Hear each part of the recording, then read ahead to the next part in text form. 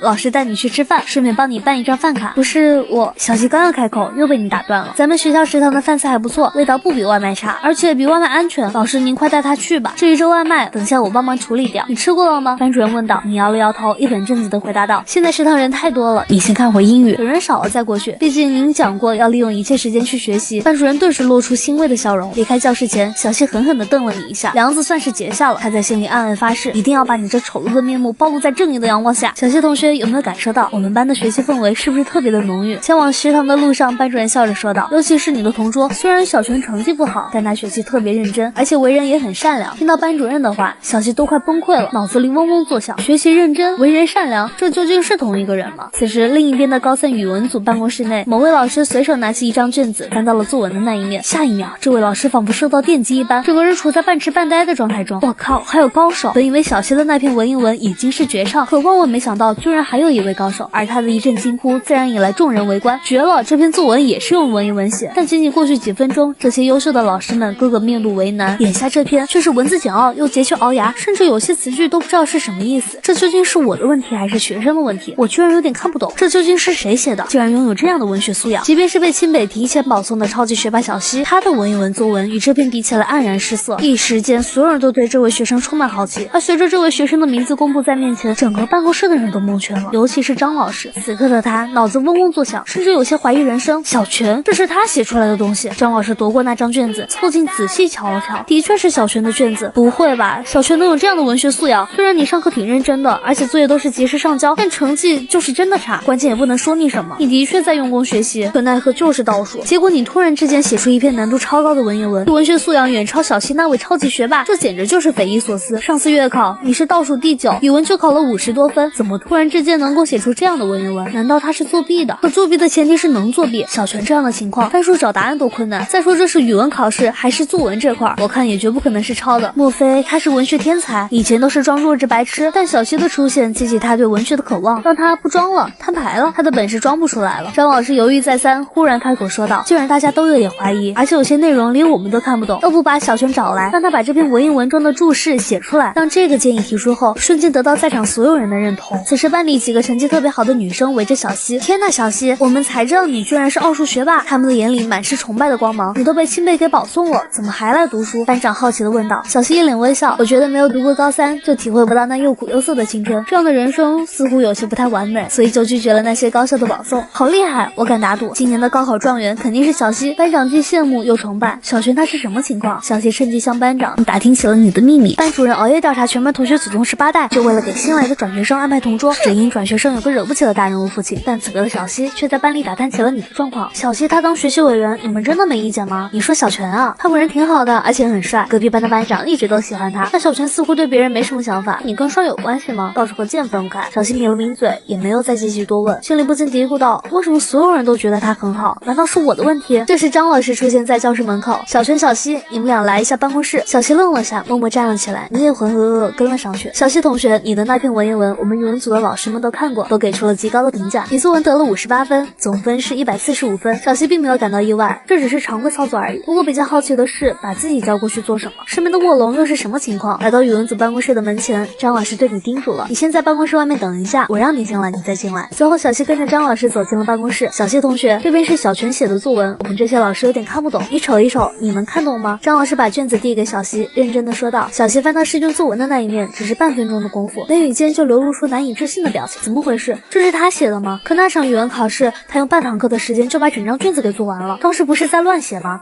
但现实狠狠打了他一记耳光，似乎写的比自己还要好。他究竟是怎么写出来的？此时此刻的小西又气又无奈，看着这位超级学霸的表情，震惊中带着一丝迷茫和无奈。老师们知道你的这篇文言文得到了超级学霸的认可。张老师迫切地询问小西，你觉得这篇文章怎么样？如果我的文章得到58，那么这篇文章可以得到60，其实还可以更高，只是作文的极限只能到60。尽管和你之间不对付，但小西依旧给出一个中肯的评价。没办法，谁让自己技不如人。此时办公室里纷纷议论起来。至于你是如何写出这篇文章，终究是没有一个幸福所有人的答案。咱们还是先别看了，我们让小泉进来。其中一位语文老师说道，让他把文章中所有的生僻字的注释给写下来，事情自然而然的就能解决了。紧接着张老师就把你请了进来。小泉同学，你能不能把你这篇文言文中的生僻字注释全部给写下来？你愣了下，看着在场的所有老师，大概也明白了其意思。那请张老师给我一支笔和3张稿纸。你坐到了某位教师的办公桌前，同时他的周边围满了老师，其中就包括小西。你深深的吸了口气，在所有老师的注视下，开始在白纸上提笔书写。月明为月亮，礼之纪法，夜明即月也。农，花木繁琐的模样。诗经赵南何比农矣，何比农矣，华如桃李。树，雨水滋润。你这边写着注释，周边的老师们此时疯狂地翻着字典和词典。然而你有技能麒麟臂的加持，老师们即使把书翻冒烟了，也根本就追不上你的速度。一旁的小西看着白纸上的注释，顿时脸色变得煞白。傲娇的他实在无法接受这残酷的现实。10分钟后，你放下手中的笔，对着身边的张老师说道：全部写完了。张老师回过神来，看着白纸上密密麻麻的注释，此时他彻底相信我，那篇文言文就是出自你之手。但随之而来是更多的谜团和困惑。明明你对古文的造诣如此之深，为什么从来不表现出来，直到现在才露锋芒？张老师没有其他事，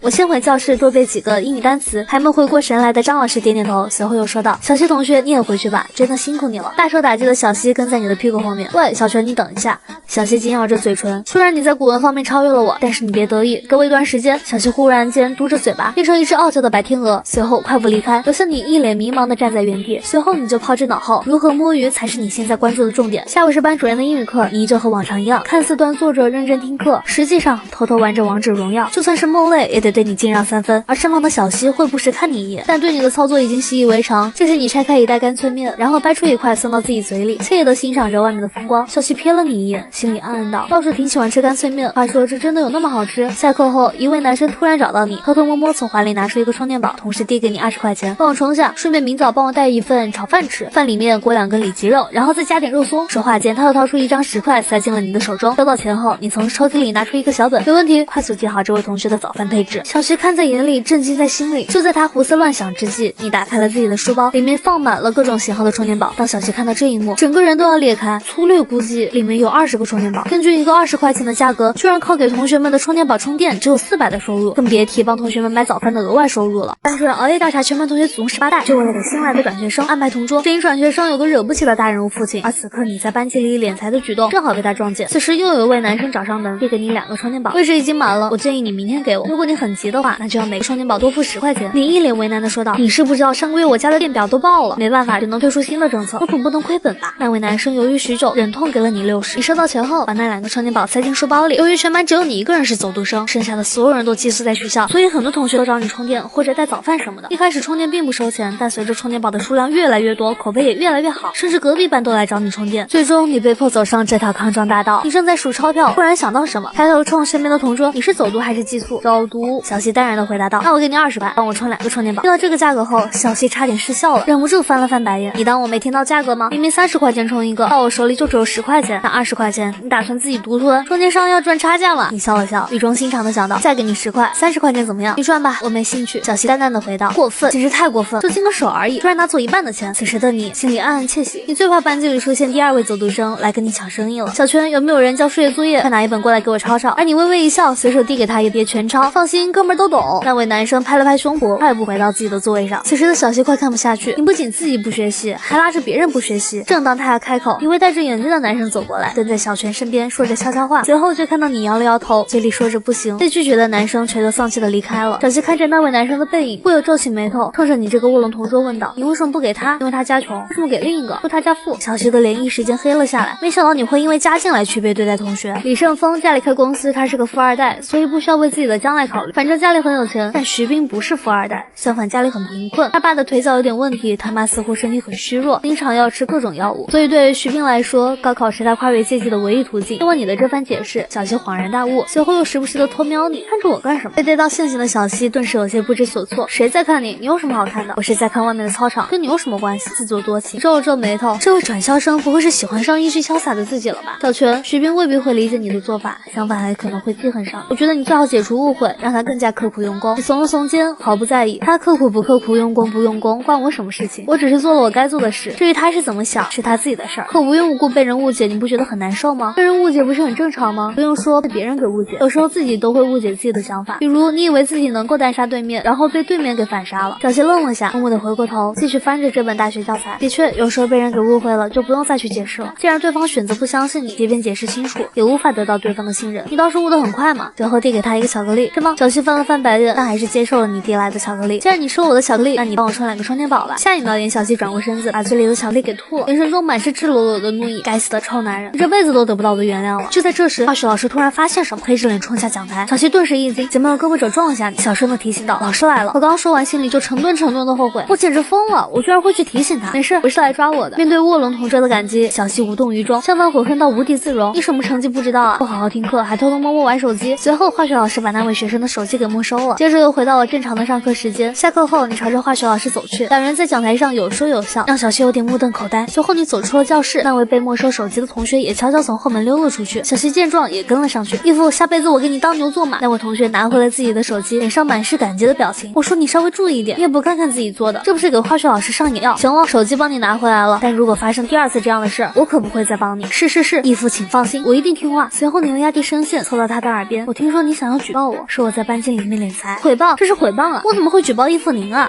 我信你。当那位同学离开后，忽然耳边传来一道声音，小泉，我都听到了。你被吓了一跳，急忙回头看去，发现小西站在角落，正目不转睛地盯着自己。班主任熬夜调查全班同学祖宗18代，就为了给新来的转学生安排同桌，只因转学生有个惹不起的大人物父亲，而此时女同学的屁话教义正好被他现场逮捕。小泉，我都听到了。你急忙回头看去，发现小西站在角落，正目不转睛地盯着自己。其实没什么，这个千疮百孔的世界，总需要有人来缝缝补补。听到卧龙同桌的这番话，小西的太阳穴突突直跳。他本来就怀疑这里面有事情，没想到竟然是一场赤裸裸的利益交换。你究竟是来读书还是来混社会的？你回到了座位上，拆开一块巧克力送到嘴里，然后坐在那儿发呆。姓名小泉，智力94，普通人，体力61，残疾人，敏捷82，普通人，学霸技能古文1级，提高古文水平，辅助技能神经感知1级，提升对周边的感知，麒麟臂2级，提升手速，摸鱼积分200。不够，完全不够啊！照着这样的速度摸下去，想要凑齐所有的技术学霸技能，估计还要再等1年。可是留给你的时间不多了，看来兼职已经是刻不容缓，而且必须找到那种摸鱼就被砍头的工作。晚自习结束后，你拎着20几个充电宝漫步离开教室，小西紧随其后跟了上去，看着你吃力的拎着书包，内心有一丝丝暗爽。当他走出校门口，不远处停着一辆黑色的大奔，默默朝这边开来。突然，一辆飞驰的电瓶车从身边闪去，小西看清楚了是谁，自己的卧龙同桌，骑那么快也不怕出车祸。结果在下一个红绿灯的路口，小西就看到你被一位交警叔叔给拦住，没戴头盔，活该。小西心里一阵的愉悦。一日清晨，小西刚来到班级里，就看到你在分发早饭，然后开始分充电宝。小西看在眼里，无语在心里，你是真够忙。这时你拿起一本书，起身朝着讲台走去。小西坐在下面，看到你拿起一支粉笔，在黑板上写努力努力努力。瞬间脑壳又开始隐隐作痛。大家都静静，现在开始早读。你坐在讲台前，认真的冲着同学们说道。下一秒背单词的背单词，背古诗的背古诗，抄作业的抄作业，偷吃早饭的偷吃早饭。大家都在忙着自己的事儿，只有小西一直盯着坐在讲台上的你，看样子像是在发呆走神。人，从坐下到现在就没翻过书，但那炯炯有神的双眼像是在看很有趣的内容，真是太诡异了。冷静分析后，小希得出一个大胆的结论：这本书肯定有问题。等他回来，我必须要检查一下。早读结束，你刚回到座位，那本书就被身边的小希给抢了。下一秒，这位超级学霸都傻眼，书是正经的书，但里面却一点都不正经，书页的中间都被镂空了，正好放着一部手机，题目中应该是一本小说的内容。小希这才恍然大悟，原来你坐在讲台上，当着全班同学的面，正大光明在看小说。你拿回自己的书，瞥了眼身旁的小希，语重心长地说道：摸鱼是一门学问，不仅需要创新的技术和手段，更加需要一颗波澜不惊的强大心脏。小姑娘，好好学吧。小希气得嘴角抽搐，真是一条大蛀虫。有他在的班级，未来还怎么进步？如果你把研究歪门邪道的时间通通都放在学习上面的话，我想你的成绩应该很好。小泉同学，你试试看吧。你陷入了沉默，一言不发。小希以为自己的话触及到了你的心灵，正为此开心至极，突然身边传来你的声音：放下助人情节，尊重他人命运。你他喵的，我好心好意劝你学习，结果你却告诉我别多管闲事。不过仔细想想也不无道理，毕竟你永远叫不醒一个装睡的人。但明明这些道理他都懂，可为什么就不愿意去做了？上课后，小希拿出一本古文著，是学习古文方面的内容。自从昨天被你在文言文领域给击败，他内心不服，势必要拿回第一。当然，偷偷观察你这个卧龙同桌也是他的日常之一。此时的你在刷视频，不过视频内容让小希很迷茫，因为你看到的内容不是大长腿就是大胸，但你偏偏看的是断刀、洗地毯、修牛皮。就在这时，你悄悄递来一颗糖，谢谢。小希接过递来的糖，拆开包装，正准备送到嘴里，猛地想到什么，急忙说道：想让我帮你什么？我不会和你同流合污的。你一脸奇怪地看着他，眼神中满是对智障的关爱。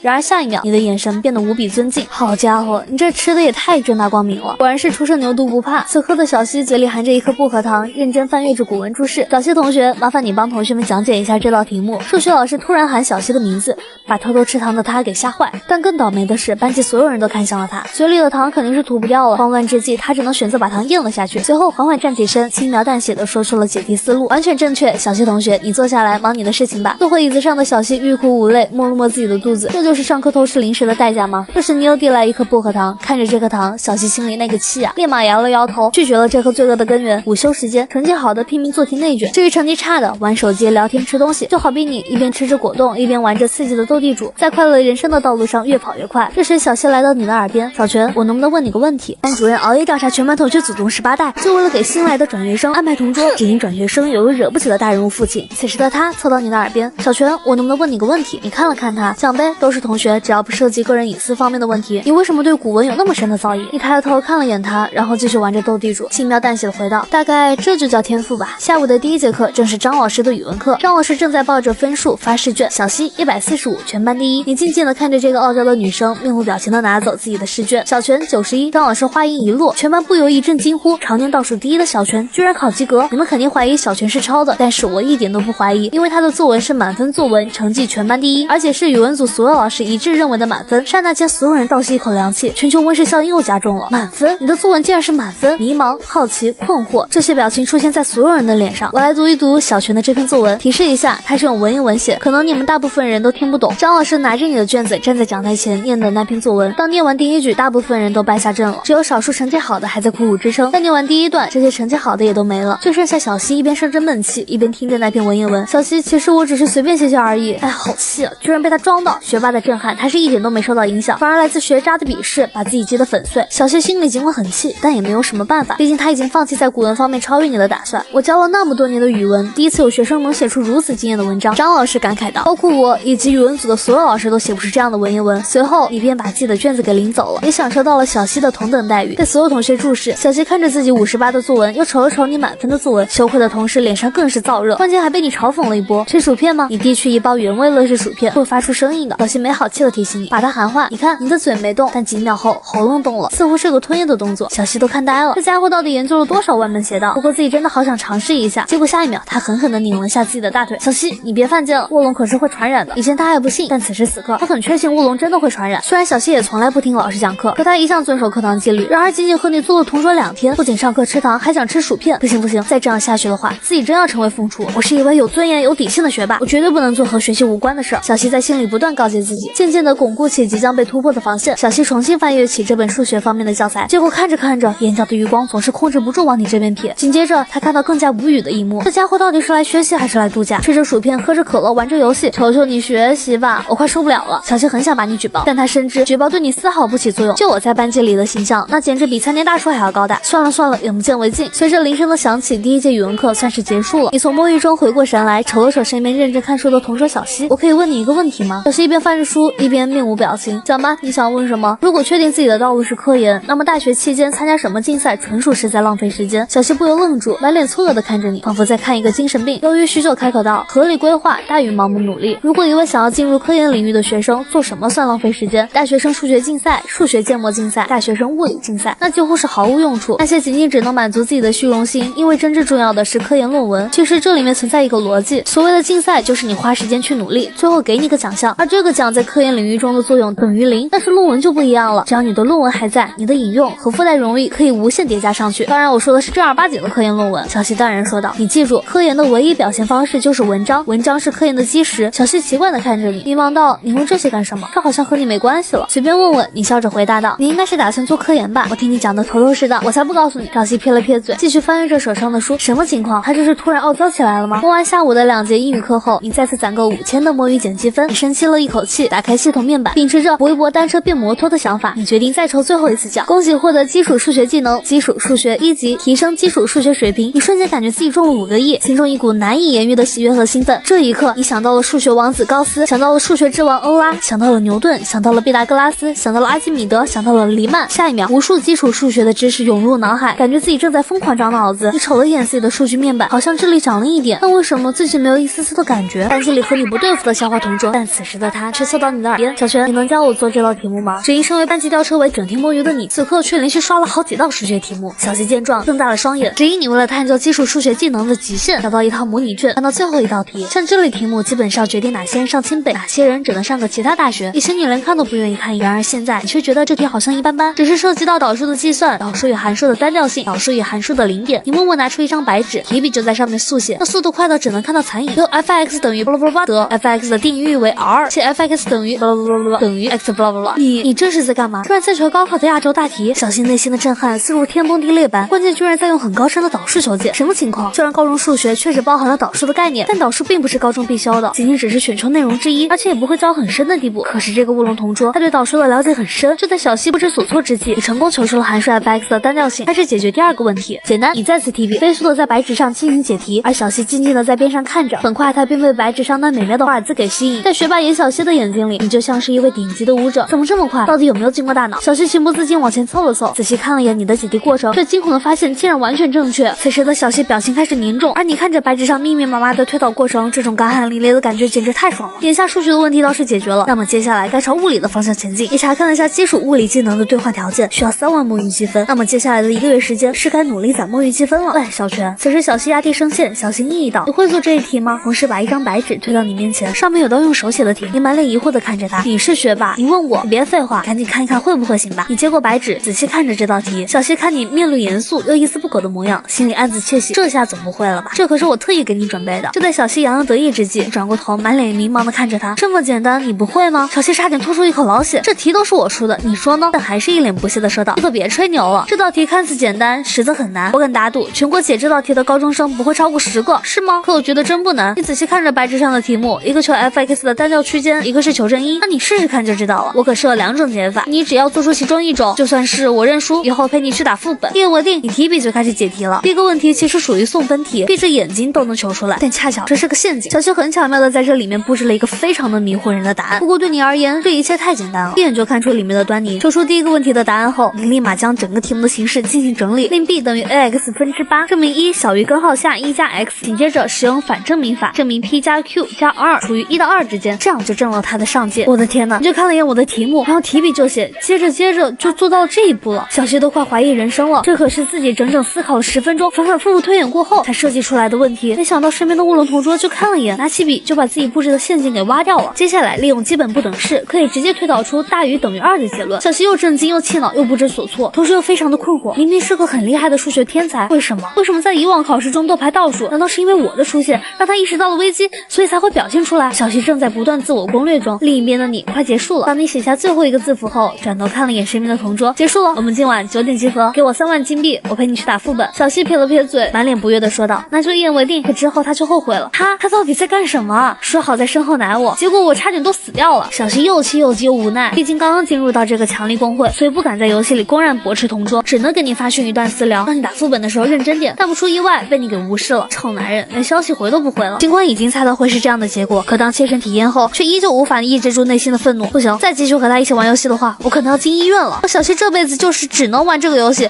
也不会再跟卧龙一起玩。就在小西独自生着闷气的时候，你在游戏里发来了私聊，你月卡要不要？刚刚跟我们一起打的盗贼，他会给我充3张月卡，要不充到你的账号上？要。小西不出意外的直接同意了，把账号发过去后，轻轻抿了抿嘴，两侧的面颊微微泛起一抹润红，好神奇，突然一点都不恶心了。同时，另一边的你看着一晚上暴涨的沐浴积分，心里有一丝丝的激动，这下看来有点离不开小西了。女孩连夜发起毒誓18遍，就为了不跟你玩游戏。我小西就是从这里跳下去，就是只能玩这一个游戏，也不会再跟你卧龙一起玩。可下一秒，小西的脸蛋微微泛起一抹润红，看在你送我月卡的份上，就不跟你计较了。同时，另一边的你看着一晚上暴涨的沐浴积分，心里有一丝丝的激动。按照这样的情况下去，清北也不是问题。这下看来有点离不开小西了。第二天一早，你坐在位置上吃着包子和豆浆，小西则是在指导班长顾洛做题。随后班长微笑着答谢，小西趁此又向班长询问了关于你的问题。我身边的小泉同学，他数学成绩一直都很差吗？反正从高一进来到现在就没有一次超过30分。班长说完，看着眼小西，怎么了？有什么问题吗？我就是随便问问。小西告别了班长后，便回到自己的座位，默默拿出一本书，开始这一天的学习之旅。随着早自习的结束，这时数学老师夹着一叠卷子，快步走进教室。接下来我们进行考试，这次考试属于全校高3联考，大家一定要好好对待。小西同学，你就不需要考试了，到讲台上和老师一起监考。听到数学老师的话，小西特别郁闷，本来想着和你来一场积分高下、也决生死的比试，没想到最后会是这样的结果。好好考，要是乱来的话，以后就不和你一起玩游戏了。小西怕你交白卷，临终前严厉警告了一声，随后便上台去监考，这让本来打算交白卷的你顿时紧张了起来。小西这头大肥羊可不能溜啊！昨儿和小西打完副本，你又组织了一波副本，结果你发现有小西在的时候，增加的积分会多一点，没有他的时候，积分则会少一点。虽然不知道怎么回事，但有一点可以肯定，以后离不开他了，起码在这段时间里的确是这样。但其实关于这次的数学考试的难度增加了不是一丁半点，可数学老师却没有明说，其目的就是考察学生们对题目的理解程度。随着同学们写完名字和班级后，进入到选择题的第一题，瞬间大部分人都蒙圈了。很快成绩好的学生反应过来了，瞬间就算出了准确的答案。但随着时间慢慢消逝，坐在讲台上监考的小西发现整个班级都弥漫着痛苦和无奈，甚至是痛不欲生的绝望。但你不一样，小西将目光挪到你身上，只见你一脸淡定，手上的黑笔在卷子上飞快书写，与他们完全身处在2个世界。小西抿了抿嘴，心里有那么一丝丝的满意。老师，还有多余的卷子吗？小西冲边上的数学老师问道。这张就是你的，其实你看不看都无所谓，反正在你眼里都很简单，毕竟是全国奥数竞赛的第3名，整个数学组的老师们都不会去质疑小西的实力，所以这场考试没让他考，只要他考了，那第1名毫无疑问就是他。我就看看。小西拿到卷子后随便看了几眼，似乎难度都不是很高。感受到无趣的超级学霸直接翻到最后一个压轴大题上，顿时有了那么一丝丝的兴趣。坐在边上的数学老师瞬间就被小西的解题过程给吸引了，虽然他从来就没怀疑过小西的天赋，但当亲眼看到后，那种难以言喻的震撼让他不由瞪大双眼，眉宇间满是难以置信的表情。不到几分钟的时间，被整个数学组认为难到离谱的压轴大题，小西却以平平无奇的方式给解决了，甚至他给出的解题过程比标准答案还要精简一点。这就是天赋吗？恐怖如斯。数学老师倒吸一口冷气，颤颤巍巍的拿着卷子，反复看着小西的解题过程，指了指其中的某一步过程，小声的问道：小西，这一步为什么是这个样子的？我精简了，其实应该是2个步骤。实则一题有多种解题思路，但其他的办法都偏向竞赛。数学老师连连点头，同时表情略显有些苦涩。整个数学组讨论1个小时的结果，没想到在小西的手里竟活不过5分钟，简直太讽刺了。但话又说回来，这样才能体现出小西的数学天赋。而且听说他真正厉害的其实是物理，物理竞赛成绩是全国第2。与此同时，你也做到了最后的压轴大题。当你看到题目的第1眼，就知道用泰勒展开即可，但毕竟只是高中的数学题，所以这里要用不等式了。那几个常用的就足以。便拿起笔开始解题，速度快到比小西还要离谱，都没有经过大脑的思考，直接提笔就来。从开始到最后一题的完成，你只用不到半个小时的时间，准确的讲是25分钟。此时你抬头看向了小西，恰好小西也在看你。此时此刻，2人在教室里当着全班师生的面相互对视着。神经病，为什么突然盯着人家看？尽管小西努力调整着情绪，可脸颊微微泛起的一抹红晕还是出卖了他此刻的心情。随后又偷偷摸摸瞄向某人，当发现你正在发呆时，心里不由惊了一下。什么情况？难道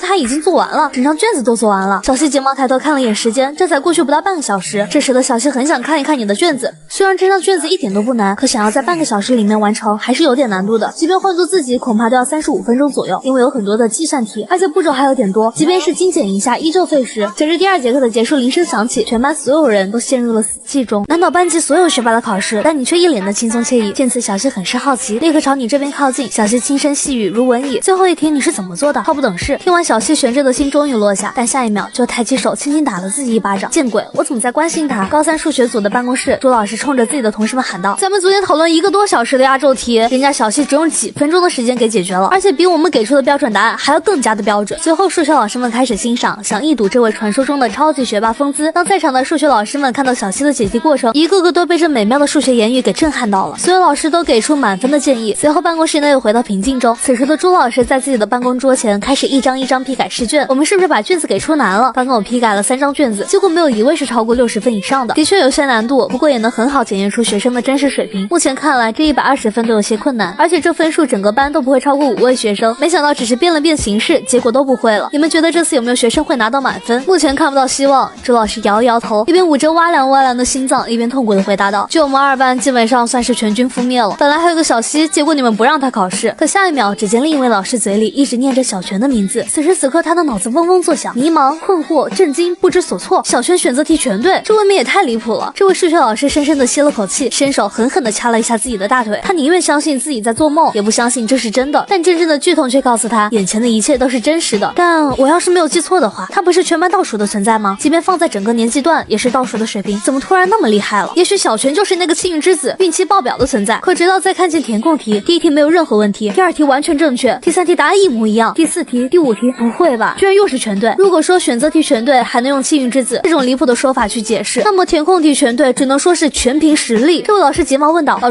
朱，小泉和谁一桌？他和小溪是同桌，不过小溪被我叫到讲台上了，跟我一起在监考。”这位老师深深地吸了口气，随后对着在场所有同事们语重心长地说道：“也许说出来你们可能会不信，其实直到现在我还有些难以置信。怎么了？你中彩票了？几个亿？你老婆又生了？不是去年刚生吗？难道你还没有小老婆？”面对同事们七嘴八舌的议论，这位老师苦涩地笑了笑：“你们都猜错了，我想说的是老朱班上的一位同学，现在选择题全对，填空题也全对。”话音一落，本来死气沉沉的朱老师猛地从椅子上活过来了，目瞪口呆地看着自己的这位同事，颤颤巍巍地问道：“真的？你别开玩笑啊！我现在经不起打击了。”“没开玩笑，关键这个人你完全意想不到。”“我来看看。”朱老师忙冲到那位同事的身边，当他拿起这张卷子，看到卷子上写着的名字，瞬间石化在原地。“什么情况？老朱，你这是宕机了？这位学生谁啊？我记得2班数学成绩好的也就那么几个人了。老朱，说话呀！”在同事们的不断催促中，朱老师这才慢慢回过神，下意识地吞了下唾沫，张着口艰难地从嘴里蹦出2个字：“小泉。”这2个字的声音很轻，但在众人的耳朵里犹如回荡的钟声，那般的清脆悠长。小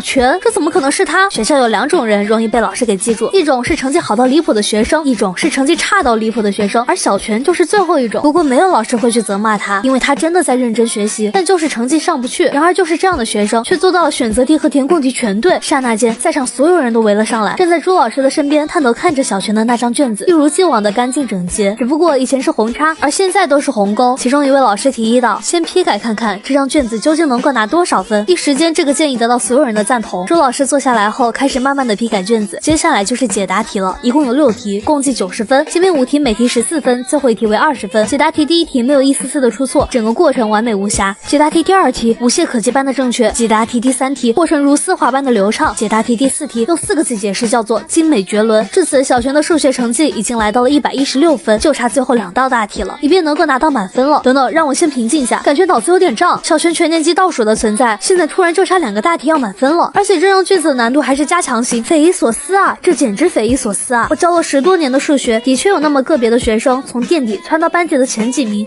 但是窜到全年级第1，我还是第一次遇到。虽然所有人都蒙圈了，但同时又格外的期待小泉能否拿到满分。你明明每天上课摸鱼打游戏，可所有老师期待你考试拿满分，只因难倒班级所有学霸的考试，却只有你选择填空题全对。这次所有老师都蒙圈了，但同时又格外的期待。仅仅过去半分钟的时间，朱老师和在场所有老师们一个个都面露难以置信的表情。本该被淘汰的你，却已经拿到130分了，距离满分的成绩就差最后一个压轴大题。众人的目光挪到最后一道大题，然而只是不到10秒钟的时间，所有人都倒吸一口凉气。他居然知道，整个办公室都鸦雀无声，安静到都能听到对方的呼吸声。你们说，这真是小泉自己做的吗？不是他做的，还能是谁做的？我想全年级里找不到第2张一模一样的卷子。天才，这还真是个天才啊！但一个新的谜团又困住了所有老师。可这么厉害的天才，为什么以前都是倒数的？难道以前的小泉都在演戏？经过老师们的激烈讨论，初步给出3个结论：小泉是个数学天才，拥有媲美小溪的数学天赋；其次，小泉以前成绩都是假的，或者说是故意考那么差；最后，小泉的其他成绩也很棒，如果他拿出全部的实力，排名会在全年级前10。而朱老师并没有参与到讨论中，他一直拿着着小泉的卷子，反反复复看了一遍又一遍，嘴角的弧线都快压不住了。突然间抱着小泉的卷子猛亲，这卧龙凤雏得一可得天下，没想到今天我全部都得到了。此时另一边的教室里，小希偷偷看了眼身边的卧龙，发现你又在偷吃零食玩游戏，倒也没什么奇怪的。这几天的相处下来，对你的举动有点习以为常了。如果哪天你真的在认真上课，可以确定世界末日就要来临了。难以想象他竟然是个数学天才，只能说老天有点偏心。不过他再怎么厉害，也难以逾越我这道鸿沟。毕竟天才与天才之间也是存在着巨大的差距，而我小希就是他这辈子难以跨越的大山。你数学试卷满分消息很快就传到了班主任耳里，随后两人站在了办公大楼的2楼角落处。你数学天赋明明那么高，堪比小希的存在，怎么就不愿意显露出来？你抿了抿嘴，无奈的回答：偏科太严重了，所以就只能这么做了。这个理由让班主任哑口无言，一时间都不知道该说些什么，而且你明显没有说实话。不过倒也无所谓，既然不愿意说，再怎么逼都没有用。班主任轻声说道：行吧行吧，就当是这个理由，不过以后可别再藏了，该考多少分就考多少分。你连连点头，以后认真对待每一场考试。这件事情就告一段落，接下来跟你说件要紧事。班主任停顿了下，语重心长的讲道：下周要举行高考动员大会，需要有一位学生代表上台演讲，经过学校高层的慎重考虑，决定就是你了。此刻的你一脸蒙圈，完全不知道是什么情况，疑惑的询问道：不是，这应该让小希同学去更合适吧？我就是一个超级大学渣，代表全校的高3同学，感觉有点离谱了。班主任摇了摇头，认真的回答道：小希同学的成绩虽然优异，可毕竟他的情况有点特殊，不适合代表全校的学生。但你就不一样了，你的经历可以被学生们效仿。为什么能被效仿？因为这次演讲的主题就是逆袭，如何逆袭，怎么逆袭，这些内容你回去细细琢磨，写好之后给我看一眼，然后我再给校长看一眼。班主任拍了拍你的肩膀，一本正经的讲道：小泉，你要把握住这次机会，好好展示一下自己，同时也让2班跟着你长长脸。哎呦喂，我的情况才叫特殊啊！你张了张口，到嘴边的话徘徊许久，又默默咽回肚子里，无奈的点头，知道了。随后你趴在桌子上一通瞎写。此时小希瞥了眼正在写作的你，好奇的探了探脑袋，但没想到你不让看，小气鬼，看一眼怎么了？又不会少你一块肉。小希白了眼你，淡淡的问道：他说你在写什么？怎么神神秘秘的？社会上的事情少打听。你侧着身子，一边偷偷摸摸写着演讲稿，一边语重心长道：好好看你书，别来打扰我。你以为我稀罕？小希撇了撇嘴，随手翻开那本书，目不转睛的开始学习了。结果仅仅过去半分钟，一块丝滑的德芙巧克力就递了过来。只见你小声说道：新口味草莓白巧克力，有没有兴趣尝一下？小希轻轻的舔了下嘴唇，然后又咬了咬，伸手把这块递来的巧克力给拿走了，轻声的说道：谢谢。别吐别吐。你急忙解释道：误会了，我不是让你给充电宝充电，我想你帮我一个正经的忙。什么忙？帮我写篇作文，就是一位学渣通过自己的努力和勤奋，终于逆袭成功的故事。为什么要写这篇作文？你要做什么？别问那么多，反正你帮我写一篇就行了。你扁了扁嘴，接着又说道：不会让你白写，我给你5000金怎么样？小希突然合上书，转过头盯着你冷言道：虽然不知道你想干什么，但肯定不是什么好事情，别想着拉我下水，我是有底线的。那1万金，你试探性又报了个价。小希抿了抿嘴，回头继续翻书，淡然的讲道：2万金币，再加上今晚别来找我去打副本，成交。你点了点头，小声的问道：放学前能给我吗？小希拿起 A4 纸，正准备提笔速写，突然你又叫住了他：我要煽情一点的，而且中心思想要有一定的反思，最好贴上整个社会的现状。之前我说的是逆袭，其实我想要的是抗争。最后结尾的时候，你把抗争的精神进行升华，就是涅槃重生的感觉。你认真说道：这样吧，我的要求很低，你达到活着的水准就行了。小希微微喘着粗气，咬牙切齿道：你真当我是托尔斯泰还是高尔基？我要是能写出活着的水准，我还会坐在这里，我还会听你唠叨。小希直翻白眼，没好气的道：我就按照我的想法写，你自己爱要不要吧。另外你刚刚气到我了，得加钱，需要一笔精神损失费，再给我1万金，否则就罢笔不写了。一篇作文价值5万块，可你却毫不犹豫的买下，所有人都认为你疯了，只有你知道这是唯一能救你的法宝。第2节下课后，小谢把作文递给你，略带得意的说道：虽然没有活着的水准，但距离活着的水准已经蛮近了。主人公以自身的努力刻苦奋斗来对抗人生的不公，可以说把抗争精神升华到了新的高度，是吗？我看看。你拿到作文仔细阅读了一番，这不就是一篇普普通通的文章，哪里有他吹的那么牛？但小谢说的这么厉害，我如果不装出惊为天人的表情，恐怕又得加钱。哇，这篇文章简直太厉害了，我第一次看到这么好的作文。天呐，小希同学，我好崇拜你，我的任务完成了。另外晚上把3万金给我，还有不准拉着我去打副本。行，你随口应了声，然后反反复复读着这篇文章，照着信仰的模板拼拼凑凑，应该没有任何的问题。你重新拿出一张白纸，开始对学霸作文进行改造。小希看到你居然在抄他的作文，情不自禁露出一抹笑容。下课铃声响起，小希默默站起身子，临走前对你说道：抄慢点，这样才能加深语感和对词汇的理解。必须的。你抄完演讲稿直接给班主任送了过去。好，这演讲稿好。小泉同学，没想到你语文水平也这么高啊。班主任双眼直勾勾的盯着你，一脸感慨又懊恼的说道：你呀，真是把我给坑苦，明明那么聪明，怎么就喜欢伪装成一个学渣呢？另外我这英语，你的真实水平究竟是多少？这个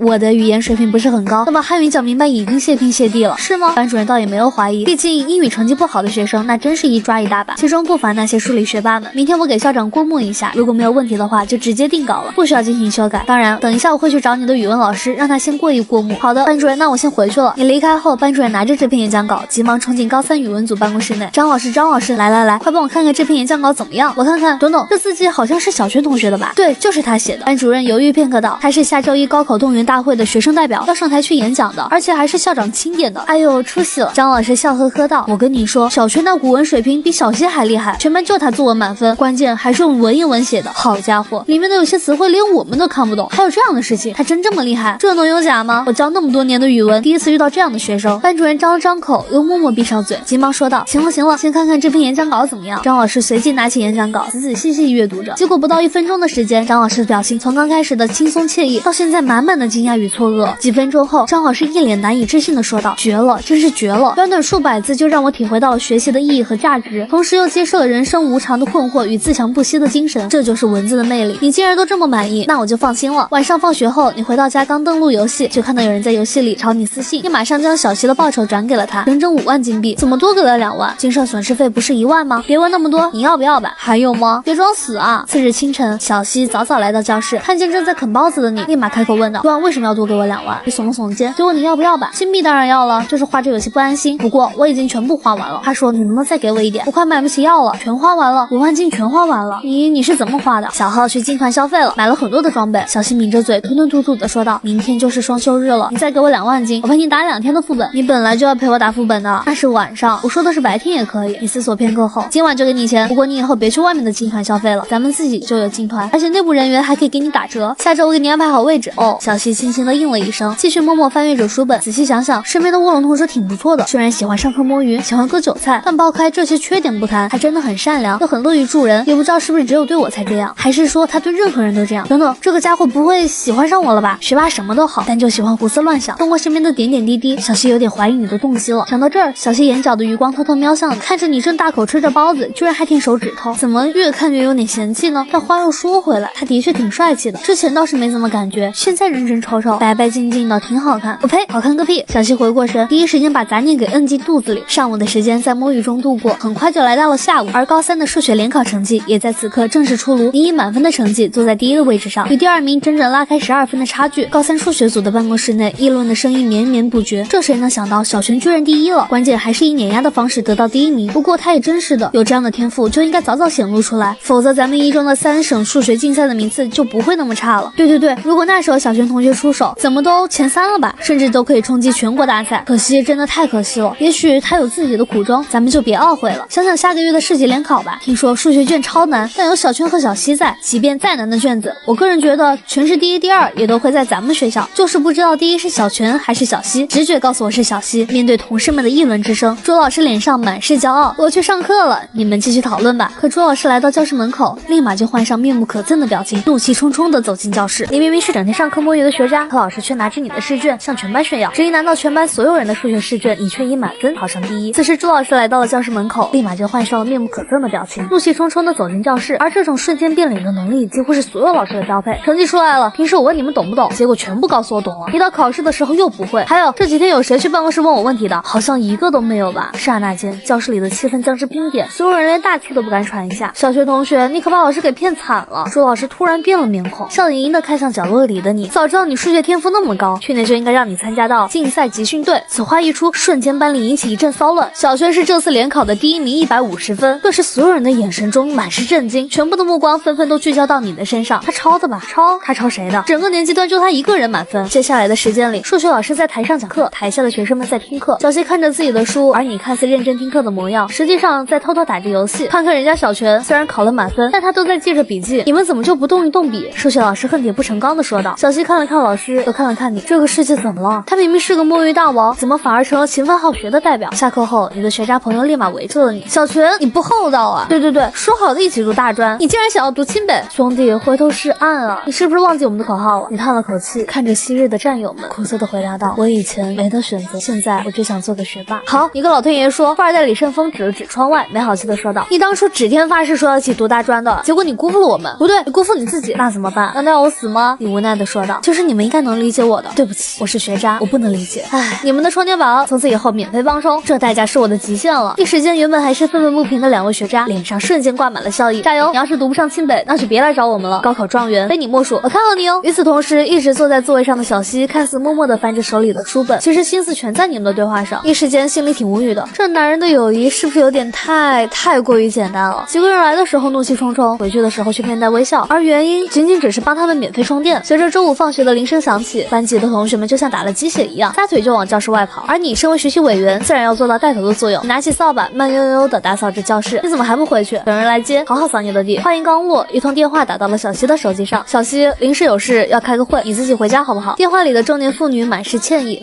挂断电话，小西叹了口气，准备离开教室。是不是临时有事儿让你自己回家？我跟你说，你现在去坐公交车基本挤不上去的。另外，你别想着打车，肯定也打不到，除非你愿意拼车。那怎么办？你问我，我问谁？我又不用坐公交车，也不用打车。嘿嘿。说完，你潇洒的准备离开。走到门口，你又回头看了一下满脸纠结的同桌。你住哪儿？华天府。这不是自家隔壁的小区吗？你皱了皱眉头，看着有点不知所措的小西，随口问道：坐不坐新能源敞篷车？什么敞篷车？我的小电驴啊！华天府就在我家隔壁，我可以顺道带你回去。他带我回家，那我岂不是要坐在他的身后？不仅要挨着他，还要抱着他？坐不坐？不坐的话，我就走了。小西紧咬着嘴唇，似乎下定了某种决心。你等等我好吗？准备走了。好了，不过你开慢点，千万别太快了。随口应了声，便骑着小电驴慢悠悠的上路。随着车速慢慢加快，小西发现单单就这衣服是不行的，无奈之下，只能小心翼翼地扶着你的腰，以此来保持平衡。哐当一声，坐在后面的小西屁股被震了下。此时他并没有在意。哐当一声，小西突然有那么一丝丝的不满了。你停一下，现在立刻马上停下！你停下车，满脸迷茫地看着他，什么情况？干嘛突然要停一下？小西强忍住怒气，下车指了指减速带，冷冰冰地质问道：告诉我这个东西叫什么？现在立马告诉我！这个呀，减速带啊，你不认识吗？既然你知道是减速带，那你过减速带的时候为什么不减速？小西咬牙切齿地说道：我坐在后面都快被你给震死了，稍微减点速也就算了，你居然全油门冲过去，你有没有考虑过我的感受？你撇了撇嘴，行了，我知道了，你确定？小西一脸狐疑，眼神中满是不信任。那我就再给你一次改过自新的机会。哎呦，快点吧！小西重新坐上车，气鼓鼓地说道：走吧，好好骑车。再次踏上了回家的路。然而你依旧没有任何的改变，面对减速带还是全力以赴冲过去，把身后的小西给气炸了，同时也慢慢抱紧了你的腰，两人的身子越贴越紧，最后直至小区门口，你一个急刹，后面的小西直接扑到了你的背上。小拳！此时的小西眼神中满是怒意，信不信我给你2拳？不是，我好好送你回家，你还要再给我2拳，你这算恩将仇报吧？哼，你自己心里明白。小西气鼓鼓地往小区走去，走到半途时不由回头看去，气死我了，真是倒了8辈子的血霉，居然遇到了你。班级里最讨厌你的校花同桌，却每天晚上陪你打游戏，只因你多才多艺，平易近人。你游戏里刚上线，发现小西已经在游戏里等候多时，你将2万金币转给他后，又在公会里拉了3个强力打手，浩浩荡荡去往副本。由于装备的碾压，几乎是顺畅无阻，短短2个小时就打完所有的小副本。队伍解散，小西也下线了。你伸了个懒腰，默默打开自己的属性面板，姓名小泉，智力96，普通人，体力61，残疾人，敏捷82，普通人，摸鱼积分3500。果然有小西的时候，这摸鱼积分长得快啊！难道我和他之间存在着赏金羁绊？小泉，一会儿准备吃饭了。老妈的呼喊声把你的思绪拉回现实。刚来到楼下后，发现老爸竟然在家里。爸，今天没有应酬吗？我也不能天天去应酬。最近在学校里表现的怎么样？这还用说？你以为学习委员白当的？肯定是全班同学的榜样呀！话音一落，你压低声线，小心翼翼地问道：爸，答应我的跑车什么时候买？什么？我有说吗？不是，这就赖掉了。上个月你喝完酒回家，然后你拉着我的手跟我说要给我买一辆保时捷的跑车，酒后胡说你也信？这个不作数，有没有见证人？再说你还在读书，要什么跑车？父亲停顿了下，语重心长道：这样，只要你能考上1本，爸就给你买一台法拉利，怎么样？不想买就不想买，还法拉利，不就是怕我走上歪路，上演坑爹的戏码吗？算了，只是交通工具而已。我还有小电驴呢，与自己的恢宏理想相比，根本就不值一提。你问我什么理想？那自然是实现祖国的伟大复兴。所以我小泉为祖国而摸鱼。吃过晚饭后，你回到自己的房间，登录小号，准备找个队伍去摸鱼，却在工会列表中发现了小西的踪迹。看他所在的区域似乎是在挖矿，明明给他2万金币了，居然还跑去挖矿，果然是个勤俭节约的女人。哎，等等，勤俭节约好像有点不太适合他。你并没有去打扰他，自顾自的去打副本，凭借着高超的摸鱼划水能力，轻轻松松在一支强力队伍里各种混，同时收获大量的摸鱼积分。只可惜小西不在，否则还能在网上翻一翻。不知不觉来到凌晨，你准备下线睡觉的时候，注意到小西居然还在挖矿，他是不是对矿有着疯狂的迷恋？哎呦，好累啊，差不多该睡觉了。小西伸了个懒腰，直接在原地下线，接着手机刷了会朋友圈，又翻了翻班级群里的聊天记录，正准备要睡觉的时候，突然收到加好友的提示。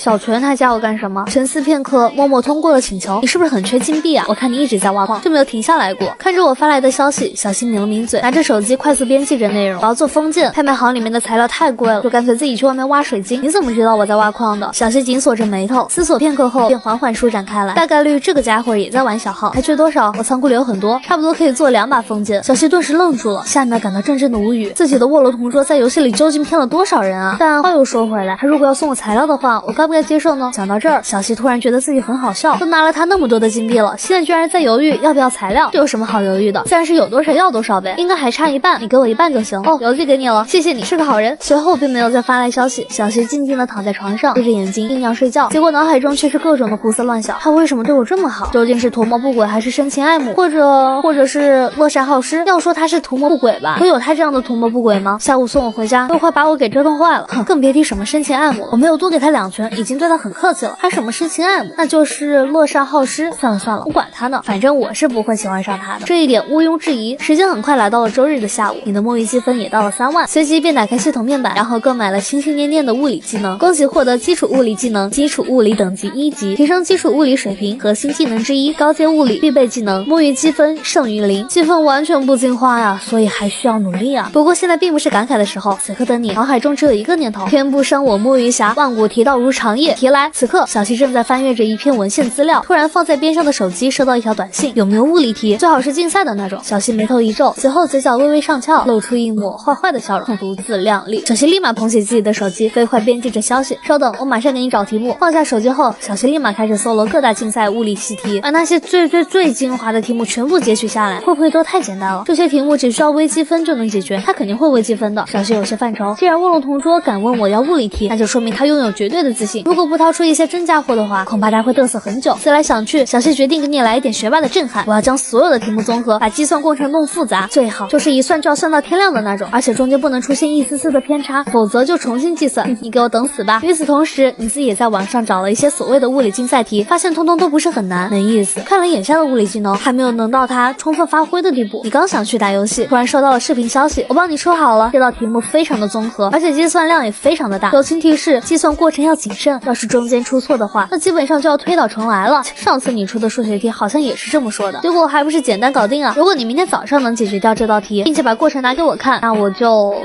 反正你想怎么样就怎么样吧，但不准让我做你的女朋友。什么女朋友？他脑子秀逗了。你现在一心一意只求摸鱼。片刻的时间，小西发来一个文档，下载好后，你仔细阅读这里面的题目，原本自信满满的你瞬间惊掉下巴。班级里最讨厌你的校花同桌晚上却给你发来了私信，你只看了内容2秒半，却一脸震惊的模样。你仔细阅读内容里的题目，几分钟的时间就知道该怎么解决了，可每一问都存在大量的计算，感觉就是为计算而计算，纯属就是来恶心人的。这小西有点过分啊！你扁了扁嘴，拿出一张白纸，开始了无休止的计算。20分钟很快过去，足足用了20分钟才解决掉第一个问题。你把麒麟臂的马力开足了，就这样的情况下都花费20分钟，真是过分。说下吐槽后，你立马开始第2个问题。计算结束后，你立马拿出新的纸张，开始一步步的分析和证明。终于用了40分钟的时间才把第2个问题给彻底解决。但是你也快累死了，身体居然成了你进步的负担。高强度的做题和滥用麒麟臂导致你的身体严重虚脱，全身提不起劲。果然身子才是科学的基础，以前是脑子拖累了我，现在是身子拖累了我。休息了1个小时，你提笔在纸上开始了新一轮的疯狂计算。翌日清晨，小西早早来到教室，然后看到坐在角落里的你，就像是双打的茄子，完全蔫了。律师嘴角都快压不住了，慢慢悠悠回到座位上，开心的说道：“你怎么了？看你这样子似乎很受挫嘛，是不是被难倒了？不会了，算不过来了。哎呀，我好开心啊，心里怎么那么舒坦呢？”小西努力不让自己笑出声，毕竟是经过严格的专业训练，但是看着你那不文明的模样，实在有点忍不住。其实没什么了，那道题你不会很正常的，我是故意刁难你才这么设计的。小西轻声道：“没事的，没事的，以后你好好努力，也许有机会能做出来。另外，以后有什么不会的可以来问。”话未说完，只见你拿出一叠草稿纸，见此小西一脸懵，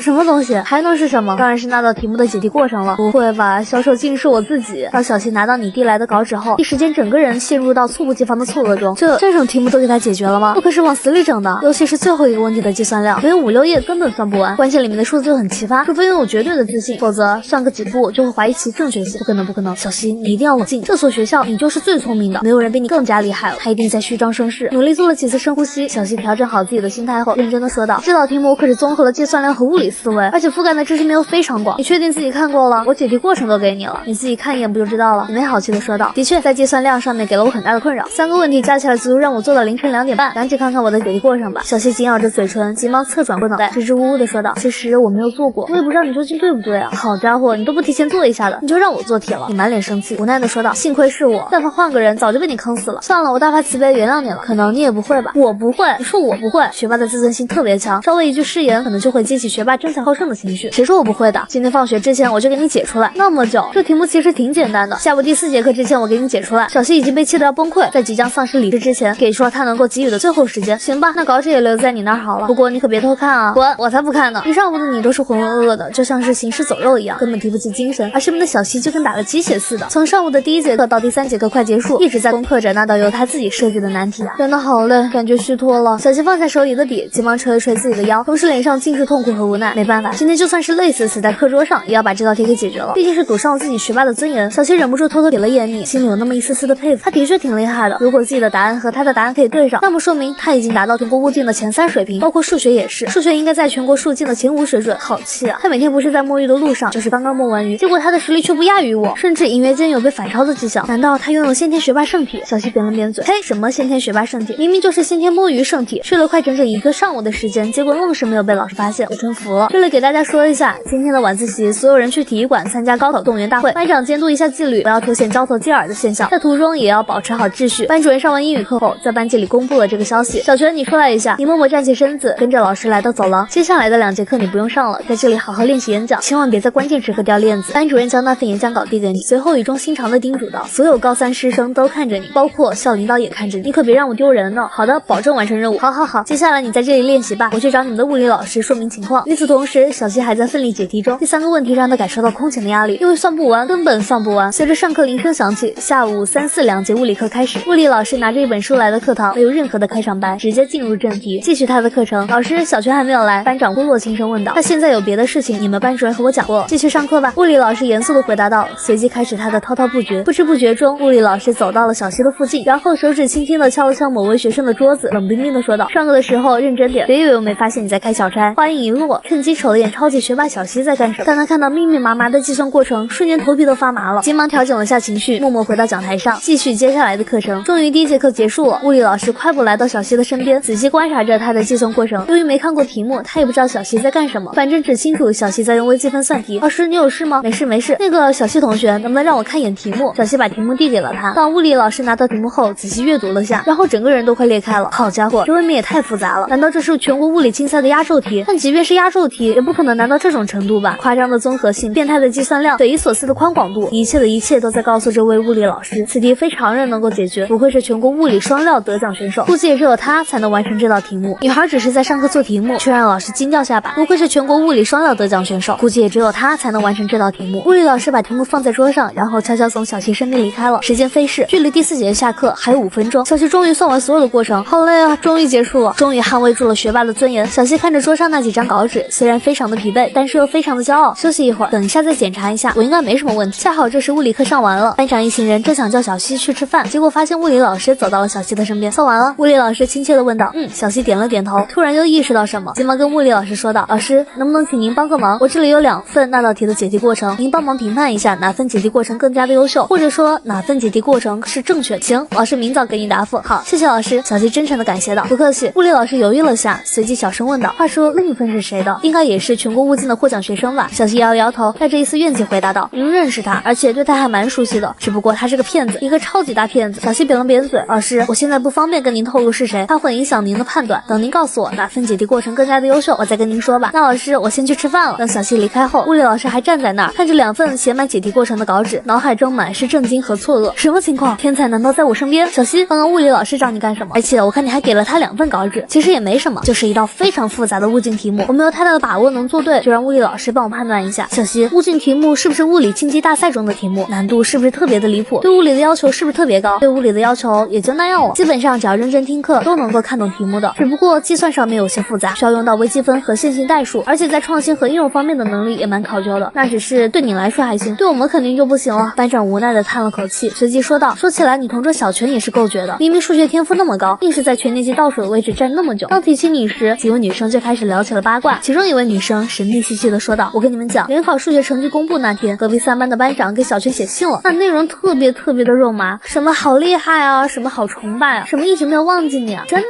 那小泉知道吗？他看到过那封信吗？他嘛自然是没看到过，他让李胜峰给丢掉了。那女生扁了扁嘴，小声的说道：听说3班的班长听到后偷偷跑到小树林里哭呢，不过也不能怪小泉，那女孩的确长得不好看，也是，小泉怎么可能会看上她？小希，你觉得小泉怎么样？我看你偶然还会和她聊上几句。小希愣了下，淡淡的回答道：感觉挺会骗人的，要不是我观察仔细，识破了她在数学上的天赋，可能就被她蒙混过关了。哎呦，这里面有故事。几位女生相互看了一眼，班长焦急的说道：小希究竟怎么回事？其实也没什么，因为我察觉到她在数学上的天赋，所以数学联考的时候我让她认真考，原来都是你的功劳。班长笑道：朱老师要好好感谢你一下了，自从小泉展露出她的数学天赋，我看朱老师走路的时候都带着风，连步伐都是6亲不认的那种。小希只是笑了笑，并没有多说什么。当回到教室后，依旧没见某人的身影，这让小希感到一阵好奇，他究竟干什么去了？从下午第3节课开始到现在，就一直没有见到他。算了，不管他去做什么呢。小希抿了下嘴，拿出一本书，认认真真的开始翻阅。与此同时，物理老师正在认真研究着那道题目。虽然已经有2份解题过程，但只有真正做过那道题，做出那道题，才有资格去判断2份解题过程的正确性。不过此刻他头发都快被自己薅光了，怎么这么复杂？小希和那位神秘的天才究竟是怎么解决的？怪不得连小希算了2节课，不，可能不只要算2节课。我估计他是从上午算到下午。物理老师突然有些发愁，这么大的计算量，明天一早肯定算不出来，需要让隔壁的数学组来帮忙才行。晚自习体育馆里已经人山人海，教导主任拿着麦克风喊道：“安静，安静！小泉一中高考动员大会正式开始。”随着潘主任的话音一落，体育馆里立马掌声雷动。同学们，今天我们在这里隆重举行高考的考前动员大会。首先，我代表学校向备考在1线的高3教师们表示衷心的感谢。校长开始了他的演讲，那叫一个又臭又长又无聊，稀里哗啦讲了10分钟才讲完。接下来，我们有请小泉同学上台演讲。当教导主任说完这番话，在场所有学生都懵了。你在茫茫人群中很快锁定了小希，内心泛起阵阵羞愧。不过想到给了他双倍的精神损失费，一时间也就释怀了。各位领导、老师、同学们，晚上好，我是高32班的小泉。我为这次高3动员大会带来了一篇文章，此文章是根据我个人的经历而来。文章主题叫做蔷薇。与此同时，看台上的小希眼神中充斥着震惊以及难以置信，甚至有点不知所措。蔷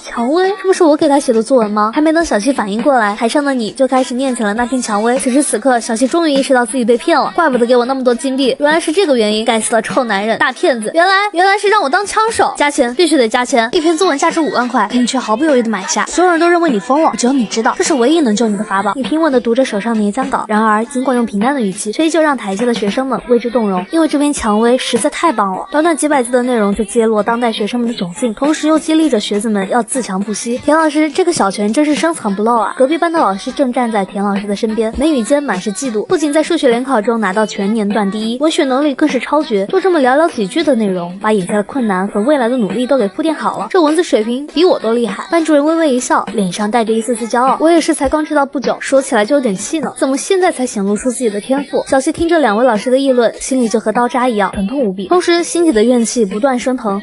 这是我写的，我才是蔷薇的作者。看着台上享受着被所有师生用崇拜的目光凝视的你，小希都快要崩溃了，精神损失费要少了。文章是我写的，结果顺利的果实被你给摘走了，然后才给我4万金币的精神损失费，不愧是奸商啊！不能这样轻易放过他，我要追加5万金币的精神损失费。田老师，这真是小泉自己写的吗？必须的，我亲眼看见他写的。一开始我还不信呢，结果洋洋洒洒就写出了这篇蔷薇。我看完之后就剩下2个字，那就是震撼。然后我把这篇蔷薇拿给语文组的张老师，他比我更加的夸张，感觉都有点崇拜了。隔壁班的班主任叹口气，满脸羡慕道：“你说你怎么运气那么好呢？先是小希转到你们班，然后小泉开始展露锋芒。哎呦喂，我真是羡慕嫉妒恨啊！”听着2位老师的对话，小希的五官都快扭曲变形了。10万金币，必须10万金币！耶稣来了都不好使，我说的。随着你的演讲完毕，体育馆里掌声雷动。小泉同学的演讲很激励人心。据我所知，小泉同学以前的成绩一直在全年级倒数，但这次他在数学联考中拿到了第1名。同学们，从倒数到第1名，这需要付出多少的努力？正如他那篇蔷薇一样，平凡中创造出不平凡。你站在讲台的边上，从无数崇拜的目光中找到了一束幽怨的目光。此刻的小希正恶狠狠地盯着你，他好像要杀了我，这怎么办？你有些害怕，往边上靠一靠，结果依旧没能躲掉那吃人的目光。随后的时间里，校长又发言了，足足浪费半个多小时，然后一个个方阵陆陆续续离开了这里。在回去班级的路上，班主任对我说道：“小泉干得不错，真给咱们班长脸，应该的，毕竟我是班干部，这是我应该做的。”你的这番回答直击班主任的心坎，以前他就对你很满意，现在那是打心底里喜欢。当你回到班级，发现小希坐在课桌前，正面无表情地翻着书，完了，这是在堵我呢。你调整了下情绪，小心翼翼地朝着角落走去，结果刚走到小希的身边，突然学霸同桌猛地抬起头，那犀利的目光径直朝你而来，直达你的灵魂深处，窥探着那些见不得人的罪恶。小泉，你没有什么话想对我说吗？那篇蔷薇真棒，你认真地回答道。气死我了，死到临头他还要皮一下，很明显他就是为了气我才故意这么回答的。小希紧握着双拳，冷冰冰地质问道：“你见识过沙包大的拳头吗？干嘛？你想动我？现在可是法治社会，你要是动我的话，信不信我讹死你？”你翻了翻白眼，面对小希的威胁丝毫不慌，赶紧收起拳头。万一被人看到的话，你这乖乖好学霸人设就保不住了呀！小泉，你太过分了，你不仅骗我，你还套路我。我要是知道你拿我的文章去做这事儿，我不是给你双倍的精神损失费了吗？小希翻了翻白眼，没好气道：“这能一样吗？非商业用途和商业用途的价格能一样吗？你这属于诈骗！”听到这儿，你豁然开朗，你想加钱就说嘛，还故意在教室里堵我，把我吓个半死。你松了口气，笑盈盈的说道：“好说好说，你想要多少？”小希张了张口，10万的数字徘徊在嘴边，却不知道怎么说出来。这个数字是不是太大了？感觉自己像是趁火打劫的土匪。20万怎么样？什么么单位？是金币吗？废话，难道是铜币啊？你也太看不起我小泉了。今天晚上可能给不了你，我包里就剩10万金币了。等我回家去公会里卖个惨，让大家集资一波，明晚再给你吧。对了，你准备2个小号，在拍卖行摆2件垃圾，标价10万金币，我会去购买的。然后等拿到钱再去买等价的物品，最后邮寄到你的角色中。没办法，数额太大了，如果正常交易的话，会被系统标记为账号异常。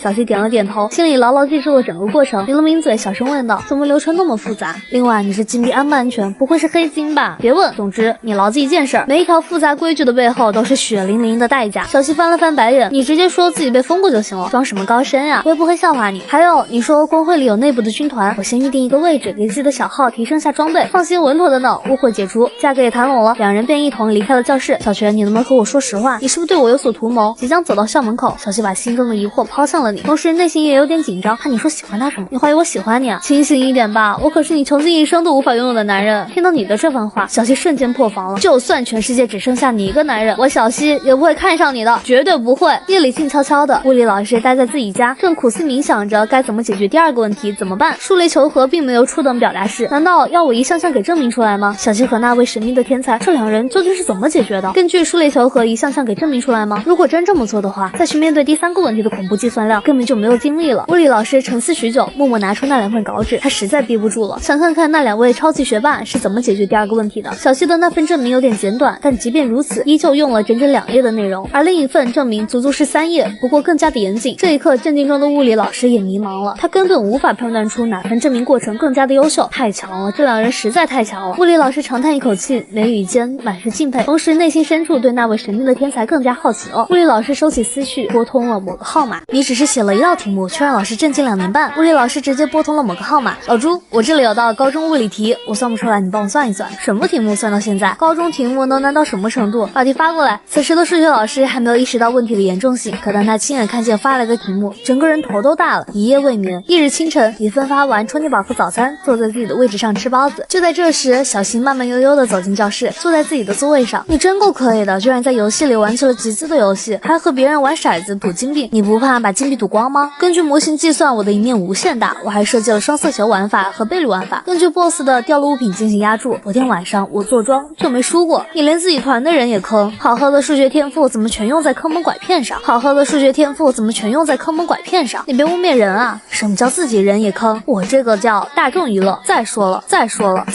，BOSS 掉率又不是我能调控的。要说公平的话，我这个最公平了。小西冷哼一声，没再搭理，拿出一本书开始翻阅。刚看一眼，就听到耳边传来一句神秘兮兮的话：你想当托吗？这也能当托？当然，这年头到处都是托。我爸去年想买房，然后刚刚开盘的时候，那叫一个空前绝后，给人的感觉就是玩1秒房源就被别人抢走了。结果我爸就上当了，买了套房子，今年亏100多万，根本就没人住，跟鬼屋一样。小西撇了撇嘴，询问道：怎么当托？每次打 BOSS 之前，我都会问有没有人要下注，然后你在游戏里团队频道打字，要压注什么什么。刚刚开始的时候，你要带着他们一起下注，事成之后，你的钱如数奉还，他们的钱全部笑纳。有工资吗？一趟副本给你2000金，怎么样啊？2000金够挖1个月的矿了。在金钱的诱惑下，即便是小西这样的铁骨铮铮，也默默弯下了腰，吞吞吐吐的说道：再加1000我就干，那就给你3000的工资。小西愣了下，谨慎的问道：话说你一趟能赚多少金币？最少5万。顿时小西直接破防了，他赚5万，送我3000，我还要背负托的罪名，我才不干呢！我要入股，我要合伙。你有钱吗？我有20万金币，你给我的。也是，那你准备拿出多少呢？20万。好，那我们来算一下分账。你算着账，小西在旁边盯着。不对，你这个模型有问题的，这里应该是线性的。小西气恼的说道：这里的向量空间缺少一个向上的函数，你是故意的吧？欺负我看不懂吗？忘了嘛，这就改。还有这里，结果也存在着一定的问题。我问你，你觉得这个区间是正确的吗？能算出这样的值吗？改，马上给我修改。小西都快气炸了，幸好自己一直盯着他，否则稀里糊涂又被骗了。小轩，物理老师让你去办公室一趟。好，这就去。当你来到物理组办公室，瞬间所有人的目光齐刷刷的看向你，这是要把我生吞活剥了吗？汪老师看着你，脸上满是难以言喻的喜悦。小轩，来，别慌，找你也不是什么大事儿，就想跟你确定一个事实，发生什么事了？数学老师说这是你的字迹是吗？对，是我写的，我交给小西了。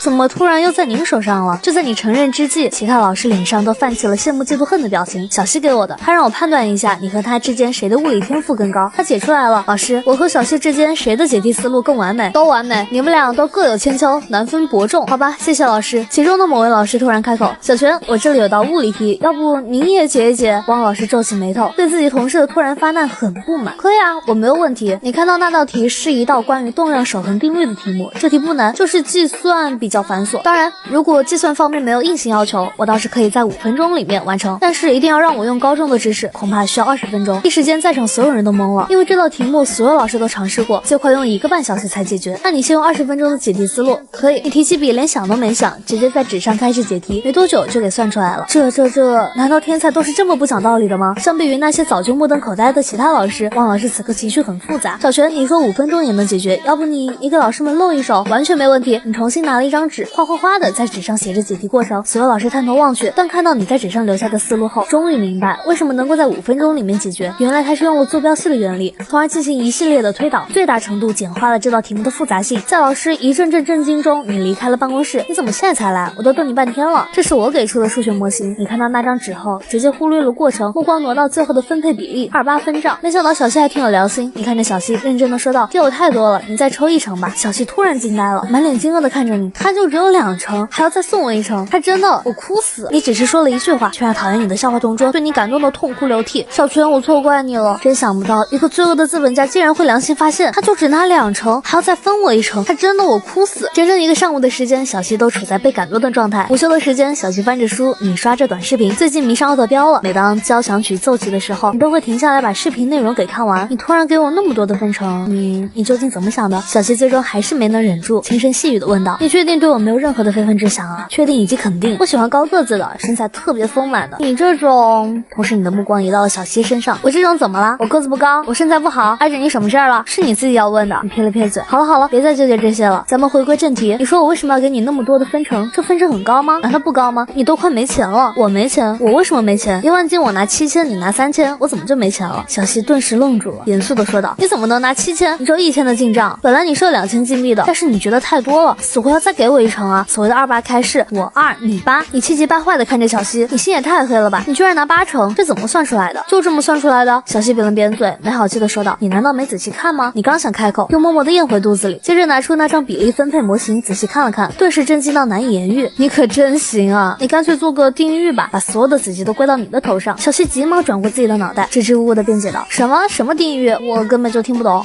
装的还挺像。你直翻白眼，气鼓鼓的道，既然咱们俩都有各自的想法，干脆就这样吧，直接4-6开，我6你4。小西本来还想反驳一下，但最终还是选择了赞同。其实这个比例已经很高了，我内心的比例是3-7开，自己只拿3成的分账，现在能多1成，实属最完美的结果了。明天就要开张了，你千万别出乱子，只要你带好了头，团里的成员才会来。我知道。小西抿了抿嘴，喃喃的说道，我还是觉得坑自己团的人有点不好，要不咱们在外面自己开团吧。你白了白眼，认真的讲道，里面有里面的玩法，外面有外面的玩法。再说外面全是排骨人，没油水可榨。另外，你当过团长吗？没有当过。我告诉你，如果在外面自己开团，首先要巧立名目，拉拢强力人士，让他们演戏犯错交罚款，强力人士交钱了，那些普通玩家看到后才会心甘情愿的交钱，到时候得到钱，强力人士的钱如数奉还，普通玩家的钱3期分成。怎么才7成？7成还是人家的，能不能得那3成还要看强力人士的脸色，否则他们就会在世界频道里刷你。一时间小西有点不服气，气鼓鼓的质问道，凭什么我自己开团还得看他们脸色？对，自己出来开团，自己当团长。对，我要拉拢强力人士。对，还要巧立名目。对，还要看他们的脸色。对，那和贵州要饭有什么区别？你扁了扁嘴，轻描淡写道，那你要这么说，在没当团长还真是贵州要饭的，就这多少人，想贵还没这门路呢。那我们还是坑自己团的人吧，孺子可教也。我这是怎么了？以前都是过着自给自足的游戏方式，自从认识小泉就过上了富足的生活，由俭入奢易，由奢入俭难，自己都快变得跟他一样了。与此同时，语文老师正在备课，一通电话打了过来，你好，请问是蔷薇的作者小泉吗？语文老师愣了下，一时间大脑没反应过来，我是他的老师，请问你是？我是高中文学天地的编辑，你学生小泉的那篇蔷薇我们觉得非常的棒，想让他成为我们高中文学天地的签约作者。听到对方的这番话，语文老师终于想起来了，是自己给文学天地投的稿。好，我现在就去找小泉问问他本人，那就麻烦您了。当挂断电话后，语文老师的情绪依旧无法平静下来。高中文学天地属于面向高中校园的杂志，而里面的文章都是来自于深海的高中校园师生以及社会人士的投稿，其中不乏一些名家，而成为签约作者的条件也蛮苛刻的，不仅文章要写得好，而且还有一定的名气。毕竟至今为止，没有任何一个学生身份的人成为文学天地》的作者老杨，你这什么情况？老婆要生了哦！杨老师直翻白眼，我刚刚接到一通电话，你们猜是谁打来的？行了行了，别卖关子了，赶紧说什么事情吧。杨老师深深的吸口气，语重心长的冲在场所有人说道：刚刚我接到高中文学天地的编辑，对方告诉我，他们想要小泉成为高中文学天地的签约作家。话音一落，语文组办公室里一片哗然。老杨会不会是骗子啊？到时候让你交一笔签约费什么的，你可要查仔细才行，并非这些老师们嫉妒，毕竟这年头的骗子遍地都是，而且套路也是千奇百怪的，仅仅一个电话多少有点虚假。随即杨老师就拨通了高中文学天地的电话，几经辗转才联系上对方的负责人，而对方告诉他的确有这么回事。很快杨老师就离开了办公室，急匆匆来到高三2班的门口，然后把你给叫了出来。两人在办公大楼的某个角落，杨老师一本正经叙述了此事。你回到教室里，静静的坐在那发呆。小希偷偷瞥了眼你，见你脸色凝重的模样，不由感到一丝好奇。你怎么了？你帮我写的那篇蔷薇，语文老师拿去投稿了，然后高中文学天地邀请我成为他们的签约作家。你苦涩的回答道：又要出名了？其实我真的不想出名啊。此时此刻的小希用力握紧了拳头，额头的青筋暴起，眼神中满是吃人的怒火。加钱，加钱，一定得加钱！班级里最讨厌你的校花同桌晚上却给你发来了私信：小泉，我能不能给你打个语音电话？然而早上你们还是水火不容的敌对关系，我好气啊！我写的那篇蔷薇不仅让他在演讲台得到了全校师生们的崇拜，现在竟还让他成为了签约作家，血亏！早知道是这样的结果，当初就该狮子大开口。小希阴阳怪气的说道：真的好厉害呢，居然成为大作家了。其实这都归功于你，要不是你帮我代写，我也走不到这一步。哼，原来你还知道啊！小希心情稍微好点，没好气的说道：那你接下来怎么办？既然成为签约作家，对方肯定会来找你约稿的，到时候你拿不出来，岂不是很尴尬？嘿嘿，不是有你在吗？我这个大作家徒有虚名罢了，真正的大作家是你。既然肚子里没有货，那你为什么还要接受呢？明明不是这块料子，还非要往上凑。非专业人士干着专业的事儿，这不是很正常吗？你不想承认都没办法，因为这就是事实。你仔细想想，就你歪理多，我不会帮你代写了。第一次因为不知道才让你钻了空子，现在明知的情况下再帮你代写，这和犯罪没有什么区别，你自己想办法吧。行吧，现在文学技能也就15000墨玉积分，努力，明天下午之前就够了。其实也不是难事儿，就你那篇蔷薇，不是我吹牛，有手就行。如果换我出手，高低都是文学奖作品。哼，我承认在古文方面不如你，但你说我的那篇蔷薇不行，我就很不服气。既然你那么厉害，有本事你也写一篇相同的文章。真正的高手是不会轻易出手的。哼，小心装牛不成遭反噬，到时候来找我求救。不至于，既然上次你成功在下午第4节课结束前把自己那一道题目做出来了，那么我们重新来个赌局怎么样？你想怎么赌？你随便挑选一个题目，然后我亲自动笔写一篇文章，到时候让语文老师来判断究竟是你的蔷薇好，还是我写的那篇好。至于读什么，我想要你滚蛋，我才不要做你的女朋友啊！不是什么女朋友，你是不是在向我暗示什么？我谁向你暗示了？赶紧说你想读什么？很简单，答应对方做一件事儿就行。当然，首先排除违法的事情，以及败坏道德底线和突破个人底线的事情，而且期限是永久。行，那就这么定了。你打算什么时候写？等下我翻下黄历，明天就是黄道吉日，那就定在明天吧。明天放学之前给你。好，题目也在明天给你，免得你作弊。说完，小希不再搭理你，自顾自翻着书。如果我赢了，该让他去做一件什么事呢？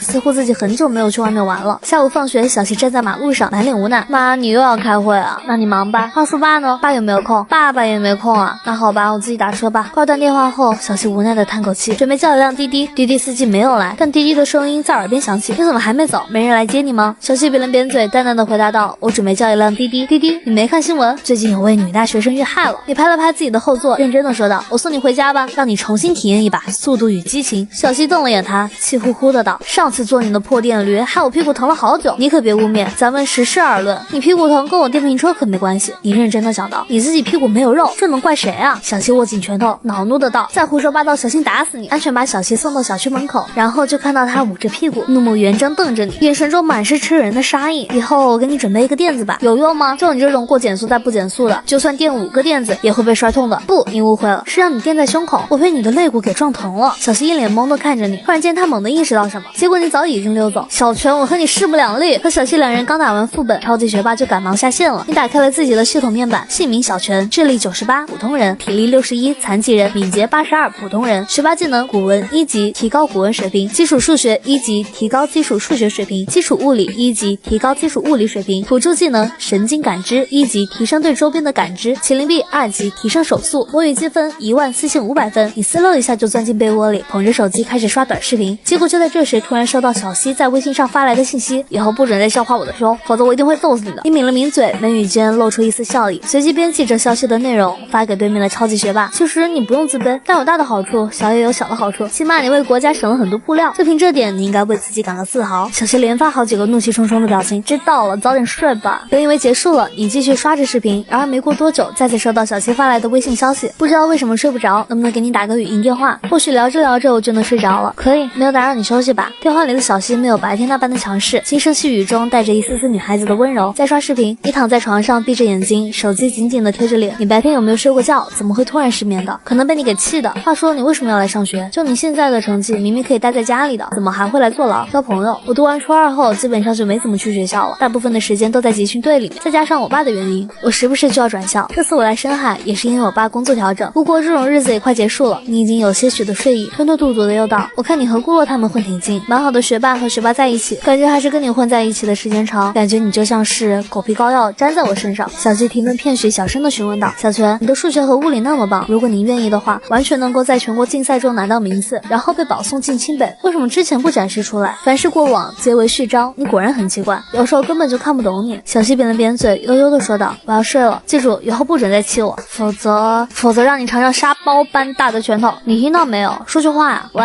就在这时，耳边传来轻柔的鼾声。班主任熬夜调查全班同学祖宗18代，就为了给新来的转学生安排同桌。对于转学生有个惹不起的大人物父亲，但此时小西却在专门等你，轻咬着嘴唇，支支吾吾的模样。你看见小西，等我干什么？我想看最后的结局。你笔下的那位主人公，究竟最后是生还是死？快点，赶紧写！我还以为你要表白，差点把我吓死了。你笑了笑，正准备开写，胳膊传来一阵疼痛。此时的小西正掐着我，眼神中满是怒火。表你个鬼！信不信打爆你的狗头？抓紧写！说完便松开了你的胳膊，随后你也老实了很多，握着笔在纸张上写着文章，还是那样的速度，还是灵感，如屎崩般一发不可收拾。小西就坐在边上，仔细看着你写的内容，表情随着文章不断变化，直到最后那个答案终于出现了。我一直猜测着结局是生还是死，结果他给出的答案却是没有生也没有死。主人公经历种种挫折，不断从跌倒处爬起来，但最后他只是静静地蹲在房间的角落，好像他已经死了，可好像他又没有死。小西抬头看着我，眼神中尽是不知所措的困惑。什么意思？我压根就没想过结局是什么样子，因为真正的结局在我们每个人的身上，1000个人有1000种结局。刹那间，小西感觉自己的灵魂与这番话产生了共鸣。输了，彻底输了，输得快无地自容的程度了。小西紧咬着嘴唇，眉宇间尽是无奈和苦楚。一个数学与物理的天才，居然能把文章写得如此精妙绝伦，简直就是匪夷所思。本来以为我已经是文理双修中的独一无二，万万没想到竟然还有高手。关键这个高手，真是一言难尽啊。小西呆呆地看着你，小声问道：你思考了多久啊？思考？这需要思考？这不就提笔就来吗？你看着身边的超级学霸，清了清嗓子。我还是那句话，那年我双手插刀，不知道什么叫做对手。好气啊！他又开始装第三了，好想一拳打死他。小西的脸都快气歪了。你别猖狂，一山更有一山高。我承认这个故事很精彩，但是距离顶尖还是差点意思。跟你比怎么样？跟我比，那当然比我要厉害了，这不就行了？我只要比你强，就心满意足了。你什么意思啊？就逮着我一个人欺负？小西恶狠狠地盯着你，咬牙切齿道：以后不准再跟我嘚瑟了。这小西要发飙了。你默默把捅出的刀子收回来。你怎么一点都不惊动？我跟你闹着玩呢。行吧，其实这个故事我认真思考过，本来想曲折一点，复杂一点，但是突然又觉得没这个必要。说到这儿，你一本正经道：故事只要完整就行了，从始至终围绕着抗争这个词，足以让故事精彩。当然我也想炫技，可过多的炫技内容会失去故事的灵魂。对，我赞同，就和老人与海中的那样，老人就是老人，大海就是大海，不象征着任何东西。但一部伟大的文学作品是无处不洋溢着象征，所以让文字回归到淳朴，才能让故事得到升华。话音一落，小西微微别过头，轻抿着自己的嘴唇，小声嘀咕道：我输了，你打算什么时候让我兑现承诺？不急，先欠着吧，我还没有想好让你做什么。小西张了张口，到嘴边的话又默默咽回肚子里。他应该不会提出让我做他女朋友这个要求吧？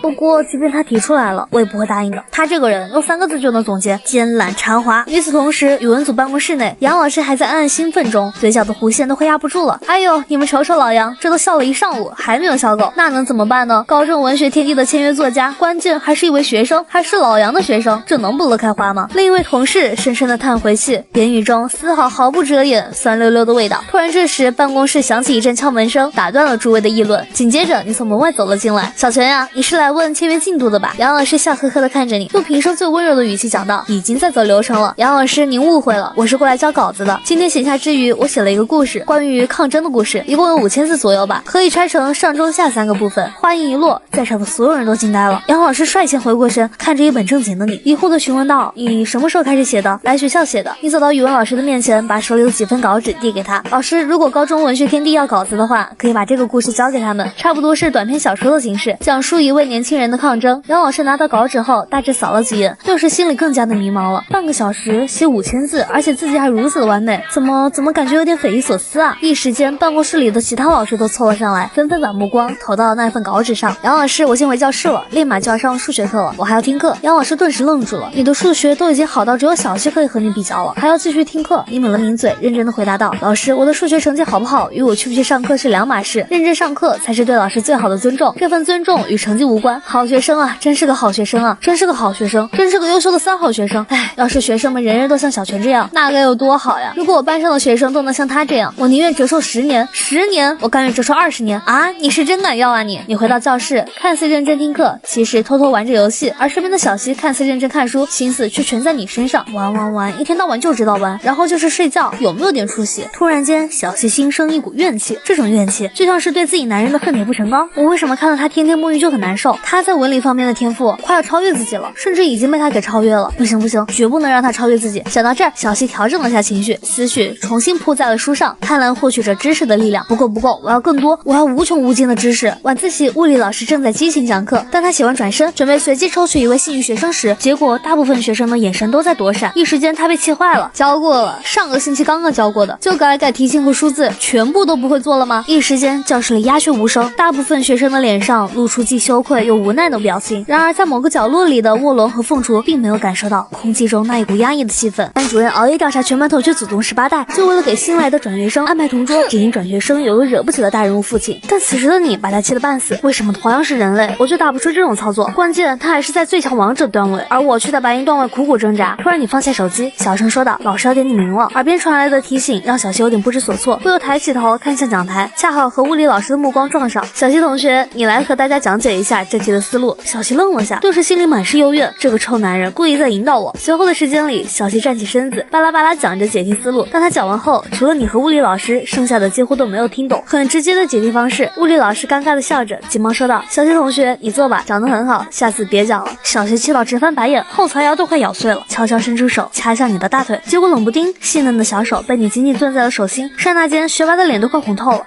救命！有人想耍流氓，好紧，他攥着我好紧。你要干嘛？快松开，会被别人看到的。什么叫做我要干嘛？明明就是你要干嘛。你翻了翻白眼，没好气的回怼道：你一撅屁股，我就知道你要拉什么屎，就是想来掐我呗。你别不承认，我早就把你摸清楚了。摸你个头！小西白了白眼，气恼的说道：赶紧给我松开，否则我就去告老师，告诉老师你欺负我。话音一落，小西轻轻皱起眉头：你轻点啊，把我弄疼了啊！不好意思啊，我这个手似乎力气大了点。你笑了笑，稍微松开一点点，不跟你闹了，咱们休战可以吗？你看你的书，我玩我的游戏，彼此间做对方的守护天使。做你个头！小西嘟着自己的小嘴，一脸不服的说道：我才不会向恶势力低头。结果忽然之间，手心处传来一阵钻心的瘙痒，你的手指轻柔的在其掌心处滑弄着，瞬间学霸的眼眸泛起了晶莹的水雾，好酥好麻好痒。小西忍不住浑身都哆嗦了一下，同时又害怕被别人看出他的异样，强忍着这份难以言喻的感觉，颤颤巍巍的求然道：别这样，我知道错了。见对方求饶，你默默松开手，看着他满脸娇红的样子，还别说，真的挺好看，只可惜属于3无产品，没身高，没胸部，没屁股。重新获得自由的小手被小西紧紧握在怀里，然而手心处的那种酥麻触感依旧侵袭着内心深处的灵魂。我这是第一次被异性抓住手，关键还被他给挠了手心，我这手还能要吗？小西轻咬着自己的嘴唇，脑海中的思绪混乱一片，而眼角的余光又情不自禁偷偷瞄向你，看到他一本正经坐在那儿，暗地里却在悄悄玩着游戏，那没心没肺的模样真可恨。摸了我的手还无所谓的样子，这可是我第一次被男人摸手。正所谓忍一时，越想越亏，退一步越想越气。小西瞅了瞅你，又看了看台上愁眉苦脸的物理老师，急忙举手：老师，不妨让小泉讲讲看。刹那间你全身都抖了下，收好自己手机的同时，目瞪口呆看着身边的凤雏，眼神中满是悲愤。五杀，哥们的五杀呀！与此同时，全班的同学都愣住了，满脸惊恐的看向角落里的你，所有人的脑海中都嗡嗡作响。小泉在物理方面也有着惊人的天赋，对，居然把小泉给忘记了。小泉，你来给同学们讲讲这道题的思路吧，你的解题过程应该更适合大家，而小西的思路估计也就你才能听懂。你扁了扁嘴，在所有人的注视下默默起身，这就是一道关于质点运动动的题目，根据题中给予的运动方程式为巴拉巴拉巴拉，因此我们可以求出平均速和加速度，然后再根据坐标时间的关系列出一个方程式。这个方程还可以用解微分方程得到，这里我就不过多阐述了，主要讲最基础的那种。老师，能不能让我到黑板前写一下方程？来，这不用问老师，直接上来就行。迎着全班所有人的目光，你漫步朝着黑板走去，拿起粉笔在黑板上快速写下一个方程，接着开始一步步解方程，在全场同学的震惊中，很快求出答案。解得对啊，没毛病，这堪比最科学的答案啊！确实是小泉最帅，没想到这都能被他求出来。另一边教室里的某个角落，一位少女被气到直翻白眼，我好气啊！又给他装到了，明明我的方法更快捷更高效，结果没有人能听懂，而他的这种解题办法真的是又慢又繁琐，结果收获了同学们的崇拜。还有王法吗？还有法律吗？就没有人来管一管吗？小西坐在角落，看着黑板前讲解的你，内心有些触动。虽然一直对他挺有怨气的，但不得不承认，他认真时的模样挺吸引人的，有一种意气风发的感觉。就在学霸胡思乱想之际，你已经讲完了题目，回头看着全班同学认真说道：“这题并不是很难，只要合理运用现有的知识点，很快就能够得出答案。”差距啊，这就是凡人与天才之间的差距，仅仅是一项计算就能够看出中间的鸿沟有多大了。王老师看着自己的学生，看着这位眼前比肩小西的天才少年，眉宇间满满都是父亲般的慈爱。小轩，你回去吧，自己做自己的事情吧。老师，我也没什么事情可以做，还是继续认真听课吧。你抿了抿嘴，一本正经地回答道：“身为学生，认真听课是我的任务，同时身为学习委员，认真听课更是我的职责。如果连学习委员都不好好听课，还怎么在班级中树立学习的榜样？”王老师瞬间被感动得一塌糊涂，万万没想到小泉的觉悟这么高，明明以他现在的成绩根本就不需要听课，结果他却这么认真地对待学习，得此学生真是我的福气啊！虽然还不知道小泉的物理成绩能有多高，但从这一道题目来看，他的物理天赋恐怕不亚于小西，而就是这样的理科怪物却选择继续认真听课，真的被他感动到了。班主任熬夜调查全班同学祖宗18代，就为了给新来的转学生安排同桌，只因转学生有个惹不起的大人物父亲，但小西却要被你气疯了，你们都被他给骗了，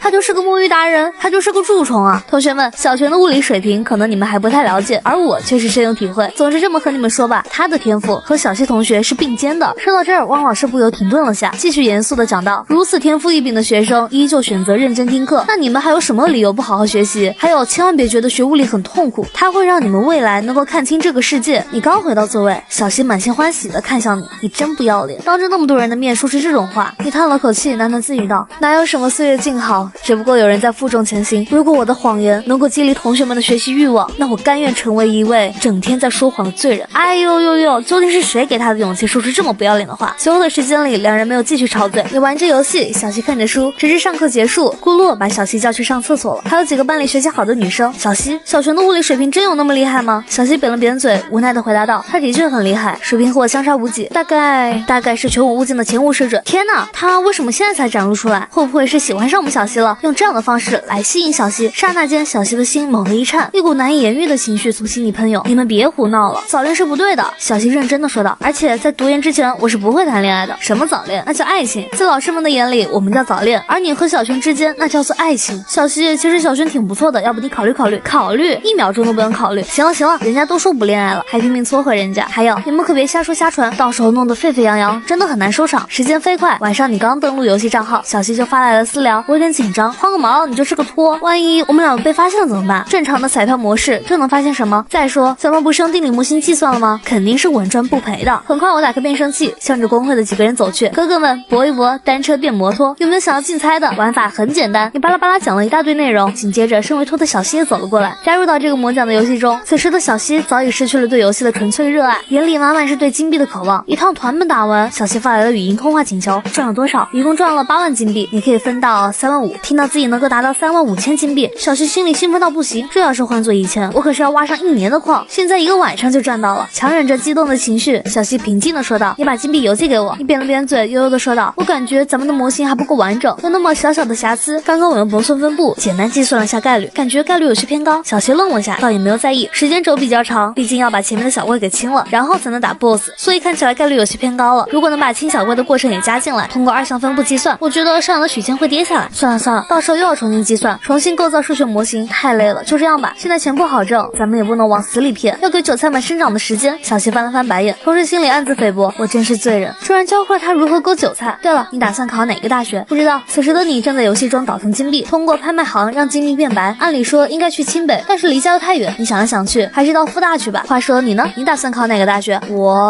小西本来想说清北，结果听到你没有考虑清北，突然间就有点犹豫了。我为什么会犹豫？为什么心里空荡荡的？小西回过神，呢喃的说道：“我暂定吧，主要看我爸的工作能否稳定下来。如果算了，就这样吧。”话音一落，彼此间陷入了沉默。我去睡觉了。小西抿了抿嘴，装着不在乎道：“你也早点休息吧。”挂断电话，小西静静的看着头顶的天花板，眉宇间满是不知所措。什么情况？我似乎对他产生了一种很莫名其妙的感觉。不可能，绝对不可能是喜欢，这肯定是我对他的怜悯。对，就是怜悯。小西轻咬着自己的嘴唇，眼神中充斥着无奈和气愤，以及一丝丝难以解释的迷离。虽然很不想承认，但事实就是小泉已经影响到我的日常生活了。除了晚上睡觉的时候不能和他在一起，剩下的时间几乎都是形影不离。即便是回到家，还要陪他一起玩游戏。哼，我才不会喜欢你呢。次日下午，小西嘟着嘴，气鼓鼓的自语道：“不喜欢，就是不喜欢。”今天小西有点怪怪的，从早上到下午第4节课快结束，从始至终没和你讲过一句话，感觉他浑身上下都透露着诡异的气息。我天，难道被夺舍了？迟疑片刻，你悄悄拿出一块巧克力。如果是正常的小西，他肯定会拿走的。当那块巧克力递过去的那一刻，随即就被小西给抢走了。还好，是他没有被夺手。你怎么了？一天都没说话，有什么好说的？小西翻了翻白眼，玩你的游戏，别影响我看书。哎，昨天他还好好的，今天突然就变了个人。本以为把小西给摸透了，结果发现根本就摸不透。随后的时间里，小西依旧保持着这种默不作声的态度。你倒也没怎么在意，继续摸着鱼。我其实就是想看看自己能不能稳住心绪不理他，结果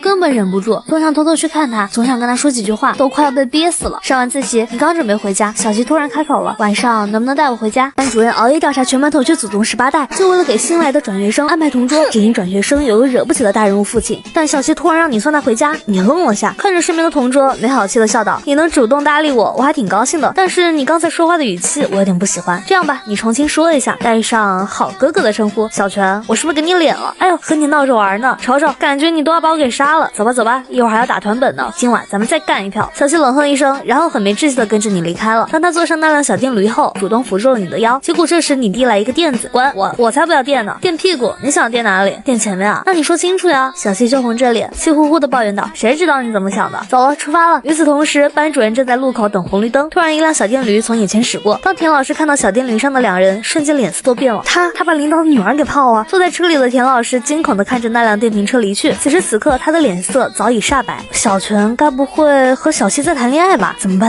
小泉居然监守自盗，偷偷摸摸把领导的女儿给泡了。田老师彻底慌乱了，以至于绿灯亮起，他都没有注意到，直到后面的车辆提醒他，默默把车停到路边，同时打开双闪。完了，这下真的要完蛋了。这要是大领导知道自己的女儿在学校里早恋，冷静，这个时候一定要冷静。也许不是我想的那样，小泉应该在助人为乐。对，一定是在助人为乐。小西的父母没有来接他，所以小泉送自己的同学回家。对的，是这样没错。我靠，这未免也太假了！我不能放任事态发展，趁着还没有热恋起来，我一定要拆散两人。先找小泉谈一谈，看他口风，究竟是谁追的谁。如果是小泉追的小西，那就把小西的身份给公布了，让他知难而退。如果是小西追的小泉，这应该不太可能。与此同时，小西的心情同样烦躁无比，特别想和他一刀两断，但不知道为什么就是下不了这个决心，总感觉像是失去了什么，似乎是失去一种难以言喻的快乐。不得不承认，虽然自己一直在跟他吵架，对他也挺有怨气的，但是小西抿了抿嘴，脸上多了丝无奈，随后悄悄掐了一下你腰间的肉。你干嘛？神经病啊？干嘛掐我？我想掐就掐。小西扁了扁嘴，没好气的说道：“再说，你平时欺负我还少吗？掐你算是很客气了，明明是在互动，到你嘴里怎么就成欺负了？”你翻了翻白眼，跟你说件事儿，晚上你要加大力度，给我往死里下注。昨天几个富翁都没怎么出钱，今晚狠狠宰他们一刀。小西随口应了声，也没有多说什么，只是静静的扶着你的腰。翌日清晨，小西早早来到教室。艾泽拉斯的小富婆来了。小西坐下后，拿出一袋零食递给了你。我最喜欢吃的零食，给你拿一包尝尝。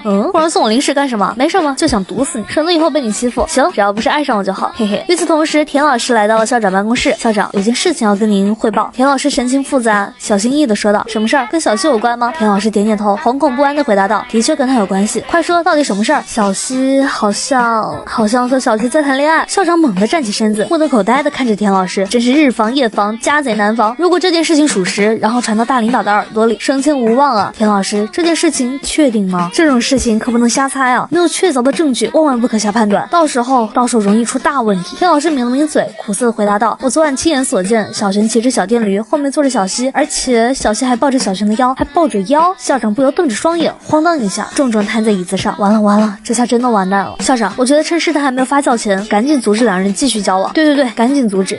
先让小璇回家休息几天啊！校长，强行物理拆散似乎没有作用，反而让事情更严重。你想，小璇回家休息了，小西本来就是超级学霸，在学校里读不读书都一样，万一见小璇回家了，他索性也不读了。田老师说到这里不由停停顿了下，那两人岂不是更加的自由，天天在外面幽会，到时候被大领导抓到，接着一调查，那咱们学校有道理。校长深吸一口气，强压心中的慌乱，认真的说道：这样，你去做一做两人的思想工作，尤其是小泉。好，我先去问问小泉，探探口风。这样，你先把小泉叫来，我和你一起探探他的口风。很快，田老师把你单独叫了出来，在一个楼梯的拐角处，田老师一脸严肃的问道：小泉，你跟我说句掏心窝的话，你和小西究竟是什么关系？我和他当然是同学和同桌的关系了，除了同学和同桌，还有没有更加深层次的，触及到彼此灵魂的那种关系？深层次，触及灵魂。老师，你不妨说明白点，我有点听不懂啊。田老师深吸一口气，语重心长道：你是不是和小西在谈恋爱啊？我和小西谈恋爱？不是这哪儿和哪儿啊？田老师，你不相信别人，难道还不相信我吗？我怎么可能会早恋？我身为班里的学习委员，绝不会做出任何违规违纪的事情。田老师苦涩地说道：主要是昨晚我看到你骑电瓶车载着小西，而且小西还抱着你的腰。班主任熬夜调查全班同学祖宗18代，就为了给新来的转学生安排同桌，只因转学生有个惹不起的大人物父亲。但你跟他的秘密很快就被老师发现。田老师苦涩地说道：主要是昨晚我看到你骑电瓶车载着小西，而且小西还抱着你的腰。这事儿啊，那是他爸妈工作忙，没来接他回家，然后我就送他回家了。毕竟一个女孩子大晚上要是遇到什么歹徒，那就麻烦大了。而且我家离他家很近，就是隔壁小区的。至于他抱着我，肯定是您看错了，那是扶着我的腰。你耸了耸肩，轻言道：不行，会掉下去的。田老师疑惑地看着你，谨慎地问道：真的？你们俩真的没有恋爱？肯定啊，我学习委员怎么能恋爱？你撇了撇嘴，我要是恋爱的话，那以后还怎么在班里树立好学习的榜样？田老师，您对我的信任，我是绝不会辜负的。田老师泪流满面，拍了拍你的肩膀，一肚子的话不知道该怎么说。田老师，我能不能先去上个厕所？去吧，我在校长办公室等你。趁着空隙，你抓紧给小西发去了消息，告知了发生的事情，随后来到了校长办公室。面对校长的询问，你如实回答道：校长，田老师，我知道小西的身份不一般，但请放心，我和他真的只是同学和同桌的关系。随后你义正言辞道：距离高考还有200多天了，现在对我来说最重要的事就是学习，学习还是学习。不仅我要好好学习，身为班里的学习委员，更要树立起学习的榜样，带着同学们一起学习。我们的口号是考清华，考北大，让一中的名字响天下。刹那间，校长也是泪流满面。与此同时，躲在门外偷听的小西整个人都快要疯掉了。小泉，你可真是不要脸啊！当着校长和班主任的面说谎都不打草稿，关键还说得如此慷慨激昂。不过好在算是成功混过去了，打消了校长和班主任的怀疑。不对，什么叫混过去？我跟他又没什么。小西抿了抿嘴，悄悄地回去了。唉，真是人间悲剧啊！明明是个摸鱼大王，班级里的大助手，同学钱包的吸血鬼，却硬生生包装成一位成绩与品学兼优的学生代表。那背后闪耀的光芒，我都快睁不开眼睛了。另一边，校长办公室内，你还在慷慨陈词，什么狗屁爱情，在我眼里根本就不值一提。只有学习，努力学习，奋力学习才是人生的大事。讲得太好了！校长一脸感慨地自语道：小泉，你的这番话让我回忆起当年我年轻时的样子。不知道你有没有兴趣领导学生会？我相信学生会在你的带领下一定会发挥更好的作用。我和学生会3天就起一次冲突，先不说学生会里的成员有什么意见，单单外面的那群兄弟们，一人一口唾沫就能把我给淹死。你抿了抿嘴，认真回答道：我现在只想学习，成为学校有史以来第1位高考状元，给校长您还有学校狠狠地长长脸。所以这学生会，校长要不算了吧？听到你的这番话，校长用力拍了下自己的大腿。对，好，那就照着你的意思吧。小学同学，好好努力，不要辜负我，不要辜负你的班主任，更加不能辜负你自己。是，你先回教室吧。当你离开办公室后，校长和班主任满脸都是欣慰，眉宇间毫不遮掩对你的喜欢。这学生很有觉悟，田老师这样的学生才是我们学校的榜样。这样，我等一下就找宣传科，让宣传科的人给小泉制作一份他的个人风采海报，贴在全校最显眼的位置。此时此刻，田老师那骄傲的情绪都快溢出来了。这样不妥吧？我怕小泉会骄傲。经过这一次与小泉的接触，我能切身感受到他那种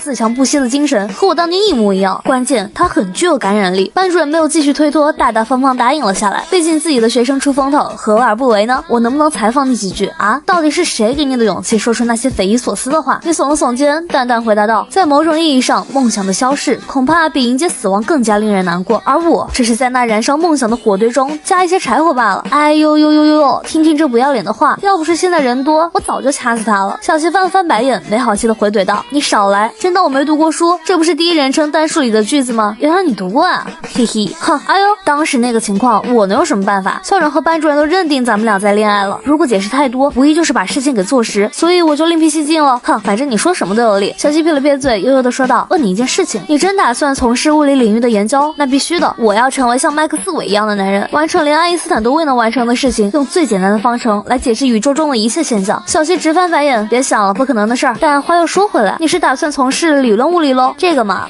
主要是实验，我有5不做。什么5不做？哪5不做？第一，太简单的我不做啊？为什么？简单的实验做完后有什么成就？干脆就不做了。哦，也是。第二，太难的我不做，又为什么？浪费时间啊！关键做完之后也不知道对不对，错了还要推倒重来。你继续说。第三，会的我不做，这又是什么说法？会做的还做个屁，你说是不是啊？你接着讲。第四，不会的我不做，理由我都不会做，做了干什么？最后的不做呢？不想做的我不做，不想做还做个球啊！累了，毁灭吧，赶紧的。与此同时，最新一期的高中文学天地已经陆续送到全市的高中学校，里面自然收录了你的那篇故事，而且还是在第一页，首位学生签约成作家，一位学生的作品居然把老郑给打动了，有点意思，看来是文学神童啊。张主任仔细阅读着你的文章，渐渐的从开始的轻松惬意，慢慢变得沉重起来，眼神中更是带着一丝惊愕。你随手写的一篇文章，却让老师震惊2年半啊！这真是学生写出来的作品，没有任何华丽的词汇，仅通过朴素的文字，却描绘出了无限的感情。这样的文笔，这样的能力，即便是那些大作家，恐怕也过犹不及。张主任从头到尾读了几遍，有些不解，至于最后的结局，蹲在墙角的主人公是妥协了吗？其实从不同角度去观察，会产生完全不同的诠释。起码在我眼里，主人公他从未妥协过。好作品，好，简直太好了！张主任拍了一下桌面，脸上满满都是激动，立马拿起电话给高中文学天地的郑主任打了过去。片刻电话接通，老郑，这位一中的小泉简直令人刮目相看啊！张主任情绪高涨道，我读了他文章3遍，每一遍都有一种全新的感悟。话说你是怎么发现他的？接到电话的郑主任微微一笑，轻声道，他老师投了他的稿子，虽然内容很短，但文字的描述很有力量。然后我联系到那位老师，成功把他的学生给签约了。结果第2天这篇故事就发来了。金矿，这是一座金矿啊！张主任感慨道，我有一种强烈的感觉，这位叫小泉的，未来在文学领域中一定会留下属于他的传奇，同时也会给全人类留下宝贵的精神财富。这天赋，这文笔，他天生就是一位作家，拥有诺贝尔文学奖的大作家。他是理科生。郑主任苦涩地回答道，听他老师的意思，小泉的数学成绩属于碾压全校的存在。所以听到郑主任的这番话后，身为中文系的张主任心中那一片璀璨的文学世界瞬间崩塌了。能够见证一位文学大家的冉冉升起，结果万万没想到，还没有开始就已经结束了。老郑，留住他，一定要留住他呀！也就在这一天，校长的电话都被打爆了，所有人都来询问你的情况，而校长则满脸骄傲，同时对你的喜爱又加了一份。文豪小泉真是妥妥的未来大文豪啊！与此同时，生物老师和化学老师正在厕所里抽蚊香，两人的表情都很惆怅。突然，化学老师狠狠丢掉蚊香，轮也该轮到我们了吧？在数学中大放异彩，王老师也夸他的物理天赋，现在更是成为高中文学天地的首位学生签约作家，可把我羡慕坏了。都说学会数理化，走遍天下都不怕。小泉拥有那强悍的数理天赋，按理说我这化学应该不成问题啊。没错，虽然我这生物被誉为理科中的文科，但小泉的文理天赋那么高，我这生物没道理不好呀。生物老师也是一脸发愁，我感觉他肯定很有天赋，就是不知道啥时候展露出来。我们不如主动出击，行，听你的。两人急匆匆地走出卫生间，很快就把在课余时间吃零食的你给从教室里抓了出来。看着两位老师那炙热又饥渴的目光，帅气的你不由哆嗦了一下，小心翼翼地问道，老师，我是不是犯了什么错？别紧张。化学老师笑了笑，语重心长道，小泉啊，化学天赋就别再隐藏了，是时候该拿出真本事了。你别否认，你这数学和物理的天赋那么高，化学肯定很厉害，所以你懂的。没等你开口，生物老师意味深长道，小泉，生物这门课你也得继续当吊车尾了，该拿回全班第一，不，应该是全校第一的位置了啊！一时间你感觉全身都要裂开了，根本不知道该怎么解释。同时面对两位眼神中燃烧着渴望的老师，根本就无法拒绝。你抿了抿嘴，苦哈哈的回道，下次一定。好，下个月是全市联考，小泉呐，化学一定要满分啊，生物也是，生物也要满分哈。啊，还有10天就下个月了，看来你只能往死里摸了。回到座位，你面如死灰的坐在那儿，想着基础化学和基础生物的价格，心里那叫一个哇凉。你怎么了？突然愁眉苦脸的。化学老师和生物老师让我在下个月的全市联考中拿到化学和生物的满分。小西翻了翻白眼，没好气的说道，我还以为怎么了？这化学生物满分不是有手就行吗？随便考一考就是满分了，反正都是高中的内容，闭着眼睛都知道是怎么回事儿。哎呀，这怎么能和你比呢？你撇了撇嘴，小声嘀咕道，下个月全市联考，你考不考？怎么，你想和我比一比？小西轻挑柳眉，一脸傲娇的说道，我早就想试试你的成色了，正好借着这次全市联考的机会，咱们俩一决胜负啊！不是，我就随便问问。你满脸无语道，你们学霸都这么争强好胜吗？上来就要比成绩？我跟你说，成绩不是用来比的，成绩是用来提高自己。小西一把掐住你的大腿，气急败坏道，你居然敢对我说教！说完松开你的大腿，慢悠悠的说道，反正我不管，我和你比定了。另外，你别故意让着我。见身边的学霸同桌如此执着，你也没有多说什么。现在你并没有在意这件事儿，如何高效率摸鱼才是目前最重要的事儿。一日清晨，小西和往常一样，慢慢悠悠走进学校。如今他逐渐适应了在这上学的感觉，本以为会很枯燥，但没想到遇到了个卧龙同桌，每天看他各种摸鱼，其实还挺有意思的，就是有点贱兮兮的，总喜欢欺负我，这点令人很不爽。什么情况？怎么围了那么多人？好奇的小西走了过去，但由于人太多，他只能站在外围，加上个子又不高，根本不知道大家在看什么。也许当人群逐渐散散去，小希终于目睹到真相，那是一张你的个人海报。那阳光帅气的笑容让小希瞬间有点恼火，以青春的名义在奋斗的路上步履不停。哎呦呦呦，你每天上课不是摸鱼就是玩游戏，却因此登上了校园人物风云榜。深知这一切的小希，感觉整个世界都在崩溃。明明是个剑揽长华的摸鱼大王，却总是以最光鲜亮丽的一面展现在世人眼前。当小希走进教室，瞬间就看到角落里那个闪光的大男孩，一股难言的情绪从心底深处喷涌。仔细想想，他把所有人都骗了，却唯独没有欺骗我。班长的声音把小希的思绪拽回现实。你听说了吗？深海高中数学竞赛开始选拔了，关键有高3组。班长神秘兮兮地说道：“你有没有兴趣？每个学校每个组只能有2位选手。这是地方性数学竞赛吗？我也不知道，反正我们学校一直都是垫底的。你可以问下小泉去不去。”小希抿了抿嘴，轻悠地说道：“我不太想参加，没什么挑战性。”那好吧，回到座位，小希偷偷朝你看去。他会去吗？他去，我也去，想和他一起去。喂，小泉，你会去深海数学竞赛吗？我不是很想去。那行吧，既然你不去，我也不去了，反正也没什么挑战性。怎么啊？你想要和我一起去啊？你打量着身边的凤雏，没好气地说道：“你就发发慈悲吧，给别人一点点机会。都已经全国第3名了，还要这种地方性的奖项。现在社会为什么那么卷？就是因为你这种人的存在。你再对我说教，我对你不客气。你看，说几句就急眼。”你耸了耸肩，轻描淡写道：“反正我不会主动报名的。”小希冷哼一声，拿出一本书翻阅着，眼角的余光却总是不停打量着你。这个贱兮兮的家伙究竟有什么好的？为什么我总想着跟他在一起玩？明明以前是对他很抗拒，但现在却有一种莫名其妙的主动。我昨晚竟然还主动和他一起去打副本。哎，仔细想想，他算是我第一个认识并且很熟悉的男生了。关键他还摸了我的手，而我主动去扶他的腰。这要是放在古代，两人就能够成婚了。突然小希的脸都快红透了，心里泛起阵阵的涟漪。我怎么会想到成婚，让他成为我的男朋友？我都快嫌弃死了，还嫁给他？呸，想得美，这辈子都不可能嫁给他的。全哥，刚数学老师让我跟你说，经过成绩对比，高3全体数学老师让你和小希一起去参加深海数学竞赛啊？你真的去吗？小希轻易的询问道。如果你参加，那我也参加，都被安排了，这能不去吗？你苦恼道。想想都无语，浪费我学习的时间，不知道我现在的学习时间不够吗？无语你就去学手语。小希翻了翻白眼，没好气的说道：“这里又没有外人，你在老师和同学们面前装就算了，在我面前还要继续装。每个人都难免戴着面具生活，想要在这个水深火热的世界中活下去，根本不可能不戴面具。哈，就你歪理多。小泉、小希，你俩来我办公室一趟。好的，朱老师。”跟着朱老师的步伐，两人很快来到办公室。你俩准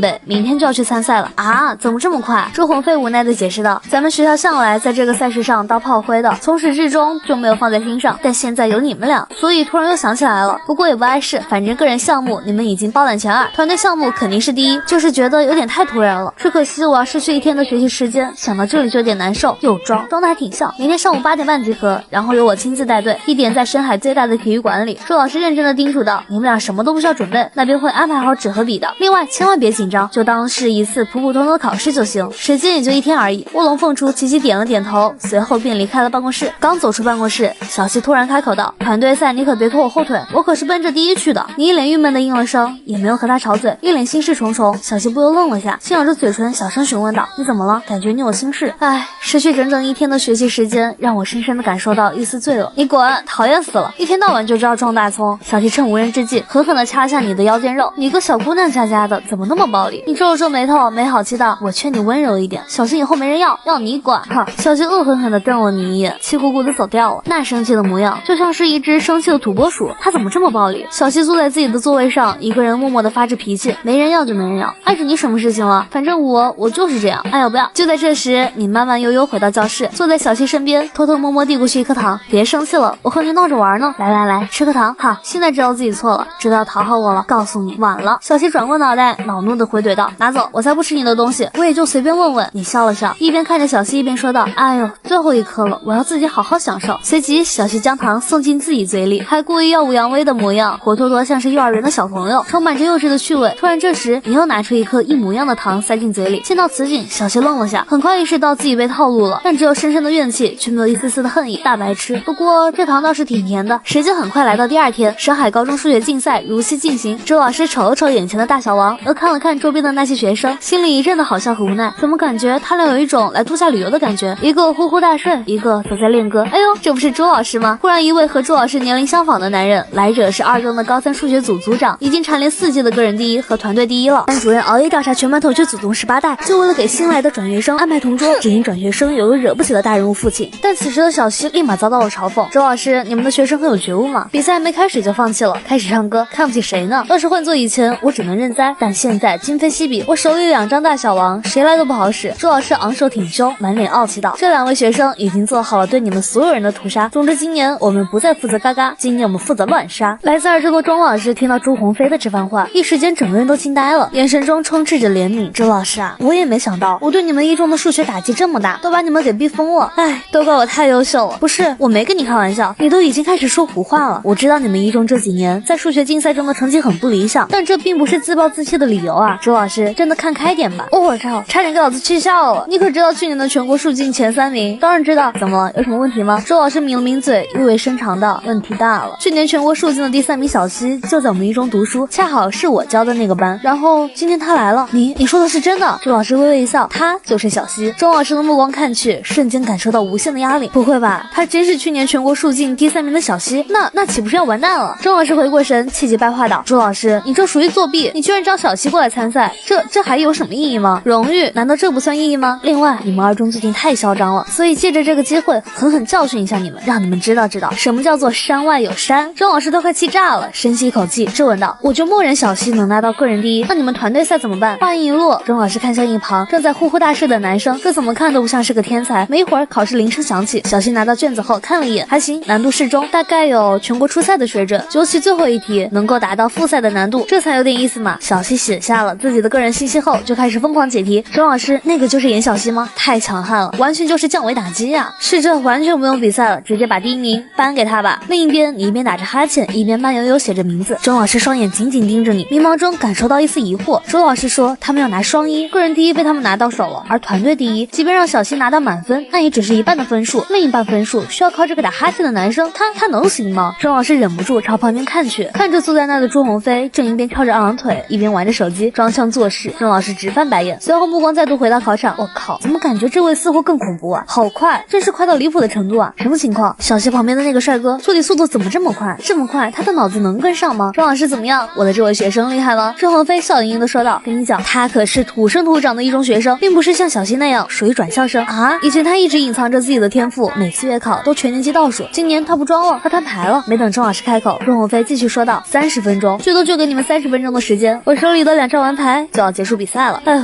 轻松无趣，毫无挑战性嘛，哼，太气人了。周老师气急败坏道：别得意，不到比赛的最后一刻，谁都不知道会发生什么事情。哈哈哈，钟老师，我就喜欢你这种桀骜不驯的精神。明天公布成绩，希望你继续保持。时间一点点流逝，你深吸一回气，看了眼时间，不到25分钟。要是最后2题用常规解法的话，可能要半小时了。交卷，2道声音划破了考场沉闷的气氛，把在场所有师生都给吓坏了。半个小时都不到就交卷了，小西离谱也就算了，怎么这个男生也这么强？到底从哪里冒出来的？在全体师生的惊恐的目光下，卷子被工作人员收走，并带领你们离开了场地。最后2题你用了多少步骤？倒数第2题用了2步，倒数第1题只用了1步。小西轻挑柳眉，没好气道：你明明能够简化，怎么不简化？那是给你留机会，谁知道你那么不中用。你一脸贱兮兮道：我故意拖延时间，你还是无法超过我，这个该死的臭男人。小西被气得浑身哆嗦。行了，我逗你玩呢。就在这时，周老师迎了上来，怎么样？应该没什么问题吧？你耸了耸肩，挺简单的，根本就没什么难度。的确蛮简单的，都是些初赛和复赛的难度，看一眼就知道该怎么解了。如果下午的团队赛还是这种难度，就有点失望了。哟，哈，没办法，只能到这样的难度了。周老师微微一笑，望着那些愁眉苦脸的老师们，傲气道：下午你们俩就随便考吧，反正我的要求只有一个，那就是满分。上午的比赛结束，高3组的所有选手都快要哭了。钟老师，最后2题我根本不知道该怎么证明，真的太难了。听到自己学生的这番话，钟老师又痛苦又无奈，轻声安慰道：没事，下午的团队赛好好努力。钟老师，我感觉我们和那2人的差距太大了，个人赛都已经这样了，团队赛更加没有希望，尽力就行。就在这时，朱鸿飞带着自己的2张大小王，碰巧从钟老师身边路过，又碰巧听到了他们的对话。钟老师，你们最后2题都没做吗？很简单啊，我刚刚问过我的学生，最后第2题只需2个步骤，最后1题更是1个步骤解决。周老师笑了笑，语重心长道：别自暴自弃，你们还是有希望的。杀人诛心啊！下午的团队赛就1道题目，但是有2个问题，比赛形式就是接力，你们俩都有1个小时的时间，自行商量谁先解第1个问题，谁后解第2个问题，又是最短的获胜。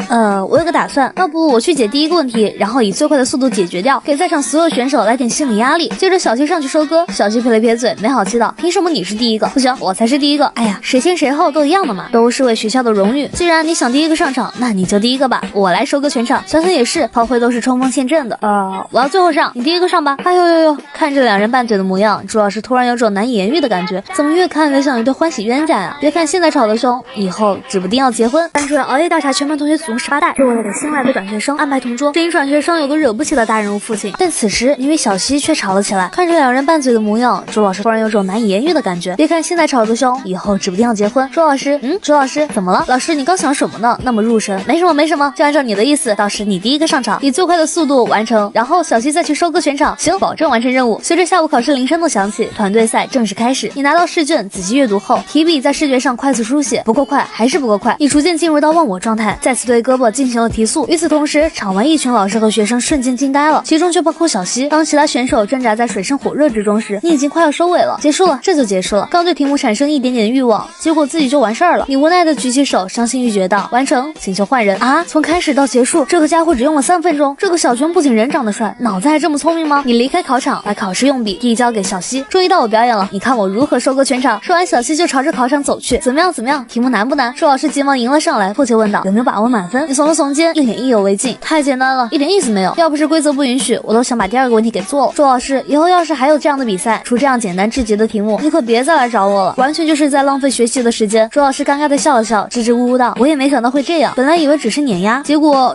却是这样的屠杀。不过放心吧，后面也没有什么比赛了，你就安安心心学习吧。不远处的老师群体，每个人的脸上都是嫉妒、羡慕、恨，恨不得想把朱鸿飞身边的超级学霸抢过来。这时你走到角落，一边捏着胳膊，一边有气无力的吐槽：等所有学科的技能拿到手，必须要升级自己的体力了，没有体力真不行。普通模式下的秦力币只能维持20分钟，而超频模式的秦力币仅5分钟的时间，太短了，必须要延长时间才行，否则还怎么实现祖国的伟大复兴？你甩了甩胳膊，随即打开系统面板，姓名小泉，智力98，体力61，残疾人，敏捷82，摸鱼积分4500。感觉在月考来临之前，很有希望凑齐所有学科的基础技能，然后就可以拿辅助技能了。等辅助技能拿到差不多，就可以走分支路线。就在你胡思乱想之际，一声清脆的声音打断了你的思绪。抬头循着声音望去，此刻的小西已经做完了第2个问题。绝望，从开始被碾压到现在，完全没有一丝丝能够还手的余地。看着朱鸿飞带着他的大小王离开，直至消失在视野里，在场的这些带队老师们一个个面如死灰。你们住哪儿？我把你们送回家吧。老师，我住在华天府。老师，您把我送回学校吧。现在回去还能赶上下午的3、4、2节课。哎呦呦呦呦，这个家伙脸皮怎么这么厚？无耻至极，无耻至极啊！朱老师听到你的话，心里满是欣慰。那可不行，你们俩参加这场竞赛，付出了那么多脑细胞，必须送你俩回去好好休息休息。哎，那好吧，老师，你把我们送到华天府就可以，我家就在隔壁。行，那我们出发。确的地图导航华天府，已为您开启导航，目的地华天府。随着导航的指引，没多久便来到了小西的住所。你满脸关心道：朱老师，我们到了，您回去注意安全，开车慢点。哎呀，真是暖啊！你们俩回家也要好好休息。目送朱鸿飞离开后，你瞥了眼严小西，轻声道：待会儿打本吗？晚上再说。小西白了白眼，朝着小区走去。喂，那个谁，你会修电脑吗？啊？你皱了皱眉，满脸狐疑道：你该不会是打着修电脑的旗号，把我诱骗到你家里，趁机缠我的身子吧？我真是犯贱啊！小西气得直冒火。没等小西发脾气，你耸了耸肩。带路，话说你家有可乐吗？小西愣了下，小声嘀咕道：我只喝百事。话音一落，你转身就走，连头都不带回的。小泉，你回来，我去给你买可口的。在小西的各种哄骗之下，你被他拐回了家。你们家好大呀！我本以为是大平层，结果没想到竟然是大别墅。这寸土寸金的地段，你家里果然够殷实的，而且光有钱还不够吧？这需要很高的地位吧？小西抿了抿嘴，也就那样吧，我是住不习惯的，总感觉有点空荡荡的。你喜欢热闹，可我感觉你不像是个喜欢热闹的人，每天把自己给端着，除了和顾洛那群人聊天，没见过你和别人说话。那你呢？明明是个混吃的等死的摸鱼大王，却每时每刻都在凹学霸人设。哼，行了行了，不跟你吵架了，到时候吵不赢又要对我动手动脚的。那什么，你的电脑怎么了？有什么问题吗？有时候无法正常启动，而且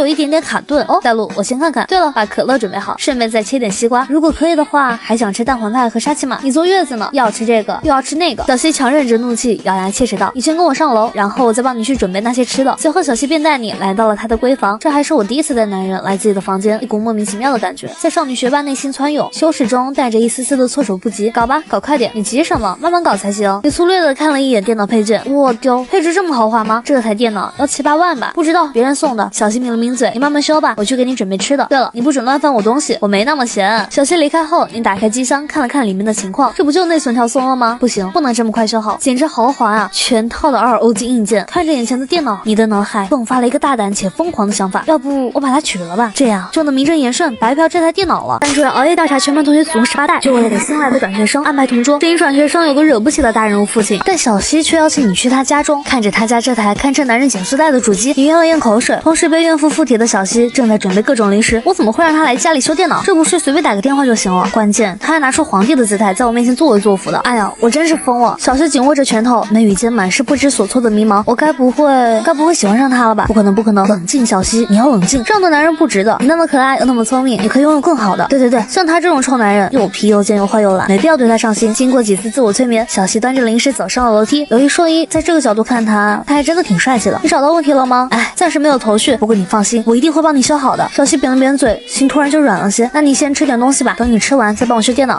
只能这样了。你点点头，随后看向凤雏端来的东西。这可乐没加冰啊，还有西瓜要切成块，插上几根牙签。另外，怎么没有沙琪玛？刹那间，小西的天灵盖都快炸掉了，似乎下一秒就要把你给生吞掉。行吧，就这样吧，但以后同样的错误别再犯了。小西强压着心中的怒火，坐到床沿边。不知过去多久，你打了个饱嗝，终于等到它开工了。你吃完了就赶紧修。你随口应了声，紧接着拔出2根内存条，重新插上。等，完美啊！好了，结束了，这就完了。小西紧咬着自己的嘴唇，眼神中透露出一股无法遏制的怒意。嘿嘿嘿，你对我的服务质量还满意吗？小拳，我弄死你！小西猛地起身，结果一不小心绊倒，直接扑进某人怀里。你能不能先下来？有点沉，压得我喘不过气了。刹那间，美少女学霸浑身一哆嗦，两侧的面颊以肉眼可见的速度在染红。天哪，我不干净了！既然电脑帮你搞好了，那我也该回家了。你下次少吃点，差点把我给压成肉泥。话说你有300斤吧？滚！你才300斤呢！小西抬起头，恶狠狠地瞪着你。今天的事情不许说出去，否则我就再也不陪你玩游戏了。然后让班主任把我从你的身边调走。是，放心吧，打死我都不会说出去。你耸耸肩，慢慢悠悠地朝着楼下走去，看着你离去的背影，既洒脱又有点绝情。小西紧咬着嘴唇，心里有一丝丝难以言喻的不悦，默默跟了上去，轻言道：高中期间我不会谈恋爱的，起码要等到读研才行。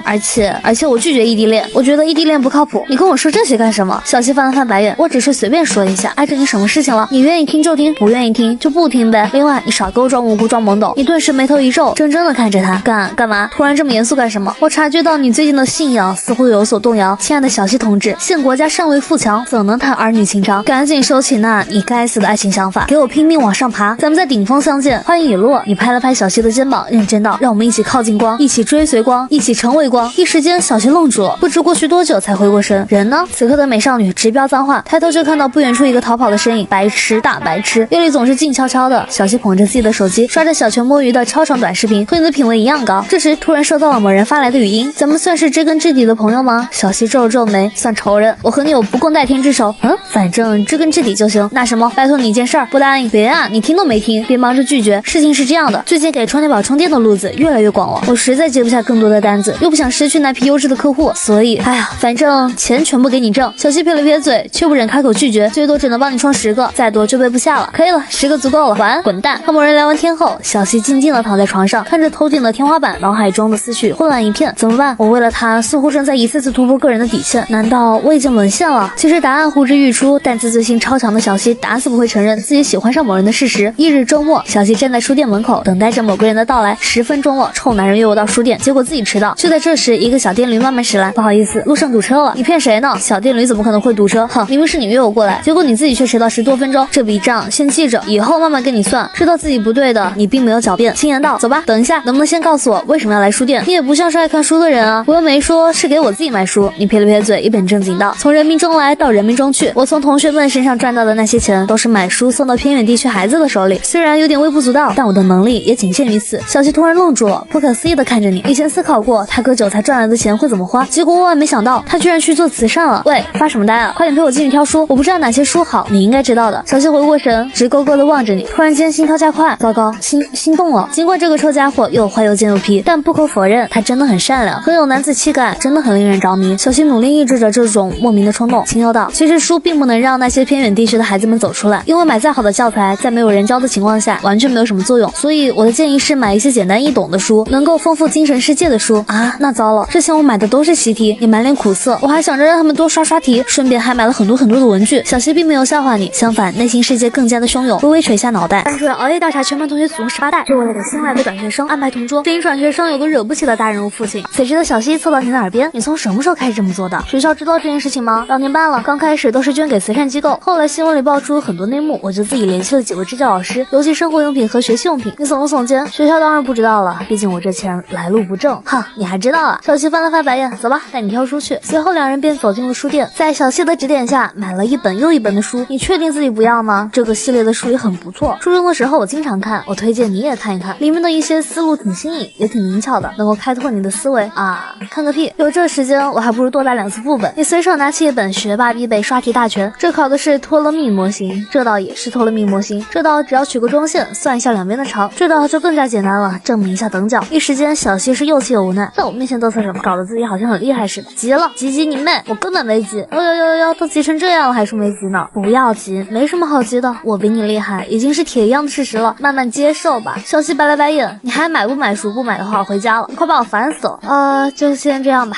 快到中午了，要不我请你吃个饭，算是回报一下你的付出。小西迟疑片许，微微低下脑袋。行吧，给你一次回报我的机会。另外，也不用带我去吃太好的，就鸡腿堡套餐吧。鸡腿堡太辣了，你怎么那么烦啊？小西都快气炸了，紧握着拳头，咬牙切齿道：再逼逼，小西我打死你！哎，你看又急。把书寄出去后，两人来到了餐厅，看着一脸美滋滋的美少女学霸，你顿时有些迷茫。难道是他家里管得严，没怎么让他接触到这些垃圾食品？但话又说回来，他似乎挺好养活的，只要一份麦辣鸡腿堡套餐就能搞定。小西一边吃着薯条，一边看着你，眉宇间略显一丝挑衅。你觉得这次数学竞赛，我们俩谁才是第一名？是你，行了吧？你吃着汉堡胚子，没好气道，我就纳闷了，你们这些学霸怎么那么喜欢内卷？有压力才有动力，一直身处在无敌的阶段是非常痛苦。小西说完，看到你吃着汉堡胚子，单独留下那块肉，以为你不喜欢吃，默默的给拿走了。啊，不是，我故意把肉留到最后吃的。干嘛？你这什么表情？我爷爷，您孙子给您来电话了。爷爷，您孙子给您？喂，谁啊？小轩同学吗？我是复大数学系的王，谁找你？不知道，我也没怎么听，多半是诈骗和推销的。与此同时，复大数学系主任办公室内，一位中年男人拿着手机，满脸错愕。要是没记错的话，去年我也是这么被拒绝的。周一早上，朱鸿飞早早来到校长办公室。校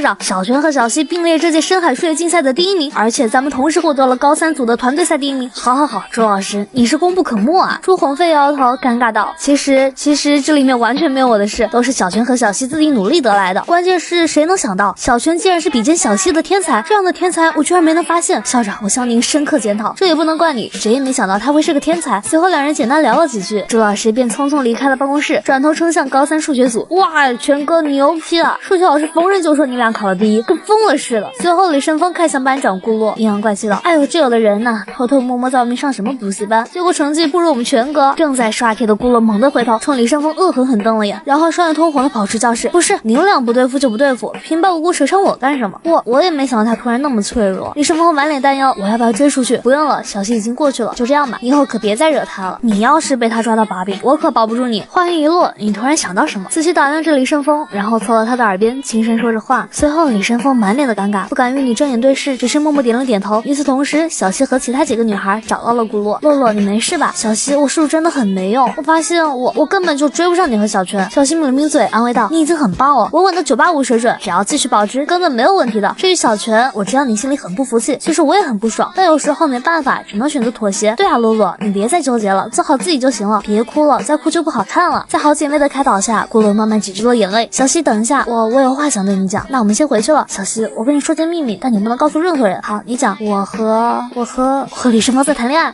你说什么？小西瞪大双眼，不可思议的看着他。你们在谈恋爱？那刚刚这演给你们看的。李胜峰说，只有这样才不会被别人察觉。顾洛抿了抿嘴，吞吞吐吐道：当然哭也是真的哭，本来小泉倒数了，结果一瞬间窜到我面前，我的确很难受。小西翻了翻白眼，心里一阵无语。既然是秘密，你怎么突然告诉我了？因为我们一样啊。一样。你和小泉不是在恋爱吗？我家小峰峰说小泉和你在谈恋爱。小西浑身一颤，黑着脸冷冷道：李胜峰，你给我过来！怎么办？这完了，要不牺牲一下全哥吧？全哥，以后我给你当牛做马。不，我给你当儿子，在自己死和你死之间。李胜峰毫不犹豫选择了苟活。嘿嘿，全哥说的，他告诉我的。当小西听到李胜峰的答复，一时间内心深处泛起阵阵涟漪。他和你是这么讲的，说我和他在谈恋爱。你老实点，别藏着掖着，知道什么赶紧说出来。班主任熬夜调查全班同学祖宗18代，就为了给新来的转学生安排同桌，只因转学生有个惹不起的大人物父亲。此时的小西发现了你的秘密，其实他原话不是这样，我稍微艺术加工了下。全哥跟我说，他说他有点喜欢你，觉得你挺可爱的，而且又那么聪明，关键还非常的文静，是他喜欢的女孩。说到这儿，李胜峰停顿了下，偷偷瞅了眼顾洛，语重心长道：小西，我和全哥是铁哥们儿，我看得出来他是真心喜欢你，只不过他这人脸皮特别薄，有些事儿喜欢藏在心里，反正就是有点闷骚吧。小西一见钟情哟，好好把握。你要是和小泉走到一起，那也算是学校的一段佳话了。他喜欢我就知道他一定喜欢我。小西此刻内心有点复杂，有点心动，又有点不知所措，怎么办？既开心又害怕，到底该不该接受他的喜欢？如果接受的话，那我岂不是自己打自己脸了？要是不接受的话，他伤心了怎么办？以后就不理我了。小西紧锁着眉头，聪慧的大脑高速运转着，要不先缓缓，怎么也要等到高考完才行，而且必须报考同一所大学，当然也不能伤了他的心。小西，你在想什么呢？是不是在想该怎么接受小泉？小西回过神，憋了憋嘴，就是有点无奈而已。反正我还是那个意思，考研之前拒绝恋爱。话音一落，小西朝着教室走去。唉，这墨玉积分也不够花啊，实在不行，我表演一个3口1头猪，这难度系数爆表，估计墨玉积分也很可观。就当我脑洞大开的时候，突然一张纸偷偷摸摸递到了我的面前。他什么时候回来的？你扁了扁嘴，瞅了眼递来的纸张，他骂我是可爱，而且还是臭的。看着纸上那猝不及防的话语，你缩了缩脑袋，小声道：“你什么情况？怎么突然对我有那么大怨气？因为你就是个笨蛋，大笨蛋，超级无敌大笨蛋。不是，我好像没有得罪你吧？你要是有什么不满，你大大方方讲出来。”小西不由愣了下，眉宇间略显一丝羞恼。他怎么好意思说出这种话？也不看看是谁暗恋着我。哈，我有很多不满，你总是欺负我，总是捉弄我，总是和我抬杠。你不也是经常掐我吗？咱俩算是扯平了。行了行了，咱们别闹了。谁跟你闹了？小西翻了翻白眼，继续看着书。他可真是个大笨蛋，大白痴。但有一说一，他的确很特别，特别到让我对他产生了一丝丝的依恋。小西轻咬着嘴唇，诺诺的讲道：“我记得你曾经说过要从事物理研究，这样吧，从明天开始，你自习大学物理和数学课程相关的书籍我会给你，在高考之前把大学的所有课程学完，然后大一直接进入实验室。没空，哪有那么多时间？我每天都很忙的，很忙。”小西瞅了瞅你手中的8个3星5费，不屑道：“忙着摸鱼吧，一天到晚不是刷短视频就是玩游戏，你究竟哪里忙了？忙着刷短视频和玩游戏啊！我受不了了，弄死你个小可爱！疼，错了，疼死你！”小西默默收回小手，迟疑片刻道：“如果你愿意听我的话，或许我可以把自己恋爱的时间提前，等高考结束后，我说到这儿，一股难言的羞耻感贯穿学霸全身。你紧锁着眉头，认真道：“恋爱是不会发光的，发光的是追梦的人。亲爱的小西同志，请继续站稳你的立场，笃定你的信仰，把贪恋爱情的欲望转化为仰望星空的信念。他究竟是不是暗恋我？我都已经送上门了，还把我拒之门外。”小西强忍怒气，黑脸质问道：“你究竟想要干什么？你有情绪了，小西同志，请你用绝对清醒的理智去压制不该有的情绪。这个世界还等着我们挺身而出呢。”天哪，我怎么会对他产生感觉的？等等，我好像明白他的用意了，他就是故意让我产生小情绪。这就像男生总会去欺负喜欢的女生，核心就是想引起女生的注意。嘿嘿，我可真是个小精灵鬼。小西、小泉，你们俩快点出来一下。与此同时，复大数学系主任正在和校长闲谈。万校长，我想把小西和小泉招到复大数学系。王主任，这件事情不是我能决定的。校长无奈道，到时候你自己努力努力吧。另外，这小西同学她可是严市长的女儿，你可要照顾好她的情绪。我知道，我主要的目标是小泉，她的天赋不亚于小西。要找你去数学系，千万别去。OK， 小西同学，没想到我们又见面了。上次见面还是在上次的时候。王主任好，您是来招我去数学系吗？不好意思，我不去。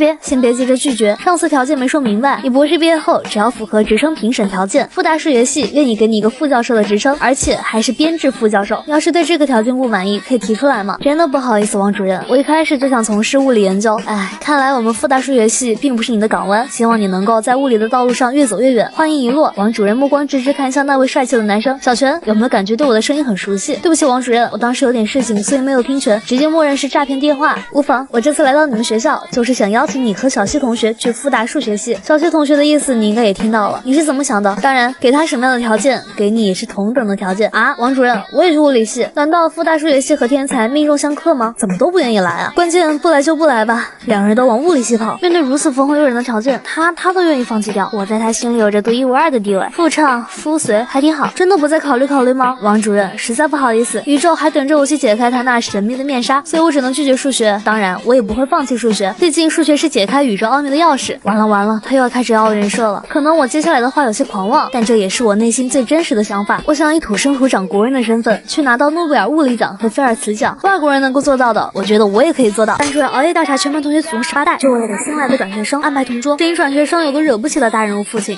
但此时的小谢却只能感慨着吹牛装逼。小泉，我有个问题，比如10年以后，你身边的同学们都发达了，有当网红的，也有当老板的，而你还是个默默无闻的科研工作者，你会心里不平衡吗？这个问题不能问啊。泰戈尔说过，要把自己活成一道光，因为你不知道谁会借着你的光走出黑暗。王主任，这就是我对您的答复。行，你俩先回去吧。两人走在回去的路上，你好奇的问道：“你刚刚说还挺好，什么还挺好？啥意思？”小谢内心猛地一颤，慌不择路的跑掉了。这个问题没法回答，因为字里行间满是2个字：白给。我到底经历了什么呀？反正事情已经到了这一步，似乎没有回头路了。冷静，冷静，这个时候一定要冷静。眼下最重要的任务就是死不承认。小西，你什么时候坐在这儿的？我老早就坐在这里了。你怎么了？我看你似乎心事重重的样子。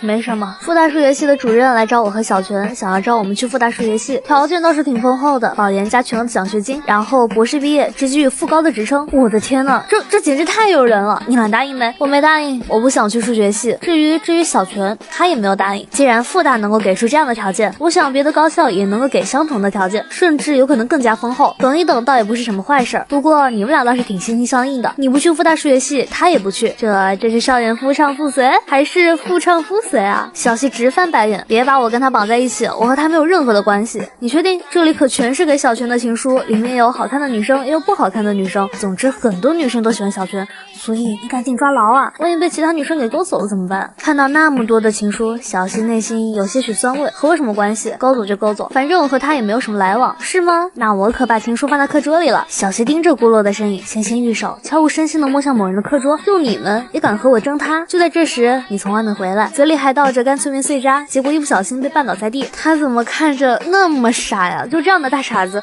我居然有了白给的冲动。小西有点嫌弃，却又感到好笑，随即继续看着手里的书。看书呢？怎么还没有看完？这个非欧几何很难吗？研究曲面和高维空间的，尤其是在现代物理领域中，包括相对论中关于引力与时空的弯曲效应描述，以及量子力学中关于波函数的演化，还有就是弦理论。总之很重要很重要。等我学完借你学吧。不急，等我先下完棋。玩游戏就玩游戏，还说什么下棋？哦，倒也对，赛博下棋。小西撇了撇嘴，你要是天天都这样，以后还怎么拿诺乌奖和菲尔茨奖？打算用嘴去拿吗？伽利略曾经说过，科学的唯一目的就是减轻人类生存的苦难，科学家应该为全人类着想。我的目标从来不是什么奖项，我的目标是星辰大海。玩吧，你就玩吧，玩到成绩一落千丈，玩到考不进大学，我看你最后怎么办？气死我了，简直太不听话了。下面2节课我们考个试，都给我好好考，谁要是考不好，我会给你们父母打电话的。小西拿到卷子后瞅了眼，默默写上自己的名字，准备开始考试。忽然耳边传来刷刷刷的声音，看来他的英语很烂，超级烂的那种，这都开始乱填了。小西眉宇间闪过一丝暗喜，随后便进入到答题状态。 B B D D A C C D D A， 怎么这么熟悉？我的答案竟然和这个小可爱一模一样，难道是巧合？不可能，连续蒙对10道题的可能几乎为0。当做完15题后，小西已彻底崩溃。这个小可爱，他的英语水平远远超过了我。完了，我这第1名的位置恐怕不保了。哼，幸好我还有 B 计划，既然做不了第1名，那么就做第1名的女朋友，然后以女朋友的身份狠狠拷打他。10几分钟过后，你默默举起手，田老师，我已经写完了，能不能提前交卷？你自己想干点什么就干点什么吧，别发出声音就行。小可爱，你都不等一等我。10多分钟过后，小西也做完了试卷。老师，我也要交卷，这才不到半小时，天才就是天才，不出意外肯定是满分。卷子被收走后，你小声问道，气不气？小西悄悄伸出手，精准无比地掐住某人的大腿。台下卧龙凤雏正在打架，台上老师正在批改小西的卷子。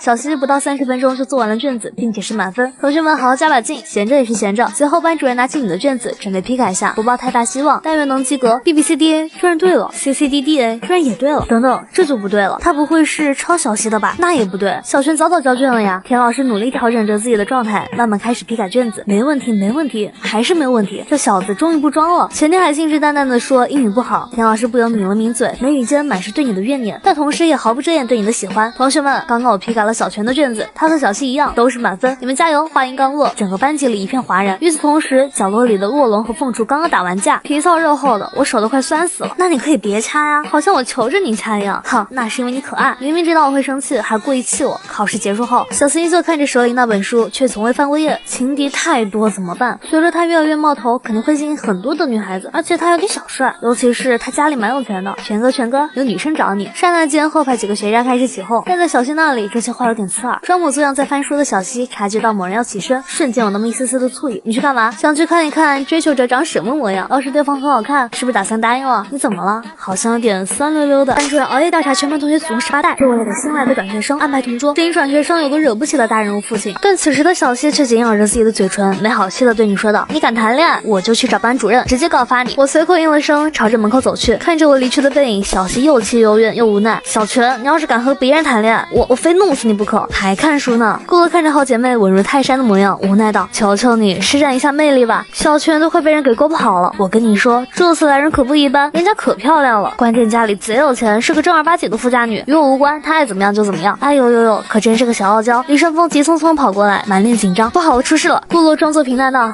怎么了？慌慌张张的。全哥被那个女生给偷袭了。全哥去上厕所，没有搭理那个女生，那个女生从后面直接把全哥给抱住了。此时此刻，粗坛自己被彻底打翻，太过分了。我们小七还没有抱呢，结果被他给占了先机。其实我有比这更加过分的经历。”小七扁了扁嘴，装作若无其事道：“关我什么事？爱抱不抱？”面对小七这无所谓的态度，李胜峰有点蒙圈。行吧，我们俩属于皇帝不急太监急。顾乐翻了翻白眼，意味深长道：“小七，现在的小泉可抢手了，千万别因为自己的面子把人家给拱手相送。”小七撇了撇嘴：“我不需要男人的陪伴，我的眼里只有科学。”当顾乐和李胜峰离开后，小七被醋意灌满全身，这臭男人怎么那么多人喜欢？不过话又说回来，他倒是不主动招惹。本来以为他是去见见自己的追求者，没想到是去上厕所，这点我还是挺满意的。现在的问题就是如何在不是男女朋友的情况下，可以对外界宣示自己的主权。好像难度有点高了，除非走谣言路线。但既然都走谣言路线了，为什么就不能来真的？小七紧咬着嘴唇，思来想去，找不到一个可靠的主意。另一边，你刚回教室就被李胜峰拦在了外面。全哥，顾乐让我给你带句话，他说你究竟喜不喜欢小西啊？啊，你神经病啊！我喜欢他，这哪跟哪啊？我怎么可能会喜欢他？你就说刚刚9班的那个女生，前凸后翘，个子高，哪里不比他强？但就这样我都不满意，你觉得我会满意他吗？李胜峰撇了撇嘴，要是换做以前我就信了，但现在我对你说的这些话开始有些质疑其真实性。我呸，我怎么了？我还开始怀疑真实性。讲道理，学校那么多前凸后翘的女生，我不去找她们，偏偏找小西这种，我傻呀？小西现在可是公认最可爱的女生，关键人家还有超级学霸光环。李胜峰仔细打量着你，认真道：“顾乐还让我给你带句话，像小西这样的女生可不能让别班的男生给泡走了，要有班级责任感啊！你可是我们班的学习委员，这和学习委员有个屁关系啊！奋斗青年的眼里只有前进的道路，没有那该死的爱情。亲爱的达瓦里士，你要牢记一个道理，没有拯救众生的神明，只有挺身而出的凡人。”话音一落，你留下满脸懵的李胜峰慢慢悠悠走进教室，刚回到座位，你递给小西一颗糖，小西不能拿，算了，他也是受害者，我不该责怪他的。我有个非常过分的要求，你会答应吗？你想插我身子？不可能，绝对不可能！青春逢盛世，奋斗正当时，别想阻止我进步，你别逼我打死你！你说吧，啥要求？让我看看你的抖音好友申请啊？看这个干什么？你管我干什么？反正给我看一看就行了。倒也不是不可以，你点开好友申请列表，把手机递给了小西。哎呦呦，此女淑女，小偏执，喜欢你的宠爱。小西翻着惊喜的好友申请，足足有上百条通知，还好他没有添加任何女生。话说他没有加这些女生，却主动加我好友，这说明什么问题？说明我比他们更重要。此时此刻，小西的脑补是他自我攻略的一小步，却是将来白给的一大步。我也要好好学习，天天向上，成为像全哥那样的男生。哎呦呦呦，你也要读书啦？算了吧，你的成绩比我还差呢，就别想着读书了，争取读个大专吧，然后让你爸运作一下，安排个事业编。你懂个屁！张宇航撇了撇嘴，屁颠来到我身边。全哥，有没有成为学霸的捷径？你要不从这里跳下去，然后头着地，在地下报道的时候给地府老爷塞点红包，让他帮你投胎到学霸的身上。别闹，我认真的，我要进步，我要学习，我要奋发图强。我犹豫片刻，瞅了眼身边的凤雏，你找我没用，我的经历是不可复制的。找小西吧，小西可能拥有学霸宝典。小西忍不住直翻白眼，但鉴于这是我的哥们儿，又是自己的同班同学，默默拿出了2套习题册，高精尖数理500题练习册，只要把这里面的题目吃透了，数学140分没有问题，物理95分很稳妥。还是嫂子好呀！小西的内心猛地一颤，一股难言喻的情绪贯穿全身。你刚刚喊我什么？怎么爱听这个？张宇航紧张兮兮的瞅了瞅四周，急忙压低声线道：“小泉啊，走，别给我添乱，什么事情都没有，结果被你们瞎编的，没事都有事了。”把张宇航轰走后，角落里又恢复到往日的平静。你看着若无其事的小西，认真道：“你有这样的好货，怎么不分享一下？怎么你要做题？您还需要做题吗？哎，每当考试的时候，每当握住笔的时候，每当看着那些题目，每当做完题后的那种意为又尽的无力感，那种突然剥夺了快乐的悲痛。”说到这儿，你看向窗外，仰头45度角，真想一次做个够。你想做题是吧？这是学霸淘气3000问的最新版，你拿去做题吧。今天做不完别回家，嘿嘿，你开玩笑的。话说不是蓝猫淘气3000问吗？滚呐，你别烦我，小可爱天天就知道调戏我。班主任熬夜调查全班同学祖宗18代，就为了给新来的转学生安排同桌。对于转学生有个惹不起的大人物父亲，可小西夜里给你发来消息：“小泉，我想你了。”没等你从错愕中反应过来，消息就直接被小西给撤回了。他错了。此时此刻的你麻满脑子都是纠缠大肠。你是故意的还是不小心？是故意的。钓鱼，他肯定在钓鱼，明显这是一套连环计。简单思索，冷静分析。你拿着手机编辑着内容，你怎么还没睡？睡不着，因为被你给气倒了啊！咱们讲科学讲道理，怎么就被我给气倒了？我又没有惹到你，就是你，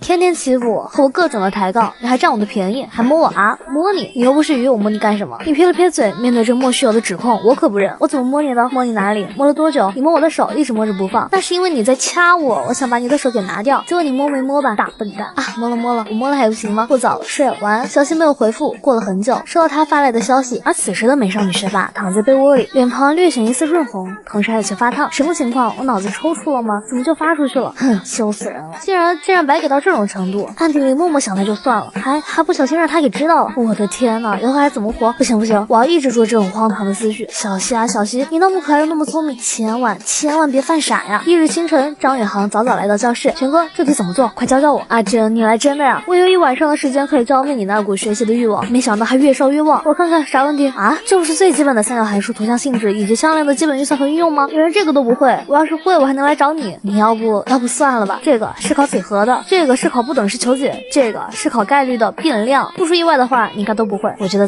我不是打击你啊，咱们还是接受现实好了。话音一落，你仔细打量着张宇航，我感觉你的这个学习目的有些不纯粹啊。废话，我是看到你被那么多女生给追求，然后就羡慕坏了，不然你以为我想干嘛？真要奋发图强吗？张宇航满脸尴尬，苦恼道：“你们一个泡班长，一个泡超级学霸，就我孤零零一个，这心里有点伤痛啊。你个妥妥的官二代，还会担心找不到女朋友？我想要的是那种纯的爱情。”张宇航看着窗边，眉宇间充满着向往，完全没有杂质，不掺杂任何功利因素的感情，一种源自于内心的渴望，不受外界诱惑和干扰，只是为了爱而去爱。话音一落，张宇航哼起了歌，因为爱所以爱，温柔经不起安排，愉快那么快，不要等到互相伤害，没有任何技巧，真他妈的是感情。你追求爱情的样子有一种想去西伯利亚挖土豆的瘾。就在这时，小西慢慢悠悠走进教室，张宇航把习题册还给了他，嫂子，还给你，我不是这块料。小西并不意外，他早就看出来此人动机不纯，不出意外的话是被某人给刺激到了。小西偷偷看向身边的臭男人，不理我吗？真就连怀疑都没有。小西轻咬着嘴唇，淡淡道：“昨天晚上我不是发给你的啊？我知道，你已经解释过了，不用再重复一遍。”小西刚开口，到嘴边的话语默默咽了回去。哼，不想理你了。说完，气鼓鼓的坐在那看书，然后越想越来气，根本就看不进去，随即伸手狠狠掐住了某人的大腿，疼。小西松开小手后，看着你痛苦的模样，心里得到了一丝安慰。真是个白痴，大白痴。喂，周日全市联考了，你有没有把握能拿到全市前三？前三？你瞧不起谁呢？怎么也是第二吧？第一呢？你不是第一名吗？哎呀，你这算是提前认输了。没，我综合实力不如你。小西抿了抿嘴，严肃道：“小泉，我不想要你让着我，你听懂我的意思了吗？啊，我为什么要让？你该不会以为我会让名字给你吧？哼，你是什么样的实力我最了解，到时候我会对比卷子的。如果被我发现你放水，我就转学，让你永远都找不到我。真的，一言为定，逗你玩的。总之你放心吧，我不会让你。”小西撇了撇嘴，喃喃道：“下周日来我家研究物理吗？啊，这是什么说法？你大学不是读物理系吗？我也读物理系，我们可以提前进行课题的研究，到时候读大学了，直接进入到实验室。”小西语重心长道：“我已经想过了，从凝聚态入手。首先，研究对象和话题很丰富；其次，发论文也简单，不夸张的讲，随便水一下就能发刊了。凝聚态，你紧锁着眉头，略显不满道：“感觉太低端了，我怕以后被人给笑话。几个主族的元素凑到一起就是全新的化合物，再把2元化合物推广一些到3元和4元，如果再进行掺杂，转成金属混合结构。不行，小西顿时愣住了。那你想研究什么？大统一理论，必须是大统一理论。只要我们把引力、强力、弱力、电磁力这4种力用一组方程式来解释它们，我们就完成了对整个宇宙的探索。咱们俩的名字别说是爱因斯坦，即便是牛顿都要排在我们后面。我跟你讲现实，你信不信我发火，一拳打死你？听你的，我们可以从理论着手，然后做个计算就行了。不过我们要约法3章，研究物理就研究物理，不准对我做什么出格的行为。”小西没有说话，他正在努力控制着自己的情绪。我怎么有一种错付的感觉？班主任熬夜调查全班同学祖宗18代，就为了给新来的转学生安排同桌。这一转学生有个惹不起的大人物父亲，但小西却每天对你进行偷偷观察。接下来的几天，你奔走在2点一线间，白天在学校里摸鱼，晚上在艾泽拉斯拯救世界，顺便再搞一搞杀猪盘，直到迎来周6的日子。全市高3联考来了，学校老师都去别的学校监考了，就留下了各个班级的班主任。同时来你们学校监考的其他校老师也不少。此时监考语文的2位老师已就位，2人都是来自3中的生物老师。这个班有高手，角落位置的那个女生从容不惊的模样，一看就知道是学霸，扑面而来的强者气息，看来这位学生很有实力。对了，你猜这个班里谁是学渣？这还用猜？最后一排的几个男生肯定是学渣了，尤其是那个女生边上的男生，还在吃干脆面，都吃2包了。他应该是垫底的，看着就不太聪明的样子。说话间，预备铃声响起，把无关的东西都收一收，还有3分钟就要考试了。干脆面也收一收，老吴，你把卷子发一下。另外再废话几句，考试中保持好考场纪律，千万别因一时的冲动做出后悔终身的事情。小新拿到卷子看了一眼，不难，挺简单的。我还担心语文太难，导致在语文中丢分。现在好了，必须是全市第1名，我小西绝不能输。随后小西偷偷瞅了眼身边的某人，他又开始装了，真讨厌。随着考试铃声的响起，刹那间灵魂深处一股学习之力喷涌而出。没错，就是这种感觉，学霸的终极形态。此刻你手中的黑笔犹如一位舞者，在卷子上表演着绚丽的华尔兹。与此同时，小西偷偷看了你一眼，啊，不是吧，他居然做得这么快，才几分钟而已。时间一点点流逝，很快过去了25分钟。你默默放下手里的笔，整个人陷入到无尽的惆怅中。怎么这么快就写完了？内心深处那熊熊燃烧的学习火焰还没有熄灭呢。老师，我能交卷吗？这也太学渣了吧！提前30分钟交卷，你再多检查检查，看看有没有什么地方出错了。被残忍拒绝的你，静静地坐在那里发呆。小西紧咬着自己的嘴唇，一股怨气油然而生，烦死了，那么快干什么呀？就在这时，班主任任田慧来到教室外，目光如炬地盯着自己的学生们。幸好老师见到，急忙快步走了出去。田老师，刚有个学生考25分钟就要交卷。田老师愣了下，很快恢复正常。没事，你们可以直接把他的卷子收走，然后让他坐在那儿就行。啊，你知道小泉吗？小泉有点耳熟，好像在哪儿听到过。高中文学天地的首位学生签约作家，而且前不久刚刚拿到深海数学竞赛的第1名，是他吗？角落那个发呆的男生，对，就是他。高个子老师瞬间无语了，明明是个超级学霸，怎么浑身散发着学渣的气息？那他边上的那个女孩是去年全国数竞第3名，全国物竞第2名，同样她也是今年深海数学竞赛的第1名，和小泉并列第1，恐怖如斯！万万没想到，一个普普通通的班级里，竟然同时出现卧龙和凤雏2位顶级学生。见到自己同事回来，另一位监考老师好奇地问道：“啥情况？你这什么表情？看到角落里那一男一女了吗？有什么问题吗？”这2人属于深海学霸界的西门吹雪和叶孤城。高个子老师认真道：“那个女生叫小西，去年全国数竞第3名，物竞第2名，今年深海数学竞赛的第1名。男生叫小泉，高中文学天地的首位学生签约作家，同时他和小西并列数学竞赛第1。”高个子老师说到这儿，满脸感慨道：“像这样的超级学霸，得其一便可得天下。”结果这个班同时集齐了2位。矮个子老师扁了扁嘴，头皮都开始发麻了。随着时间慢慢消逝，距离语文考试结束还有40多分钟，你去把他俩卷子收走吧，实在看不下去了。这俩已经坐在那儿发呆1个多小时了，哎，真是无趣啊！刚开始享受做题的快感，结果就这样平淡结束了。希望下午的数学和英语能够给我带来一丝丝的乐趣。哼，少在我面前装！我问你，那篇文言文的倒数第2个解答题，你是怎么做的？我一般不记得这些的。小西撇了撇嘴，我们就在这里站着吗？也不知道带我找个偏僻的小树林聊聊天，要不去图书馆？可以。小西点点头，只要安静没人的地方，他都可以接受。随即2人便来到了图书馆。以前这里都是人，现在却是空荡荡的。你找了个犄角旮旯坐下，玩起了游戏。而美少女学霸随便挑了本书，安静的翻阅着。决定好去哪所大学了吗？到时候再说吧。深海也就复大能与清北齐名，你应该去复大吧？不太确定，复大物理系怎么样？还不错。小西轻咬着嘴唇，支支吾吾道：“你要是去复大的话，我也跟你一起去复大。”哦啊，你这是什么态度？哦一声就结束了。嘘，有没有听到？小西呆呆愣在原地，随即竖起耳朵仔细聆听，结果屁都没有听到。你刚刚听到了什么？你抿了抿嘴，语重心长道：“怨妇的声音。”小西一时间没有反应过来，等他意识到你在说他的时候，某人只狗狗碎碎想要溜出去。你站住，吃我一拳！小西紧握拳头，然后左脚绊右脚的扑进了某人的怀里。没错，小西承认自己是故意的。自从某人被其他的女生给偷袭之后，这件事情就像是一根倒刺，深深扎在小西的内心深处。哎，感觉被泥头车给撞了！救命！有没有人来救救我？小西羞红着小脸，急忙从这个男人的身上起来，气鼓鼓道：“撞死你个王八蛋！一天到晚就知道气我！”你翻了翻白眼，苦哈哈道：“我气你顶多算是魔法伤害，但你撞我，这属于物理伤害了。滚！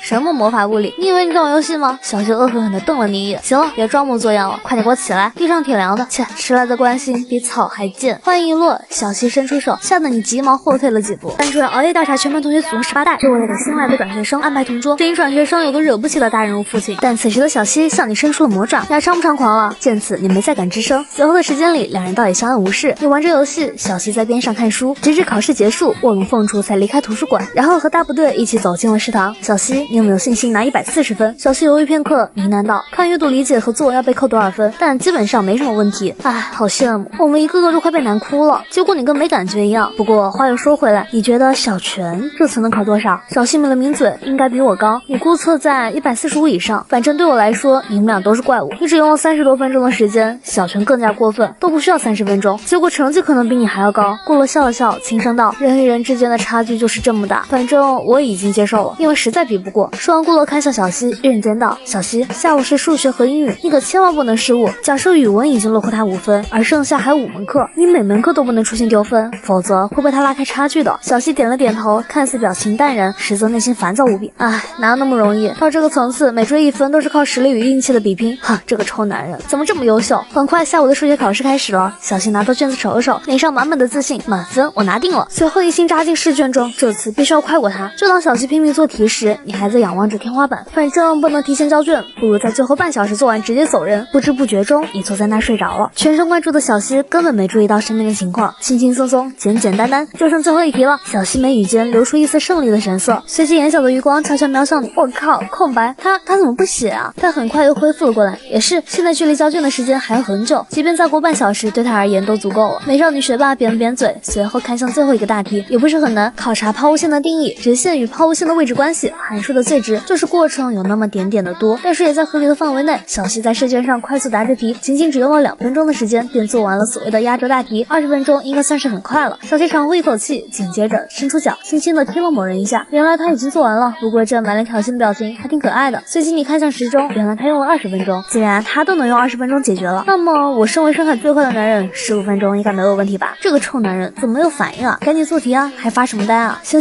你不急是吧？到时候比我时间慢，看我怎么羞辱你。教室内的学生们一个个都紧锁着眉头，挣扎在痛苦的题目中无法脱身。就在这时，你突然动了，轻轻地握住那支笔，不紧不慢地写上名字、班级、学校。当你的目光挪到那些题目上，你情不自禁地舔了舔自己的嘴唇。这些迷人的小妖精，老衲现在就降了你们！开始捉妖，深海最快的男人启动了。神奇的目光快速扫过题目后，瞬间得到了那个答案。不行，这速度还是不够快，弄不好就要输啊！你把麒麟臂的马力开到最大，兴奋地透支着自己的体力。与此同时，小西看着这一切，心里哇凉哇凉的。那个臭男人能不能慢点啊？那么快，赶着去投胎吗？看着你那非人类的做题速度，早已经习惯的小西依旧感受到深深的震撼。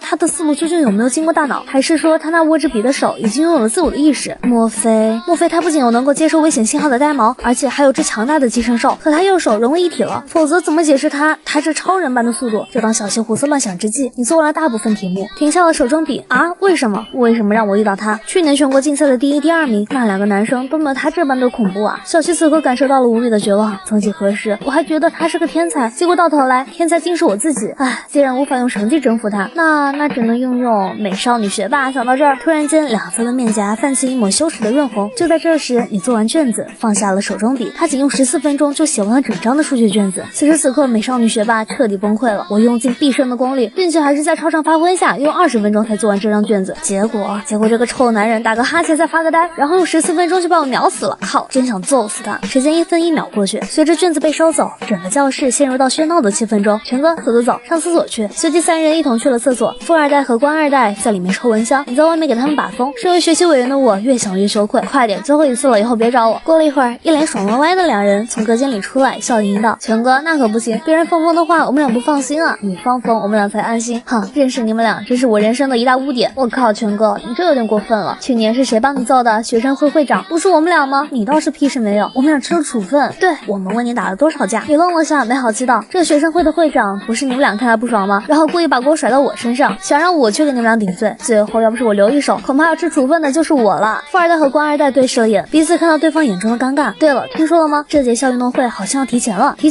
前到什么时候？我听顾洛讲，这个月的月底就是校运会。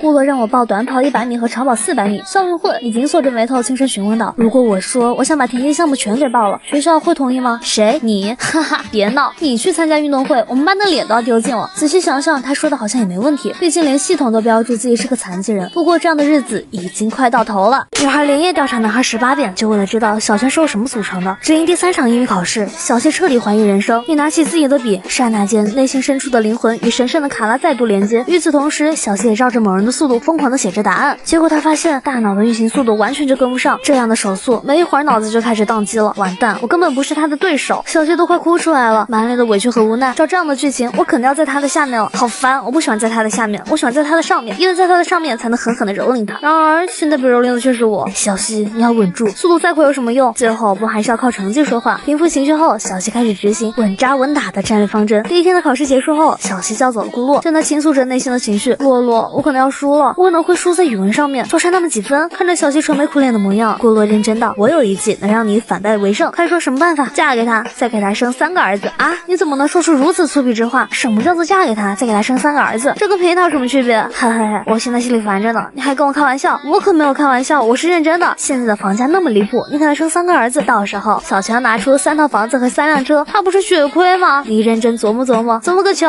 最多给个首付，剩下的让他们自己还。小新抿了抿嘴，你能不能别再把他和我绑在一起了？我们俩就是简单的同学，然后就是倒霉的同桌，以及现在你死我活的敌人，没有其他的关系了。我不可能喜欢他的。顾洛皱了皱眉头，认真道，我看你们俩挺互动的，经常会相互交流一下。别说我了，全班都看在眼里，难道我就不能和他讲话吗？再说我和他讲话也仅限于交流学习，仅限于共同进步。哎，小西，不管你承不承认，反正我话就说到这里，别因为自己的面子强行把人给送出去。你能不能把握住，全凭你自己。咱们别讨论他了，说说正事儿。其实我觉得你在语文上面输掉几分倒也不是什么大问题。小泉可是10年来第一位以学生的身份和高中文学天地签约的作家，他的语文成绩比你高几分，这不是挺正常的吗？可是我不服，我一直都是第1名的，突然变成第2名，我很不爽。那我也没办法了，要不你再努力，或者强化一下文科方面的成绩。哎，强化文科成绩纯属在浪费时间，我又不去读什么中文系，有那个时间还不如多看几篇物理方面的论文呢。顾洛迟疑片许，小声道，小西真的可以考虑我的方案。你要是和小泉结婚了，那你肯定是一家之主，他什么都要听你的，岂不是很爽又很解气？嘿嘿，实不相瞒，我早就这么想了。哼，我才看不上他呢，傻乎乎的有什么好的？别提他了，我们去吃饭吧。等下我帮你再复习一下物理。晚自习时间，你一如既往的刷着短视频，又是美女跳舞的意思。咦，郭老师语录有点意思。与此同时，小西偷偷观察着你，顿时无语。又不是美女，还笑得那么开心，为什么她每天刷这些视频还乐此不疲的？看非洲人骑自行车运香蕉，看粗犷大汉打铁断刀，或者看李云龙开炮，真是靠我。他宁愿看这些都不看我。喂，小泉，2战的转折点是哪场战役啊？李云龙攻打平安县，俗称平安县格勒。小西抿了一下小泉，嘿嘿，斯大林格勒有什么问题吗？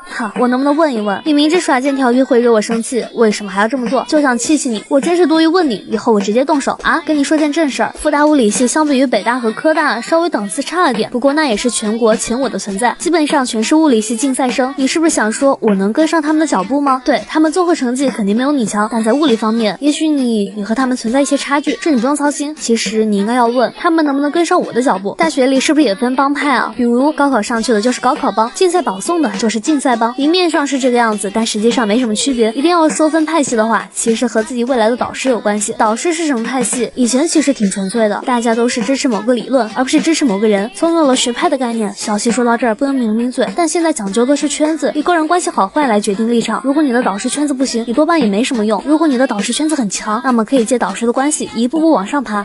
那我就不能明说了，免得不过审。对你说的这个理解没错，哎，都是革命的同志，为什么要这样呢？大家变纯粹一点不行吗？一起为实现祖国伟大复兴而努力不好吗？话音一落，你挺直胸膛，一脸正义凛然道：我决定了，我要成为黑暗中的那束光，当一束光照进黑暗的铁塔，让里面的肮脏和罪恶暴露无遗，那么这束光便是有罪的，别人会唾弃你，会远离你，你永远都不会成功的。但总要有人这么做，不是吗？你撇了撇嘴，可能你还不知道，上天其实已经给了我一个艰难的任务，就是要在没有光的地方成为光。我要开始努力了，在没有光的地方成为光。这番话深深扎进小西的心坎里，每个字就像是陨石一般，重重落在他的心头上。小西偷偷看向你，结果下一秒，小西直接破大防了。班主任熬夜调查全班同学祖宗18代，就为了给新来的转学生安排同桌，只因转学生有个惹不起的大人物父亲。可小西夜里却给你发来消息，喂，你在想什么？怎么突然不说话了？我在看夜空，我们虽仰望同一片夜空，却看向不同的地方。他是什么意思？难道是说即使在语音通话，而我们的心却依旧没有被拉近吗？其实我完全没有这个意思。但小西通过自己的理解读懂了刚刚的那番话，他轻咬着嘴唇诺诺道：明天考完试不用上晚自习，我们一起去吃老丹麦怎么样？这一刻美少女学霸选择了将自给进行到底啊！行，到时候是不是要坐我的敞篷车？难道我们走着去？那么远我可走不动。倒也是，那个你隔三差五找我，是不是想用日久生情这个招数让我对你产生一丝爱意，然后你再趁机缠我的身子？滚！我才没有那么闲呢。什么缠你的身子？你的身子有什么好缠的？瘦不拉几的，风一吹就倒。等等，我瘦？我哪里瘦了？明明超壮的。哈，反正就是瘦。小西撇了撇嘴，呢喃道：明天上午是物理和化学，下午是生物考试，还不知道你的化学和生物的成绩怎么样呢？高中化学也就那样，至于生物，那更加没有挑战性。明天见，我要睡觉了。小西轻柔的应了声，默默挂断了通话，双眼直直的盯着头顶的天花板，也不知道在想些什么。翌日清晨，你分发完早饭和充电宝，坐在座位上吃着小笼包。怎么最近天天都是小笼包？爱上小笼包了，主要是这家小笼包的味道很好。好吧，小西从自己包里拿出了几个充电宝，偷偷递给了你。以后给小朋友的信里要加上小西姐姐。放心吧，上次就给你加上了。看着桌里的充电宝，你灵机一转，最近充电行业受到冲击了，我决定明天找校友处的潘主任说明情况，让他带人去校门口抓一抓代充现象。你想搞垄断，然后趁机涨价是不是？嘿嘿，半涨。以后每天限额40个，前面20个维持原价，不忘初心为人民服务嘛。到后面20个阶梯式涨价，小小收割一波，创造一点 GDP 批，小西头皮都快裂开了，不过倒也没说什么。充电涨不涨价随便你吧，不过你选择自爆，我们不是也要被牵扯进来吗？没事儿，咱们俩属于学校的顶梁柱，潘主任只会睁一只眼闭一只眼，总不能因为充电宝把我们俩给处分了吧？学校敢处分我，我就敢转校。对了，如果我们俩想转校，你猜校长会不会紧张？小西直翻白眼，怪不得看起来傻乎乎的，心眼全部用在这里了。不过我倒也放心了，起码到大学里面，到科研领域里，他不会被人给当枪使。哟，聊着呢，聊得挺开心啊。看着顾洛阴阳怪气的模样，你没好奇道，干嘛？有事情吗？我又不是来找你的，我是来找小西的。顾洛白了你一眼，把一本习题册拿到了小西的面前。小西，这题思路是什么样的？你探出脑袋瞅了瞅，这么简单，设半径为 r， 密度为 p， 得出速率为 v 时的受阻力，方程为巴拉巴拉巴拉，再根据已知方程得出阿巴阿巴阿巴。他说的没错，这么恐怖，这简直不是人类啊！只是眼睛瞄一下就把问题解掉了，还算出了答案。差距，这就是差距。以前我还瞧不起他，到头来小手竟是我自己。顾洛伤心的转身离去，看着好姐妹离去的背影，小西抿了抿嘴，小声道：下午3点就能回家了，要不我们去逛街怎么样？我不去，你们女人逛起来没完没了，我才不上这个当。另外，我穿着校服，到时候被班主任和校长知道了，那就麻烦喽。话音一落，你随口说道：要不去我家吧，上次我去你家，这次换你来我家啊，也可以。小西点点头，心里有那么一丝丝的期待。这时2位监考老师走了进来，起初你并没有在意，只是抬头看到其中一位监考老师，顿时愣在了那儿。与此同时，那位老师也注意到角落里的卧龙凤雏，眉宇间满是震惊和诧异。他是不是2中的那个老师？没错，就是那个钟老师。没想到在这里又见面了，真是冤家路窄啊！要不要给他来一点小小的震撼？一点还是一点？肯定是一点啊！说完，卧龙凤雏急急看向台上的钟老师，刹那间，钟老师汗毛直竖，脑海中再度回忆起被这2人给支配的恐惧。卧龙凤雏拿到卷子，同时看一下上面的题目。我大概20分钟，我估计17分钟。随着考试铃声的响起，下一秒，雌雄双煞动笔了，以一种匪夷所思的速度在屋里的卷子上疯狂做题，恐怖，太恐怖了！这2人简直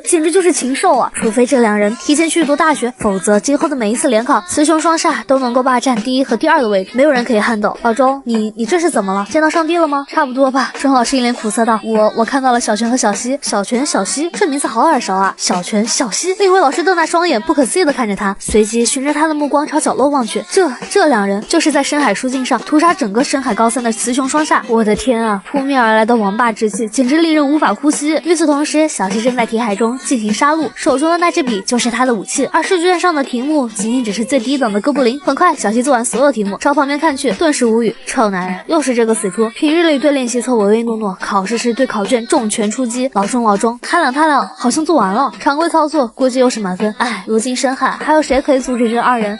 谁来都不行。为什么如此天选之子不在我们学校？考试结束后，顾洛急匆匆找到小西，满脸紧张的询问道：小西，最后一题你是怎么解的？那题我好像没有什么印象了。喂，小泉，你还记得最后一题吗？最后一题我也忘了，反正2分钟就能解决。面对2人的一唱一和，顾洛都崩溃了，抿了抿嘴，没好气道：我说你们俩干脆原地结婚吧，简直一个模子里刻出来的。真应了那句老话，不是一家人不进一家门。班主任熬夜调查全班同学祖宗18代，就为了给新来的转学生安排同桌，只因转学生有个惹不起的大人物父亲。但此时的小西却陪你出来逛街，可还没走几步，小西猛地停下脚步，脸上满是猝不及防的惊恐。糟了，好像露出来了。小西焦急地跑向卫生间，把你孤零零的丢在那啊！帮我买一包小翅膀，要240的。看着小西发来的信息，你顿时头皮都快裂开了。开玩笑，让我一个高大威猛的男人去给你买小翅膀，让同学们知道了，岂不是要笑掉大牙？给女朋友买的吧，别害羞，你不是第一个来买小翅膀的男生，也不是最后一个。我跟你说，能帮女朋友来买小翅膀，说明你们俩之间，我只是助人为乐。付完钱，你拿着小翅膀慌不择路的跑掉了。当来到卫生间门口时，顿时犯了难，这女厕所我怎么进？有人吗？小西同学，我帮你买来了，但是怎么给你啊？别废话了，你快点进来，我在第1个隔间里，你把东西从门缝下面塞进来，这不太好吧？趁考试还没有结束，你快点来吧，就算我求你了。问题是丢人啊，要不等顾洛出来，我让他还给你送进去。你滚，还有20多分钟呢，你让我蹲20分钟啊？无奈之下，你鼓起勇气冲进了神秘的女厕所，把小翅膀给小西后，紧接着跑了出去。哎，我为什么那么听小西的话？她又不是我女朋友，更不是我的老婆，事到如今不把她给娶了，那我就亏大发了。但话又说回来，娶了好像也很亏啊。就在你承受痛苦与无奈之际，小西走了过来，你在干什么？我这波澜壮阔有极其传奇色彩的一生，会留下无法抹去的污点了，未来肯定是如履薄冰。你说我还能走到对岸吗？这死猪为我闯一次女厕所就开始要死要活，能不能走到对岸我可能不太知道，但你再是这副死猪肯定会挨我揍的。小西没好气道，只要你不说我不说，就没有人会知道这件事儿。算了，人生越是困难就要越往前走几步。行了，你这人设已经够完美了，别再继续凹了。考完试去你家的话，你家里有人吗？我爸妈都在厂里，一个是老总，一个是会计，每天都挺忙的。再说我们是交流学习，又不是搞对象，还是小心点为好。对了，小翅膀多少钱？我转给你。不用了，你下次请我吃肯德基好了。可是我觉得肯德基不好吃。小西话音一落，你转身就走，像是下定了某种决心。给你买，给你买，肯德基就肯德基，你等等我。随着最后一场考试的结束，两人离开了学校。他还是挺温柔、挺贴心的，还准备了坐垫。可惜就是嘴巴有点贱，又有点损。网上形容这种女孩子叫哑巴新娘，那她就是哑巴老公。走吧，你骑慢点。你没说话，嗖一下窜了出去。小西倒也没有生气，说起来我好久没有坐他的小电驴了，还是熟悉的感觉。小西轻咬着嘴唇，抱着你的腰，嘴角情不自禁扬起一抹浅浅的弧线。结果没一会儿他就笑不出来了。你每一次全速穿过减速带，都是对小西心灵与肉体的双重打击。臭男人，都快被你滴出血了。我刚换的小翅膀啊，你慢点啊，我来例假了。我知道，再忍忍，马上就到了，忍不了一点，我可能要崩出血了。话一落，你明显速度降了下来。抱歉，我给忘了。见你态度诚恳，小西倒也没有抱怨。赶快走吧，过减速带慢点。知道了。片刻后便来到了你家，你家还不错，我蛮喜欢这样的房子，以后我也要买这样的。千万别买，我爸现在可后悔了。本来想着卖掉去换个大一点的别墅的，结果现在根本就没人要，完完全全砸在手里了。小西走到沙发前，一屁股坐了下来。待会儿我们干嘛？想干嘛就干嘛。你想干嘛？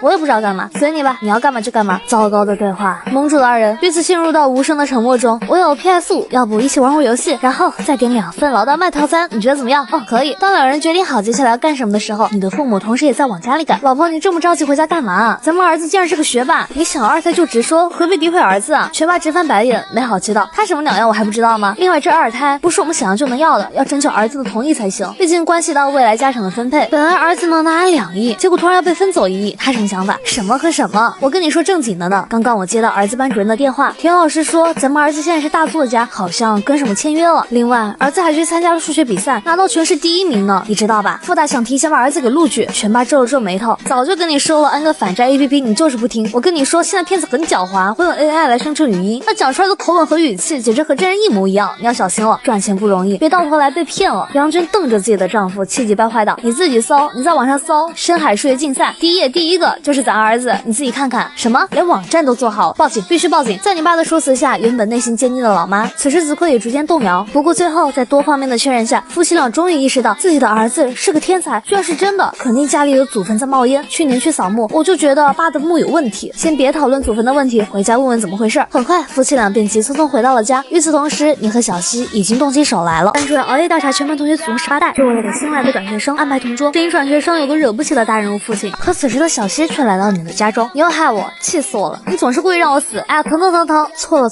我错了，晚了。你早干嘛去了？见美少女学霸迟迟不肯放过自己，你也只能使出绝招，手悄悄摸向小西的2侧肋骨。啊！小西浑身一哆嗦，被抽干气力的他重重摔在你的身上，关键还扭来扭去的。坏了，这来的不是时候啊！与此同时，卧龙凤雏也纷纷愣住了，一时间整个世界仿佛都静止了。小泉啊，这是你同学吗？小西猛地起身，像只鹌鹑一样站在那里，支支吾吾道：“叔叔阿姨好，我是小泉的同学，我是过来一起讨论学习的。”夫妻俩看着游戏画面，又回想起开门时的那个场景，不由会心一笑。别紧张，叔叔阿姨不是外人。那什么，你们俩继续。叔叔阿姨现在去做饭，晚饭你就在这里吃。爸妈，我已经点好外卖了，少吃外卖，外卖不健康。杨娟白了眼自己的儿子，随即看向那只小鹌鹑。小姑娘，你有没有什么忌口的呀？现在跟阿姨说，我叔叔阿姨不用那么麻烦，我马上就要走了。那哪行啊，来叔叔阿姨家做客，连一顿晚饭都不吃，会让叔叔阿姨心里难过的。今天呀，你无论如何都要吃顿饭再回去，等吃完，叔叔阿姨再亲自送你回去。儿子，照顾好同学，别冷落了人家。在夫妻俩离开后，你看着小鹌鹑轻声道：“你还玩吗？玩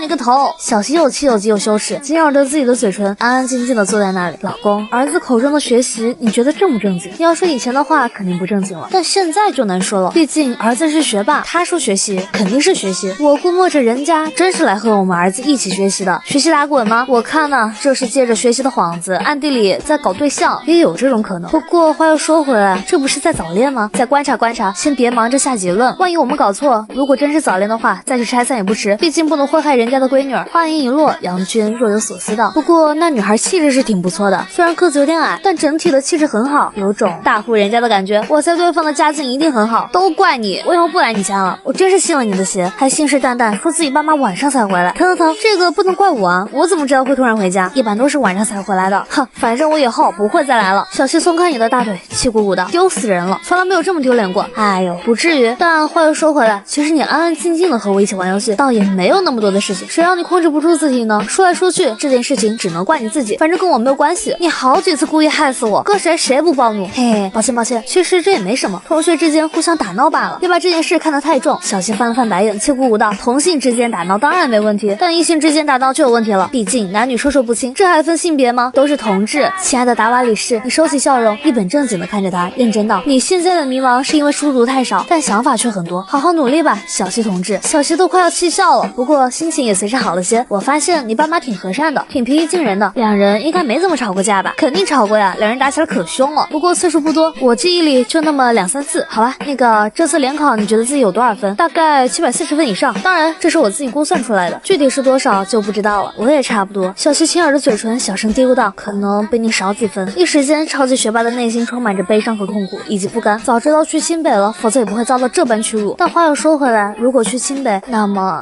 可能就遇不到他了。不会的，因为命中注定相遇的人，兜兜转转，最后还是会走到一起。小泉，快点和你同学一起下来吃饭。你扁了扁嘴，对着突然惶恐起来的美少女学霸打趣道：“别紧张，只是吃饭又不是吃人。”小西白了白眼，也没有多说什么，默默跟在你的屁股后面，活脱脱像是一个小媳妇儿。小姑娘都是些家常菜，可别嫌弃哈。阿姨，这已经很丰盛了，你这孩子怎么不知道介绍介绍？叔叔阿姨，我叫小西，跟小泉是同桌。小西这名字好耳熟。杨娟沉思片许，瞬间想到了什么：“你就是在数学比赛中和我儿子一起拿到第1名的小西吗？”小西点了点头，弄道：“看来是正经学习，但为什么他会趴在儿子的身上？关键还如动不扭动。”小西是转校生，最近才转到我们学校的，然后成为了我的同桌。他各科的成绩都很厉害，去年还得了全国数学竞赛的第3名和全国物理竞赛的第2名，本来可以代表我们国家去国际赛场上比赛，不过由于个人和家庭原因，还没去。小西啊，你这也太会读书了。小西抿了抿嘴，娇滴滴道：“叔叔阿姨，其实小泉也很厉害的，他各科的成绩不比我差，甚至有些比我还厉害。比如语文，我就考不过他。本来夫妻俩有很多问题要和你当面对质，但由于小西在场，只能憋到晚上了。你们俩都是好样的，来，多吃点菜，特意给你烧的油焖大虾，给小西同学剥下壳。哦，对了，小西同学，你家里是做什么的？我爸妈都是在市政府里面上班的。哦，公务员，那挺好的。”全爸点了点头，突然想到什么，浑身一哆嗦。等等，姓严，最近刚转学。迟疑许久，老爸小心翼翼道：“小西同学，你和严孔辉市长是什么关系？”老妈顿时也愣住了，直直看向小西，他是我爸。一时间饭桌上的气氛无比压抑。班主任熬夜调查全班同学祖宗18代，就为了给新来的转学生安排同桌，指引转学生有个惹不起的大人物父亲。但此时小西来你家中的事儿被你爸妈抓个正着。叔叔阿姨，其实我就是小泉的同学，并没有别的其他身份，你们别太在意我爸了。老爸尴尬的笑了笑，神态略显拘谨道：“严市长最近都很忙吧？”“我爸每天都很晚回家，回到家后也是忙各种的工作，接各种的电话。严市长真是好市长，未来深海市肯定会日新月异的，就是比较担心严市长的身体，天天这样加班加点，真担心有一天严市长累垮了。”“哟，你不前2天还在家里骂骂咧咧，说天天来厂子检查吗？好家伙，现在各种夸赞，还得是你啊！”就在这时，你突然有了个大胆的想法：“爸，小西家就在隔壁小区，而且他也和我一样是走读生，有时候我会骑小电驴载他回家。不过吧，小电驴终究是小电驴，不安全。为了你儿子的生命安全，为了严叔叔能够更加全身心投入到深海市的建设中，我强烈建议给我买台车。”说到这儿，你稍作停顿，严肃道：“这辆车关系到深海的未来，关系到深海2000多万人口的生计，所以你必须买这辆车，因为这辆车背负着重大的意义。”小西都快气炸了，他竟然把算盘打到我爸的身上了，还扯上了深海的建设，扯上深海的未来前景，简直太无耻了。全爸头皮阵阵发麻，还别说，这辆车真的要买。很明显，两人的关系有点不正常。出于安全考虑，小电驴的确该换掉。不过话又说回来，一个高中生开跑车会不会有点浮夸了？在一番权衡利弊后，老爸直接把你的想法 pass 了。你考上大学再给你买，现在你只是高中生，高中生的任务就是高考。没错，我支持叔叔的这个决议。小西夹起我剥好的虾仁，轻轻咬了一小口。阿姨，这虾烧的真好吃。老妈笑了笑，急忙又夹了2只大虾递到你的碗里，你继续剥。完了，我成一个无形的剥虾机器了。小西偷偷瞄了一下你，顿时浑身舒爽，真好，就连虾肉都开始有点甜滋滋了。小西的举动被杨娟尽收眼底，瞬间有点慌乱，怎么感觉这小姑娘对我儿子有意思啊？不行，差距太大了。虽然自己家里挺富裕，但别人眼里就是个普通家庭，结局不会完美。我拒绝这门亲事。晚饭结束后，几人坐在客厅里聊了会儿天。爸妈，我送小西回家了，叔叔阿姨再见，下次再来玩啊！夫妻俩笑呵呵跟小西告着别。待两人离开后，老妈瞬间变了脸色。你可别有什么想法，小儿子能不能把人家大领导的女儿给娶了？我跟你说，这里面的水很深，我可不想让儿子掉进火坑里。知道，我拎得清，大领导的女儿可不是想娶就能娶的，这里面的说法多着呢，咱就是平头老百姓。不过你别说，这严市长的女儿真挺懂礼貌，关键还那么会读书。时代都不一样了，寒门难出贵子了。等儿子回来了，给他好好上课，不要和小西来往了，否则越陷越深。你这什么话？不要把大人间的儿略无诈强加到小孩子身上。杨娟白了眼自己的丈夫，意味深长的：“你儿子的心眼可不比咱们少，就他和小西两人加起来有800个心眼子，你儿子就占799个。”与此同时，卧龙凤雏正走在小区里，阵阵微风有一种说不清的舒服。我有种预感，回家后我爸妈肯定不会让我们俩再来往了。为什么？就因为我爸叫严孔辉。你耸了耸肩，有句话叫做高不可攀。小西扁了扁嘴，心里有一种说不出的感觉。觉。那你呢？你是怎么想的？简爱中写过一句话：我贫穷卑微不美丽，但当我们的灵魂穿过坟墓来到上帝面前时，我们都是平等的。小希看了你一眼，轻声道：混蛋。说完，步伐轻快的向前走着。对了，等下你把我送到家，别急着走，我把关于量子场论基础、狭义相对论那些书籍给你，回去之后给我好好看，好好研究，我要抽查的啊！另外还有复变函数、抽象代数那些，你也给我抓紧时间看起来。不是，你又不是我老婆，凭什么管我啊？你撇了撇嘴，刚想回怼。小泉，我希望你不要走在我的身后，我不会成为你的引路人，也不要走在我的前面，我也不会跟随你，我只希望你能够走在我的身边。小希语重心长道：亲爱的小泉同志，听到这句话，你竟无话可说。没办法，谁能拒绝一声同志啊？儿子怎么还不回来？老妈看了眼时间，心里顿时有点紧张。这都出去半小时了，按理说早就回家了，难道出去约会了？再等等，也许在交流学习吧。我发现你的心是真大，万一儿子真把大领导的女儿给泡了，我看你到时候怎么办？我回来喽，怎么这么晚？还有，你手里拎的是什么？在小希的房间里坐了会儿，至于这里面是什么，是实现祖国伟大复兴的根基。你过来，妈妈有些事要跟你说。伟大复兴的愿景还没有实现，我仍然需要努力，所以现在我该去学习了。爸妈有什么话以后再说吧。话音一落，我拎着2袋子书走上了楼梯，看着你离去的背影，夫妻俩一阵欣慰。你快看，儿子在发光哎，真是个奋斗青年。翌日清晨，小希早早来到教室，偷偷把充电宝塞进你的课桌里，随后便看起了书。没一会儿，郭郭走了过来。小希，最近你可有名了，听说2、3、4、5中的那些学霸男生都超想认识你的。小希一边翻着书，一边面无表情道：无聊，把情情爱爱的时间放在多看几本书，多做几张卷子，多刷几道题目，学习成绩早就突飞猛进了。我怎么感觉你在指桑骂槐？我就是在说你，以后别把时间放在李胜峰身上了，抓紧提高自己的成绩。我给你制定了一个高考700分的计划表，你按照上面的流程去学习，肯定有700分的。语文2张卷子，数学3张卷子，化学3张卷子，英语背诵默写3篇文章。布罗看着计划表上密密麻麻的文字，气急败坏道：做完卷子还要刷题，数学200题，物理和化学各150题。我小泉10分钟刷300题，当然他用眼睛刷。如果你能和他一样，你可以不刷题，他是怪物。顾洛抿了抿嘴，默默收起计划表。女孩连夜调查男孩18遍，就为了知道小泉是由什么组成的。明明只是摸鱼，却把自己摸进了医务室。只因你在隔壁分发完充电宝，回到教室，小希凑到你的耳边：小泉，昨天你答应过我的，白天要好好看书。放心，我带了5本书，今天全部看完。小希愣了下，气鼓鼓道：今天看5本书，你当自己是超人啊？我跟你说，你别把这件事当儿戏，我要抽查的。你要是回答不出问题，我就打你手心。放心，一切尽在掌握中，随你吧，我只看结果。要是结果不理想，狗头铡直接落下。随着时间慢慢消逝，数学课堂开课了，你拿出那本小希给的书看了起来。小希偷偷观察着你，他果然在认真看书。不过就这样的速度，想一天看5本，不可能，根本不可能。罢了，只要他好好看书，认认真真看书，我也不计较什么了。谁让自己都要白给了呢？昨晚兑换的大脑超频技能，没超频极限是1目5行，而如果超频呢？随着超频的打开，你脑子只剩下一个念头：学习。你快速翻阅着书页，那种对知识的渴望如火山喷发一样，如此的汹涌澎湃，根本就挡不住，又如憋了几个小时后找了旱厕一样，一发不可收拾。看着你翻页的速度，小希恨不得给你2拳。我真是信了他的邪，一个天天上课摸鱼的人，突然说要好好看书，结果还傻不拉几的相信了。我就不打断你，你就作妖吧。等抽查那天，我要让你知道什么是悔不当初。然而仅仅过去10分钟，你就开始浑身冒冷汗，有一种要猝死的感觉。什么情况？10分钟就不行了？这未免也太快了吧！你紧咬着牙，决定再继续看会儿。3分钟，不，1分钟，再让我看1分钟，1分钟就好。你努力支撑着自己，强挺着继续看手里的书，可是却忘记一个道理：小学怡情，大学伤身，强学则灰飞烟灭。突然间，你两眼一黑，直接瘫坐在凳子上。啊，这怎么还口吐白沫了？小希一脸紧张道：老师，小泉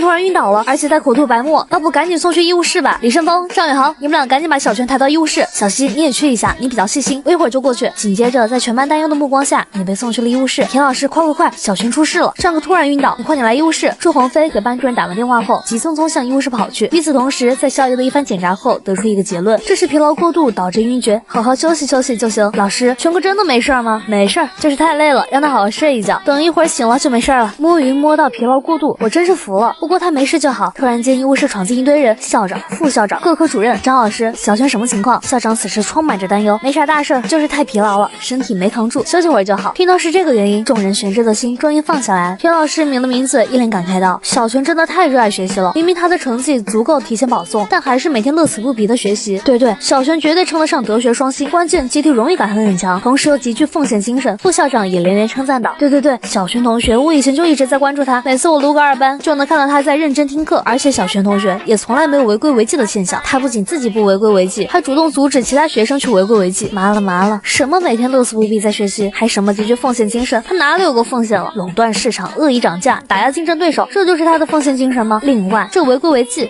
哎呦，真是气死人了。田老师，小泉好像醒了。只见此时的你躺在病床上，虚弱无力的样子，看着就令人揪心。不是嘴巴似乎在讲什么话。张宇宇航俯下身子，凑到你耳边，仔细聆听。张宇航，小璇在说什么？老师，他说扶我起来，我还能继续学习。顷刻间，在场所有人为之动容，唯独小西直翻白眼。我可真服你了，都已经这副模样了，还不忘加入人设。小西扁了扁嘴，无奈之际又感到一丝安慰，起码他没什么大碍就好，还是那个又傻又笨又可爱的臭男人。行，既然小璇没什么事儿，大家都回去吧。小璇这2天就别学习了，你好好休息休息。大家陆续散去后，你便在医务室睡了一上午。梦里积分自然也是哐哐疯涨。午饭之际，顾洛好奇地问道：“小西，小璇到底什么情况？怎么突然晕倒了？”小西很想实话实说，但还是忍住了，淡淡道：“其实也没什么。医务室的老师说他就是学习过度，导致身体和大脑疲劳，然后就突然晕倒了。完了，我竟然开始助纣为虐，帮他巩固奋进青年的人设了。我也是服了，他那么卷干什么？都快把我们给卷死了。他卷个头，他就是个摆烂高手。”吃过午饭后，小西和顾洛朝着教室走去。顾洛突然讲道：“小西，现在咱们学校很多男生都觉得你是小璇的女朋友，否则你早就收到很多情书了。这件事情可不是我家小蜜蜂传出去的。”小西皱了皱眉头，淡淡道：“到底怎么回事？哎呀，那些男生不都喜欢搞些江湖道义吗？谁是班级的老大，谁又是学校的老大。小璇他就是一中的老大。”顾洛轻言道：“不过我也不知道为什么会这样，反正他在一中的学渣群体里有着非常高的话语权。”小西听到后，心里有一丝丝不悦。他以前经常喜欢打架闹事吗？这倒没有，喜欢打架闹事的是小蜜蜂和张宇航，还有一个你不认识。这3人属于有钱有势有权。结果令人不解的是，他们3都很听小璇的话。顾洛抿了抿嘴，喃喃道：“我估摸着就是因为这个情况，小璇莫名其妙成了老大。想想也挺冤的。”小西强忍着笑意，没让自己笑出来。这么看来，他倒是挺悲催的，没有老大的实力去坐上老大的位置，有可能还要挨当老大的打。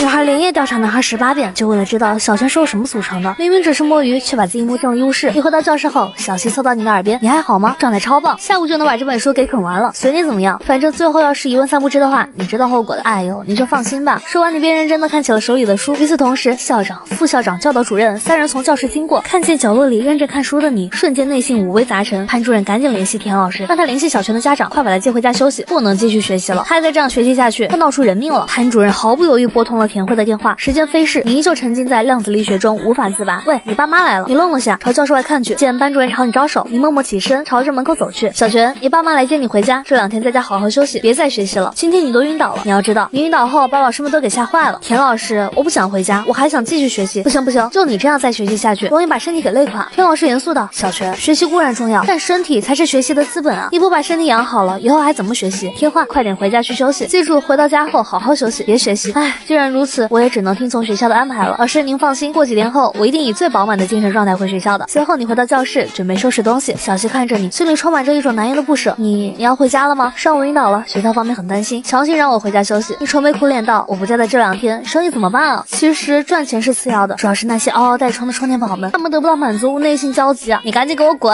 嘿嘿，原本我还以为他会舍不得我，没想到他竟然舍不得那些充电宝。我那么在意他，到头来还不如充电宝。你收拾好书包，起身就走了，没有任何犹豫。一时间，小西内心失落无比。突然，手机震动了下，晚上没忘记一起玩游戏。虽然白天你不能陪着我，但晚上希望你能够在我身边，因为你真的很重要啊！没有含蓄，只有直白。小西的内心掀起层层巨浪，一股难言的情愫充斥着内心。臭家伙，突然对我玩起了欲擒故纵的把戏。不过你赢了。但话又说回来，这算是对我的表白吗？啊，不算，这仅仅只是代表着我对大家很重要，仅此而已，不能算是表白。除非他亲口承认他喜欢我，否则我小西嘟着嘴，并没有彻底丧失理智。我可以白给，但需要有尊严的白给，起码他要对我主动表白，在这个前提下，我才愿意主动白给。天哪，他才刚刚离开，我怎么就有点想他了？此时的小西满脸惆怅，眼神中充斥着不知所措。完了，我该不会有恋爱脑吧？哈，我是恋爱脑？我怎么可能是恋爱脑？小西嘟着嘴，气急败坏道：“我那叫关心他，跟恋爱脑有什么关系？关系都不能关心吗？我就关心，谁要是以后在我面前提恋爱脑，我就和谁翻脸。”就当小西愤愤不平之际，部落坐到了一旁，还说不喜欢人家。小学才走多久，就开始一脸思夫心切的模样。喂，你想什么呢啊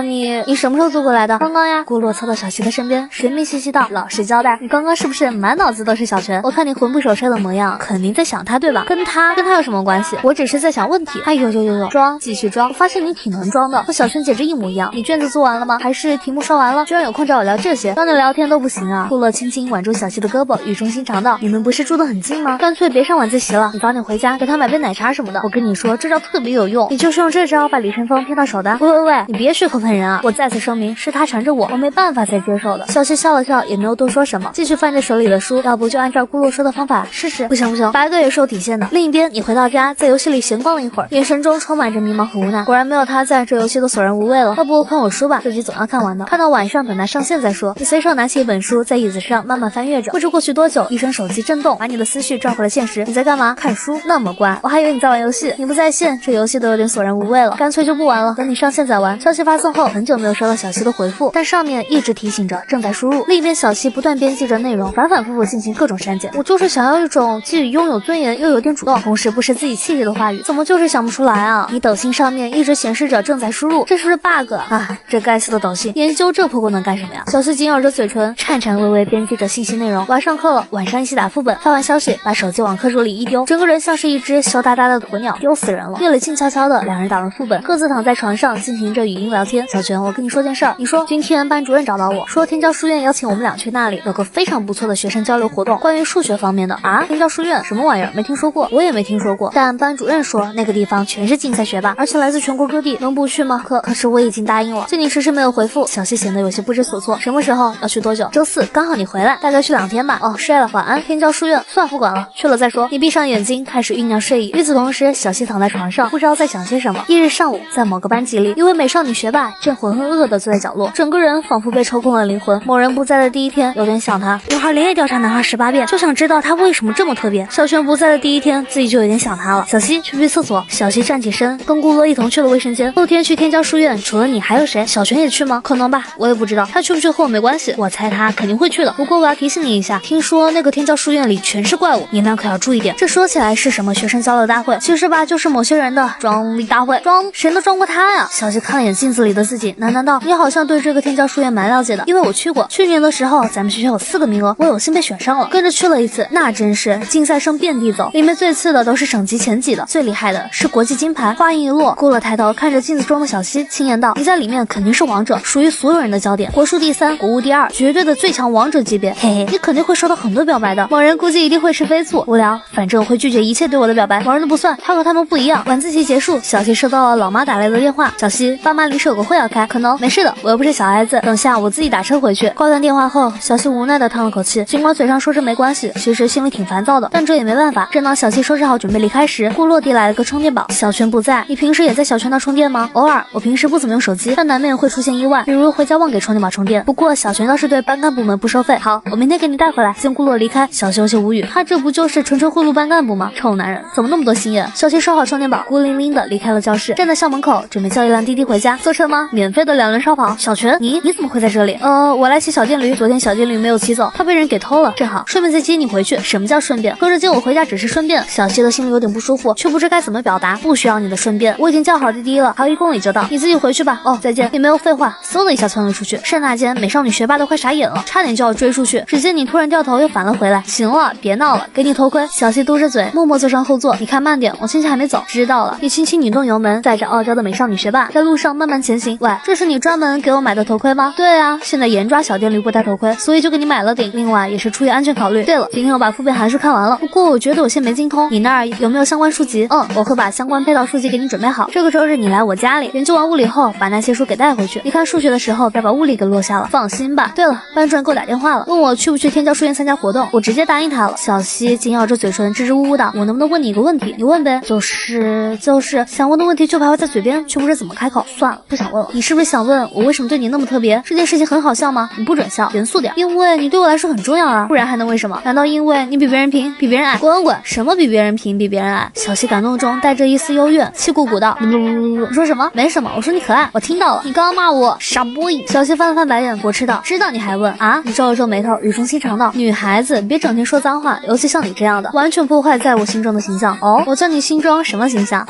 小笨蛋，你个大笨蛋。两人一路上骂来骂去，彼此间都没有让着谁。恼羞成怒的小西直接就动起了手。你在骂我？你吼那么大声干什么啊？明明是你先骂的。之后的两人倒也相安无事，不一会儿便把小西送到了小区门口。喂，你回去的路上注意安全，我不就住隔壁吗？你赶紧消失，立刻马上。嘿，好了，不逗你了，我走了。你拧紧油门，猛地窜了出去。翌日是教育局某个会议室内，几位老师正在统计全市高3联考成绩。这小西和小泉简直太恐怖了。小西无需多言，他在国赛上就已经展露了绝对实力，但这个小泉真没听说过，一鸣惊人啊！那可不，文理双修的超级学霸，前阵子传得沸沸扬扬的学生作家就是他。我还听说复大数学系的主任亲自跑到一中去招人了，目标就是小泉和小西，还给出了4年的全额奖学金和保送条件，结果两人都拒绝了。真的假的？那岂不是很没面子？没办法呀，就是硬气。关键是小西的来头可不小，别说得罪系主任了，就算得罪复大校长，对方也只能尴尬笑笑。为什么？小西不就是严市长的女儿吗？严市长可是筋差不多了，再聊下去要出事的。很快小插曲过去，随着统统计工作的深入，雌雄双煞的统治力被展露无遗。你和小西分别排列在第1、第2名，高于第3名30多分。随着联考排名的公布，一中办公室炸开了锅，捡到宝了，真的捡到宝了！田老师，恭喜恭喜啊！都是学生自己的努力，尤其小泉这个臭小子，没想到藏得那么深，被他足足骗了2年之久，迟到总比没有好啊！某位班主任满脸羡慕道：“小田啊，你们班可算是坐稳了状元和保研的位置，这未来高考谁还能撼动小泉和小西的地位？任何天才在这2人的面前都会黯淡。”在各种吹嘘之后，这些班主任纷纷离开。另一边，美少女学霸还是无聊的度过了一天。1日清晨，元气满满的你来到学校，刚走几步就被一个女生拦住了去路。小泉，我这个给你。看着眼前女生慌忙逃窜的背影，你无奈的叹了口气：“对不起，我已经把自己献给了祖国，你找个好人就嫁了吧。”你将信放在口袋，没走几步又被一个女生半路截胡，还是一样的套路，一样的剧情，强行递给你一封情书，紧接着就要滴滴的跑掉。随后的时间里遇到好几位女生，都是过来送情书的。恰巧这时，小西不知道从哪里冒了出来。女孩连夜调查男孩18遍，就为了知道你为啥这么受欢迎。只因刚回学校的你竟被多名女生送情书，结果却被小西尽收眼底，黑着脸当着你的面走了过去。学霸不去学习，在这搞招蜂引蝶的事儿，这群人什么情况？以前某人还是个学渣的时候，你们一个个都不找追他，现在我把他挖掘出来了，结果你们一个个都奋起直追，太过分了！小西紧握着拳头，恨不得把那些人都打哭，随即冲着人群喊道：“快跑！教导处的潘主任来了！”刹那间，几个女孩瞬间没了火影，哼，跟我斗啊？什么情况？小西慢悠悠回到教室，看到满桌的情书，瞬间又炸开了。烦人！学校里那么多男生，为什么偏偏盯着一个人追？收好情书，小西拿出一本书看了起来。也不知道过去多久，美少女学霸朝门口看了一眼，还不回来，难道又被他们堵在哪儿了吗？要不要去救他？关键我要是去救他的话，估计第2天就要成为全校女生的敌人了。有些事情要靠自觉的，光自己监督没啥用。如果他不在的话，什么都白搭。就在这时，你拖着疲惫的身躯回到教室，愁眉苦脸道：“那群女生都疯了，把我围在那里，走都走不了。”小西面无表情道：“因为你受欢迎啊，家里又那么富裕，你唯独没说重点，因为我的帅气。谁跟你嬉皮笑脸的？嘴上说着要实现祖国的伟大复兴，然后做着招蜂引蝶的事情，你这种人真该死！”你没有抬杠，直直的盯着怒气冲天的小西，认真道：“看到我被那么多女生给追求，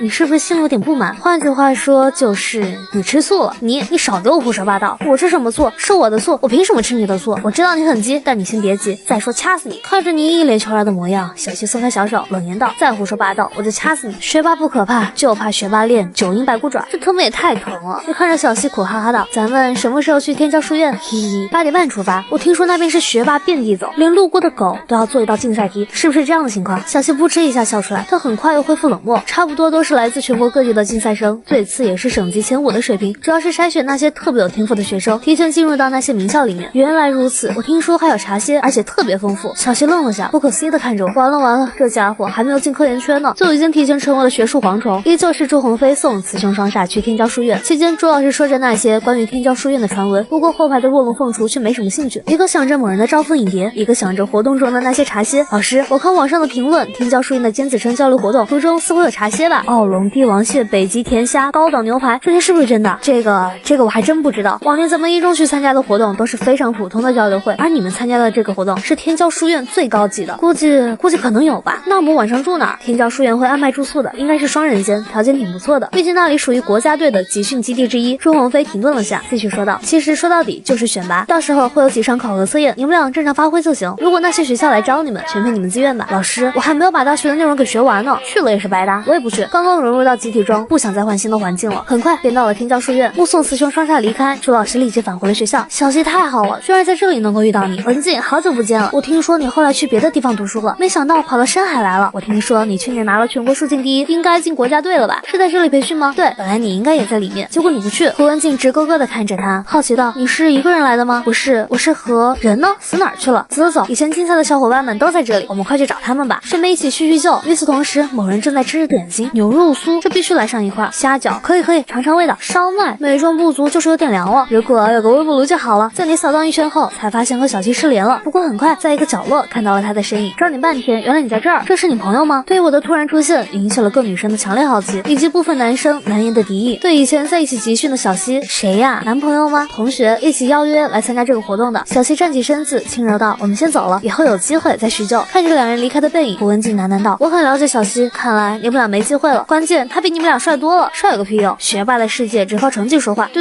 刚刚那几个男生里面有2个喜欢我的。”小西抿了抿嘴，装作若无其事道：“但是我不喜欢，对他们没有任何的感觉，我只是随便讲讲，没有其他意思，你别自作多情。”紧接着，小西的余光偷偷看向你，内心深处泛起阵阵少女柔情。他好傻，我好喜欢。小泉，我有点事要和你说，刚刚那几个人都是树静国家队的成员，比如去年树静第1名的胡文静，第2名的张凯，第4名的岳文涛，这些人的数学天赋和我不相上下，你到时候小心点。怎么还动武啊？在深海，我们4大金刚就没怕过谁，我只需要派出李胜峰和张宇航，足够吊打这些手无缚鸡之力的学霸了。你说的那是武斗，我说的是文斗。文斗那我更不怕了，我以前是祖安的，那里环境晚1秒，族谱都给你整没了。我说的是考试分数啊，你别捣乱了，认真听我说。接下来的几场考核我已经打听了，基本上只有1道题目，然后看谁最快最准确。你不能输给这些人，你们不是朋友吗？怎么感觉像是仇人？我还不是担心他们欺负你吗？你别问那么多，照我的意思去做。我的要求很简单，你给我吊打他们。哦，我知道了。小西走向一旁，朝胡文静招了招手。很快2人来到外面，小西严肃又认真道：“你们别欺负他，到底是不是男朋友？你居然这么关心他？”小西沉默许久，思虑再三道：“我喜欢他，我不想看到他被欺负，所以你们别欺负他。”女孩连夜调查男孩18遍，就是为了鼓足勇气向你告白。我喜欢他，我不想看到他被欺负，所以你们别欺负他。哦吼，哎呦呦，我一眼就瞧出你们俩不对劲，但没想到居然是你倒追人家。你这万千少男的梦中女神，居然会倒追男人。不过他的确挺帅的，比那几个歪瓜裂枣帅多了。他帅？他帅个屁，一点都不帅，是吗？那我姑且相信你吧。对了，小西，我和他们虽然在一个集训队里，但貌合神离，彼此间勾心斗角，所以我只能管好自己。没事，我只是给他保个底。其实他未必会输给你们，他很厉害的。对于你的突然出现，引起部分男生的敌意，考试前竟冲着你阴阳怪气，真是无趣。早知道参加完国赛后，我就应该去读北大数学系的。听说北大数学系是疯子的天堂，里面全是天赋怪物，能与这些人在一起读书，那才叫快乐。行了行了，这里除去小西之外，全都是省赛的学生，就陪着他们玩玩吧。不过咱们可别太过分，别把人家的自信心给摧毁了。这我尽量控制吧。你也是知道的，我有时候进入到状态，那种做题的感觉上来，根本无法自拔，感觉他俩在装，但似乎又不太像。对了，这位朋友，你是不是和小西一个学校的？你在和我说话？对，一个学校的，我们都是小西的朋友，以前和他一个集训队里待过的。我知道你们俩是他的朋友，刚才我见过你们。话说你能够被邀请来到这里，应该也是参加过比赛吧？国级的还是省级的？我没有参加过什么比赛，我成绩挺普通的。这位朋友，其实在我们面前无需隐藏自己的实力，我们和你们不是一路人，我们都已经被提前保送了，现在正全力奋战国际数竞比赛，所以不用对我们隐瞒，因为我们再强也不会占你们的名额。好家伙，这他妈太能装了，比我老奶奶的水杯还能装。我真的只是普通学生，普通学生，这年头能说自己是普通学生的，基本上都是大神人物。算了，不管你是不是普通学生，总之我给你提个醒，等下会出一道竞赛题来摸摸你们的水平，如果第1轮没通过，那基本上无法被保送了。但你放心，基本上不会很难，最多15分钟就能解题。15分钟？用不了15分钟，10分钟就可以解决，都是最基础的题目，我们国赛选手用来练手的。别给这位朋友心理压力，万一人家考砸了怎么办？万万没想到，小西在这个群体里竟然是最正常的，这2人简直就是神经病啊！感觉他们不是在装的路上，就是刚刚装完，怎么还不开始？手都痒死了，想做题，谁不是呢？做题10分钟，等待半小时，半小时一张卷子都做完了，顺便还能再刷几道题。说话间进来2位老师，同学们，我姓辽，现在由张老师分发试卷，希望同学们都可以拿个好成绩。当你拿到卷子后，并没有第一时间去看题难不难，而是偷偷摸摸观察着身边的2位特级装模一范，开始答题。随着廖老师的一声令下，大部分人提笔开始写了，尤其身边的2位装模一范，他俩是最起劲的。你默默闭上双眼，手掌抚摸着印有屏幕的纸张，就像一只迷人的小妖精，正歇斯底里的叫着：“来啊，快点来，快来鞭策我！”这时你睁开双眼，此时此刻充满了斗志，齐力并2阶，大脑超频开。这一刻，所有的答案思路疯狂涌入你的脑海。完蛋，他又开始了。与此同时，站在讲台上的廖老师目不转睛地看着在场的学生们。今年的这批尖子生质量好像不是很高，这么简单的题目，结果除了那些国赛选手，剩下几乎都在抓耳挠腮。廖老师无奈地叹了回气，刚想拿出手机，恍惚间看到一位正在答题的学生。我靠，什么情况？他是谁啊？怎么速度那么夸张？我天，是我眼睛出现问题了吗？我怎么看到彩影了？廖老师揉了揉自己的眼睛，随即又直直地望去。此刻他才意识到，并不是自己的眼睛出现幻觉，涂鸦。他在涂鸦吗？但凡过脑子都不可能那么快，这一定是在涂鸦。身为国际数竞的培训老师，第一时间就把你判了死刑，这种行为就是在玷污数学、玷污科学技术的基石，这样的人就不配待在这里。就当廖老师愤愤不平之际，你已经来到了收尾工作，同时身边的2位特级人员也注意到了你那匪夷所思的速度。什么情况？我只是2分钟没有去看他都写这么多了。就在这时，你默默放下了手中笔，看向了左右两侧。怎么不装了？今天我就告诉你们俩，我不是这么装的。你缓缓举起手，冲着讲台前的廖老师说道：“老师，我交卷。”顷刻间，在场所有人纷纷看向你，脸上满是难以置信的表情，唯独小西像个没事人一样。一群没见过世面的人。交过试卷后，你慢悠悠地朝着茶歇区走去。刚刚的小插曲别在意，你们继续认真做题。廖老师拿着你的试卷，并没有看上面的答案，直接丢在了一边。小西皱了皱眉头，瞅了瞅某人的答题纸，心里有那么些许不爽。教室内答题声一片，茶歇区吃东西声同样也是一片。你好，麻烦再切点西瓜，最好是冰镇西瓜，冰镇西瓜容易窜稀。没事，窜稀算我的。另一边，胡文静和小西也上交了试卷。看着2位超级学霸，廖老师一脸欣慰，随后在讲台上对比着手里的试卷。小西，你怎么了？快点走啊！小西黑着脸看着正在对比答案的老师，这一刻他终于意识到自己喜欢的那个他居然被人给忽视了，顷刻间一股强烈的不满涌上心头。他只能被我给欺负，其他人谁都不准欺负他。小西刚想开口说话，胡文静和小西同学全部满分，暂时第一。话音刚落，所有人一阵的惊呼：老师，那刚刚第一个交卷的男生呢？他什么情况？肯定是没啥实力啊。廖老师，你为什么不看看第一位交卷学生的试卷呢？小西啊，这还需要看吗？你和文静都要用5分钟的时间，而他才不到2分钟，肯定是在乱写，这看都不用看。老师，我现在强烈请求您看一眼他的解题过程。班主任熬夜调查全班同学祖宗18代，就为了给新来的转学生安排同桌。这一转学生有个惹不起的大人物父亲，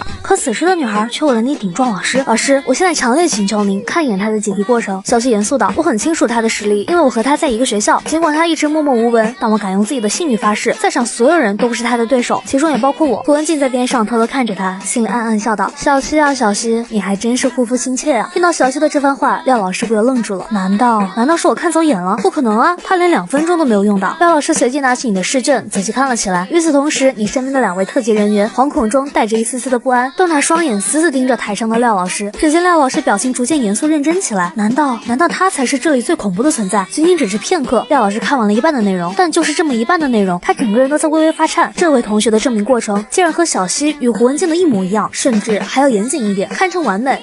这不到2分钟的时间，真能做到这种程度吗？廖老师看完手中的试卷，缓缓抬起头：小西同学，老师向你道歉，不过老师也要向你说声感谢。要是没有你的执着，恐怕老师就要错过这位天才了。话音刚落，现场响起一片哗然。我天，不会吧，居然比国赛生还强，太牛了！2分钟就给解决了，简直就是怪物。廖老师清了清嗓子，认真道：安静一下，继续考核。另外宣布一件事情，第1名是小泉，此人的试卷堪称完美。小西和胡文静暂时并列第2。帮某人重新夺回荣誉的小西开开心心的向外面走去，看着有些消极的胡文静，小西轻言道：其实一开始我也和你一样，特别的沮丧，毕竟我是国赛数进第3，物进第2，结果我不仅在数学上输给他，甚至在物理上也输给他了。说到这里，小西苦涩的叹了口气，无奈道：他不仅在理科上的成绩很强势，在文科方面更是令我绝望。身还有一本面向高中生的刊物，叫做《高中文学天地》，他是10年来首位以学生身份与之签约的作家。这么离谱的吗？更加离谱的还在后面。我转学到他那个学校之前，他的成绩一直在全年级倒数，数学甚至考了个位数，整整装了2年的白痴。当时我还真以为他是笨蛋，谁知道突然就不装了，差点把我给气死。哈哈，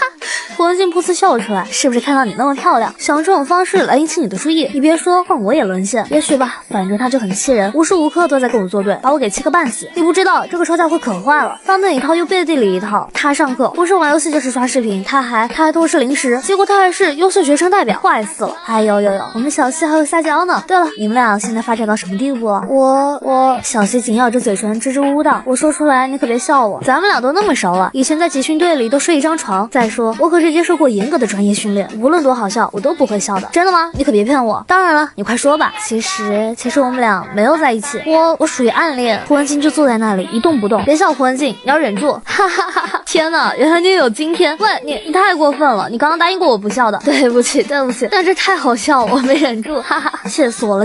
这有什么好笑的？关键你还笑那么夸张，笑到岔气儿了，活该疼死你。片刻，胡文静恢复过来，轻言道：哎呀，对不起。哼，没事的了，暗恋就暗恋呗，暗恋又没有错，只是我就是比较好奇，你明明身边有那么多的追求者，结果你跑去暗恋别人。小西翻了翻白眼，没好气道：与你无关。对了，你应该跟他提起过吧？如果没有提，那肯定也暗示过。开什么反应？小西撇了撇嘴，喃喃道：准确的说，是我比较纠结。算了，不跟你聊这些了，也不想和你聊这些了。与此同时，你正捂着肚子满世界的找厕所，厕所在哪里？终于在即将爆炸之前，你找到了卫生间，急忙窜了进去。1分钟后，你从卫生间里出来，整个人无比从容的舒畅。嘿嘿，我又活过来了。你一个人慢悠悠的在书院里闲逛，没一会儿便和小西相遇了。你去哪儿了？找你半天都不见你人影。我在吃茶歇。今天是不是结束了？没呢，下午还有讲座，听完讲座才结束第1天的安排。胡文静看着你，眼神中充满着好奇以及一丝丝不甘。我们去吃饭，你去不去？去，走吧。最后3人出发去了餐厅。到餐厅后，你直接傻眼了。这龙虾、鲍鱼、帝王蟹，还有碳烤牛排，早知道我就不吃那么多了。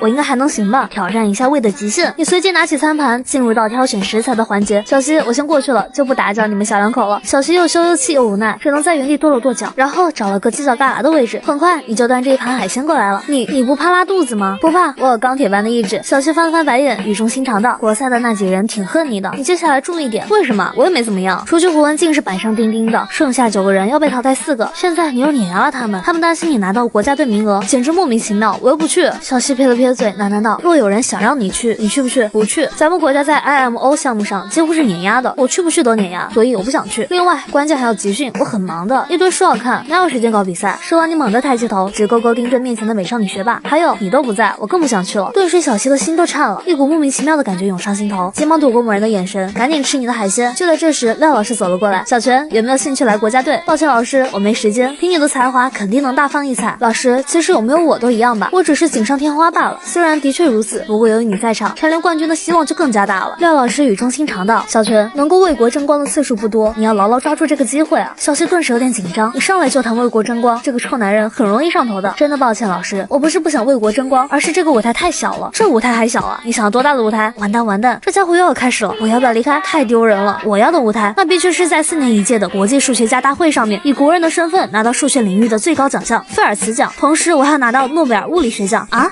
四目相对，场面一度陷入尴尬中，而小溪却在强装淡定。别慌，稳住，一会儿就熬过去了。班主任熬夜调查全班同学祖宗18代，就为了给新来的转学生安排同桌。对于转学生有个惹不起的大人物父亲，可此时的女孩却只能看着你耍帅。老师，我要的舞台，那必须是在4年一届的国际数学家大会上面，以国人的身份拿到数学领域的最高奖项菲尔茨奖，同时我还要拿到诺贝尔物理学奖。四目相对，场面一度陷入尴尬中，而小溪却在强装淡定。别慌，稳住，一会儿就熬过去了。廖老师回过神后，尴尬又不失礼貌的说道：“挺好的，以前我也有类似的梦想。”你一本正经道：“我这不叫梦想，我这个叫目标。”廖老师顿时哭笑不得，小溪眉宇间满满都是不好意思，支支吾吾的解释道：“您别往心里去，小泉他这个有点问题，实在太聪明了，有点聪明过头了，所以没事儿，这全凭自愿的。”没一会儿，廖老师就和两人告别。傲娇小溪气鼓鼓的看向你，下次别再画饼了，脸都快被你给丢没了。你皱了皱眉头，严肃道：“我是发自内心的想拿菲尔茨奖和诺奖。是，你是大天才，大科学家，你全世界最厉害。”小溪没好气的道：“大天才，快点走啦！”接着两人便回到活动中心，坐在老位置上，然后各自玩着自己的手机。严小溪突然开口道：“后天别忘记早点来我家，早点可以研究物理。话说你爸妈在不在家？”“不在，两人都挺忙的，我也就晚上能见到爸妈一面。”小溪轻耳着嘴唇，说：“真的，我现在最大的梦想就是逃离这个家，逃不掉的。你走到哪儿都是严市长的女儿，只要你爸还在位子上，你永远都有这样的标签。”小溪叹了口气，其实我还没有那么的矫情，我只是想……说到这，小溪眼角的余光偷偷瞄向某人，眼神逐渐迷离起来，但很快又恢复正常。算了，就这样吧，其实也挺好的。你憨憨的笑着，语重心长的道：“未来不管怎么样，我都会在的。”面对这猝不及防的话语，小溪在内心深处泛起层层的涟漪，一时间她的面颊泛起一抹淡淡的红霞，甚至都延伸到了脖子与耳朵。什么意思？他这算是表白吗？不，这算个屁的表白！在没有明确说出我喜欢你之前，所有都是浮云。滚！我才不要你在呢！我现在遭遇的所有不幸，就是因为遇到你开始的。话音刚落，国赛帮的那群人就走了进来。几人看到严小溪后，热情的打了声招呼，由于人开始多了起来，你们两个卧龙凤雏，没有继续聊。很快，一位中年男人到场，浑身散发着一股智慧的气息。同学们，欢迎到来！我是深大数学系的洪延斌，今天我们讲一讲数性结合的高阶思想。简单的开场白之后，短短几分钟内，所有学生都被他的内容给征服了，包括严小溪和胡文静在内，都认真听着他的课程。但是唯独你没有，我快坚持不住了。你看似乖乖的坐在那儿，其实正经历着人生最惨烈的事情。那翻江倒海的肚子已经让你疼到额头冒冷汗了。不行，感觉要死掉了。我现在就要去厕所。本来还想凭借着钢铁般的意志力强行憋到下课，但最终你有点高估自己的意志力，同时也低估了中午的海鲜大餐。现在的他也在濒死边缘不断徘徊。报告，我肚子有点难受。看着你慌不择路的模样，小溪心里一阵的无语，都跟他说别吃那么多的海鲜，愣是一句话都不听，在那里疯狂炫。结果炫出事情了，全身长满反骨的臭家伙，听听我的话是会死吗？小溪越想越来气，自己对他各种掏心掏肺，可他不仅不领情，还各种的反抗。但等你回到座位时，只见小溪火热的目光正紧紧的盯着你，别东张西望，快点看黑板。你抬头望去，就看到黑板上有道题。为了皱了皱眉，无奈的说道：“这不是很简单吗？画个坐标系的图像就出来了。不过虽然坐标很复杂，声音不是很大，但刚好全部人能听到。”省赛的学生们一脸惊恐，而国赛的学生们则满脸幽怨，只因这是黄老师出的一道超纲题，并且扬言谁第一个解决此题，他就写一封推荐信给北大的数学系，直接将他给保送进去。此时讲台前的黄彦斌老师正一脸意味深长的看着你，来解一解。你随口应了声，站起身子缓缓走去。当你站到黑板前，拿起粉笔，脑海中突然想起一句经典名言：我从来都不喜欢钱，我对钱不感兴趣。谁不是呢？我从来都不装，我对装不感兴趣。随即你开始动笔，台下的学生们瞪大着双眼，直勾勾的看着。他们都知道你的做题速度很快，快到能够碾压所有人，包括那些国赛帮的成员们。结果万万没想到，居然能够快到这种程度，根本就不需要思考，拿起粉笔直接算。这还是人吗？那么复杂的坐标体系，他竟然都不需要分析的，究竟是怎么做到的？与此同时，站在边上的黄老师正目不转睛的盯着那一列列的算式，原本还是镇定的脸庞，此时此刻满是错愕和惊恐。如果自己没有记错的话，他根本就没有听过自己讲过的内容，可为什么他居然知道？等，他似乎的确不知道，他的这种办法根本就不是我所说的内容。尽管过程上面有点相似，但其中的内核却不一样。你以自己独特的理解设计着此题的坐标体系，一步步把这道题给拆解出来。粉笔与黑板的激情摩擦，那刺耳的声音不断在耳边回响。台下学生们的眼神逐渐开始迷离，透露出一丝清澈的愚蠢。大部分人到这里已经看不懂了，除了那帮国赛帮的成员们，倒还是可以勉强看懂，但脑子有点跟不上你书写的速度。女孩连夜调查男孩18遍，就为了知道小圈是由什么组成的。可此时的女孩却只能看着你耍帅，你的右手在黑板上快速的挥舞，台下学生们的眼神里逐渐透露出一丝清澈的愚蠢，真的太快了，还没有思考到他这一个步骤的具体作用，结果立马就写出了另外2个步骤。身为去年国赛数进第1的胡文静，此刻他的面色有点凝重和无奈，不得不承认一件事情，在小谢暗恋对象面前，自己根本就毫无还手之力。就在这时，你突然停下笔，回头冲身边的黄彦斌老师问道：“老师，能不能帮我画个坐标系？我来给您报具体的坐标，您帮我在坐标系中标注出来。”黄彦斌老师点了点头，随即来到另一块黑板面前，认真道：“画好了，你可以开始报了。”你点了点头，接着一边在计算，一边报着坐标。渐渐的，一个完美的坐标体系呈现在了所有人的面前。小希看着台上的意气风发的你，一股难以解释的情绪在心中喷涌。黄彦斌老师看着自己面前的坐标系，眼神中满是猝不及防的震惊。你叫什么名字？来自哪个地方的？我叫小泉，小学2中的一位普普通通的学生。普普通通？如果连你都是普通，那谁还是天才啊？黄彦斌老师迟疑片时，语重心长地问道：“想不想去北大数学系？我可以给你写一份推荐信，让你直接保送进去。”不想去，你摇摇头，随口回答道：“我对数学的兴趣一般般，之所以在学数学，只是因为物理需要数学。”话音一落，在场所有人都炸了，可是又没有反驳的实力，而且也没有脸去反驳。此时小希快要笑死了，也就他敢在这样的场合下说出这番大逆不道的话了。同时小希的脑海中闪过一句电影里的台词：“不好意思，大家不要误会了，我并不针对某个人，而是在场的所有人都是垃圾。”太装了，太嘲讽了，但是他就是有装的资本，有嘲讽的实力。黄彦斌老师的神情也是有点无奈和尴尬。其实北大物理系我也有熟悉的人，我不喜欢去清北。你一脸真诚地回答道。黄彦斌老师眉宇间略显无奈，那挺可惜的。随后的时间里，你回到凤雏的身边，而黄彦斌老师则是在讲台前帮同学们讲解着你解题的思路。台下的学生们全神贯注之余，更是对你充满着崇拜，当然也有几人心里满满的不服气。小希还是静静地坐在那儿，余光却不停瞄向旁边的你，犹豫片刻，伸出手轻轻拍了一下你，别得意忘形了，明天是物理。你一脸浑浑噩噩地说道：“哦，困死我了。”小希翻了翻白眼，呢喃地说道：“那你睡一会儿吧，黄老师估计也不会来找你茬。”你刚想倒头就睡，结果印刻在脑髓中的一番话将你的学习之魂给激活了。你怎么睡得着的？你这个年龄段，你这个阶段，你睡得着觉？有点出息没有？噌一下，你突然直直地坐在那里，眼神中满满都是渴望知识的光芒。一旁的小希满脸懵，什么情况？刚刚还是一脸萎靡的模样，怎么突然神采奕奕？他在短短几秒钟的时间里究竟经历了什么啊？一转眼就到了晚饭的时间，你和小希依旧坐在角落的位置，接下来干什么？你好奇地问道。听说晚上有个小测验，结束后分配房间，大概就这样。太没意思了。小希轻咬着嘴唇，支支吾吾的道：“我也不知道是这样的情况，如果早知道是这种安排，我直接就拒绝了。”你扁了扁嘴，算了，我们都是受害者。本来以为在这里挑战一下高难度，没想到是这么的无趣。说真的，还不如在学校里上课呢。小希翻了翻白眼，轻柔的道：“晚上要不要一起去散散步？”你满脸警惕小心翼翼的问道：“你想干嘛？”小希黑着脸冷冰冰的回答道：“杀人灭口。”说完看到你那惶恐不安的表情，噗呲一下就笑了出来。笨蛋，当然是优惠啦。时间来到晚上测验的时候，你孤零零的坐在讲台上。天教书院为了广大学生们的道心，所以没有让你参加到晚上的小测验中。你看着台下一个个面如死灰的学生们，顿时心都开始焦躁了。廖老师，还有卷子吗？能不能给我一张？你找到待在角落里的廖老师，小声的问道。廖老师有些犹豫，但看到你那真诚又迫切的眼神，最终还是心里软。书院方面本来是禁止你参加测验的，因为有几位学生已经找到书院的领导，想要从中退出去，他们快受不了了，就是因为你无情的把他们给碾压，导致他们的自尊心严重受损。廖老师停顿了下，苦恼的说道：“这样吧，你待会儿一个人在讲台上写，写完了也别吱声，就当没有写过卷子。”你听完连连点头，满脸感激道：“廖老师您放心，我肯定不会声张的。”最终你拿到同款的卷子，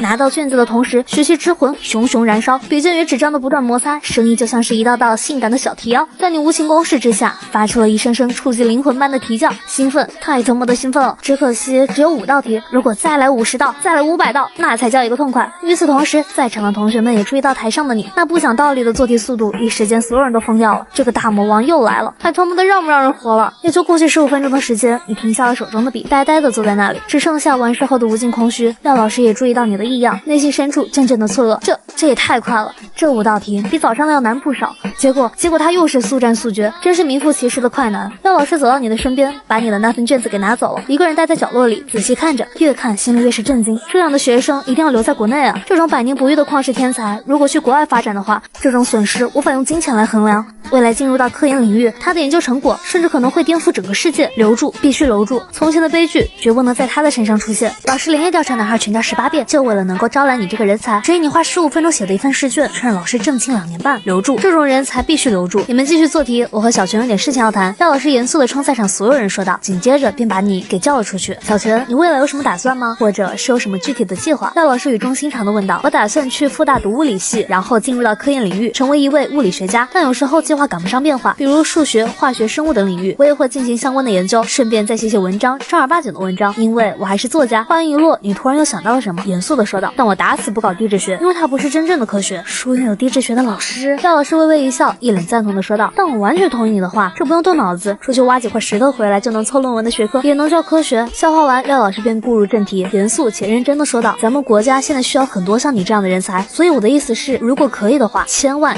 别选择出国，因为你只要出国了，大概率是回不来了。尤其是那些高精尖的人才，他们想回来，别人都不会让他们回来。一瞬间听懂了廖老师的意思，立马站直身子，庄严地说道。我一生只追寻一种光，那就是5颗星星的光芒。眼神对了，气质对了，状态对了，回答更是对了。廖老师满脸欣慰地看着他，不过很快又满脸严肃地道，科研圈子并非你想象中的那么崇高，有些事儿比生活中的更加的黑暗。但无论怎么样，别放弃科学。你听后认真地点了点头。考试结束后，廖老师分配了晚上的住宿，小谢和胡文静分配到了一个房间。不过轮到你的时候，却发现没有人愿意和你同寝，最终你被分配一个人住一个房间。时间来到2个半小时之后，住宿楼的某个房间内，小谢洗完澡出来，换上了新的衣服，然后还特意喷上淡雅的香水。哎呦呦，居然还喷上香水了呢！正在看书的胡文静看到小希那怪异的举动，上前轻轻挽住他的胳膊，笑盈盈地问道：去约会啊？去，臭烘烘的，别把我弄脏了。小希满脸嫌弃地推开他，在镜子前吹着自己的头发，柔声说道：和他去散散步，真是浪漫啊！胡文静看着小希那精致的脸庞，不禁感慨道：海底月是天上月，眼前人是心上人，什么和什么啦？我就是和他去散散步，怎么到你嘴里就变味了？小希翻了翻白眼，没好气的道：散步都不行吗？哪条法律写不能和男生一起在晚上散步？我又没说不行。胡文静笑了笑，站到小希的身后，从他手里拿过吹风机，帮他吹着头发，轻言道：你还是和以前一样，动不动就开始急了，有什么好急的？大大方方承认不行吗？小希撇了撇嘴，无奈的说道：你不懂我的心烦。女人的心烦只有3种，第1种自己不够漂亮，第2种自己不够有钱，第3种自己喜欢的人不喜欢自己。胡文静说道：首先你很漂亮可爱，其次你爸你妈是高官，最后我能看出来小泉很在意你。他的确在意我，可是他从来就没有表露过心声。小希轻咬着嘴唇，轻诺地回答道：其实我和他在某种程度而言，彼此都在逃避，他不够直白，而我也不够勇敢。现在我们俩看似有种暧昧的关系，实际上什么都没有发生过，从始至终都在原地踏步。胡文静笑着道：要考虑很多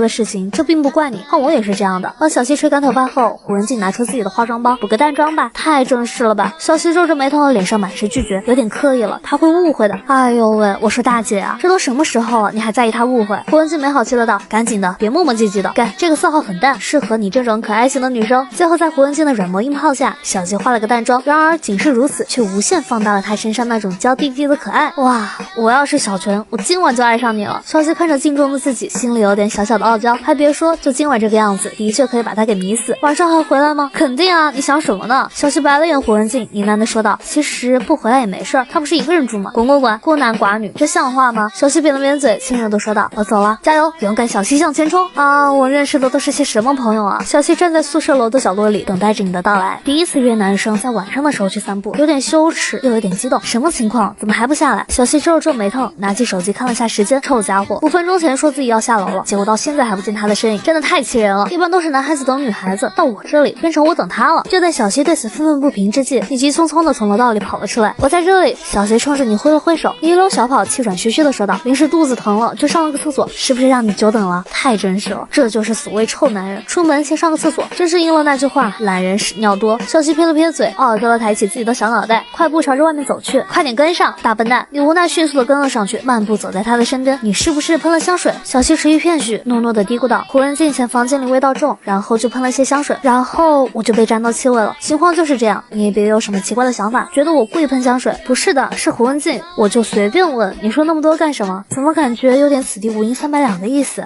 女孩连夜调查男孩18遍，就是想知道你为什么这么讨厌。你说香水不是你喷的就好了，说那么多干什么？怎么感觉有点此地无银300两的意思？滚，我只是在解释。小希紧咬着嘴唇，眼角的余光偷偷向你瞄去，发现你正用异样的目光盯着自己。看你妹，别看我，看路。小希举起羞羞的小铁拳，用力捶在你的胳膊上。你还是那贱贱的模样，漫无目的的走着，一边走一边说道：也不知道明天的物理之旅律会不会给我带来惊喜？今天的数学真是充满着无趣，还不如待在家里看书呢。看你给我的那些书。小新抿了抿嘴，轻声细语的说道。下午你在黑板上写的内容，其实我还有些不太理解，后天教我一下。没问题，手把手教你。你拍了拍自己的胸脯，笑盈盈的保证道。手把手，我就知道你没安好心。小西轻轻的咬着朱红的嘴唇，嘀咕道，有点走累了，去那边坐一坐吧。很快两人便坐在人工湖畔的椅子上，清爽的微风扑面而来，夹杂着小西身上的那股淡淡的香水味，让你有点心旷神怡。小泉，小西仰头看着不怎么璀璨的星空，轻盈的嘀咕道，你喜欢哪颗星星？天狼星，因为它是夜空中最亮的恒星。我喜欢织女星，天阶夜色凉如水，卧看牵牛织女星。说完，小西用温柔的眼神看向你，说真的，遇到你挺让我无奈的哦。从何说起？原本我是来当全市第一的，结果，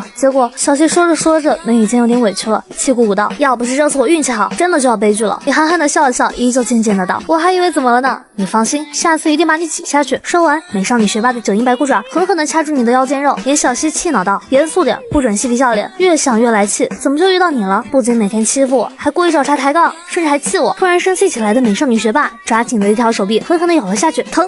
你顿时疼得裂开，苦哈哈的求饶道，松口，哼，咬死你！小西松开自己的小嘴，急忙把脑袋扭过一侧，那白色细长的秀发遮住了他此刻的表情，不过能够细微听到他略显急促的呼吸。你将被咬过的手臂抬到他的面前，你属狗的吗？上来就咬人！你看，你的牙印，还有口红印。小西支支吾吾地问道，我的牙齐不齐？这个色号的口红好不好看？不是，合着你没听明白我的意思啊？你睁翻白眼，眉宇间略显焦急，嘀咕道，我要不要去医院打一针狂犬病疫苗？小西猛地回过头，生气地看着你再欺负我，信不信咬死你？此时此刻的美少女学霸，那可爱和俏皮都要从身体里溢出来了。我靠，原来她那么可爱啊！向来喜欢丰臀大胸高挑的你，这一刻被可爱的小西给勾走了魂。看什么看？没见过美女吗？小西白了眼你，强忍着内心的羞耻，伸出手轻轻地拍了下你，气鼓鼓的道，不准看！那么平，那么扁，那么矮的美女，的确很少见。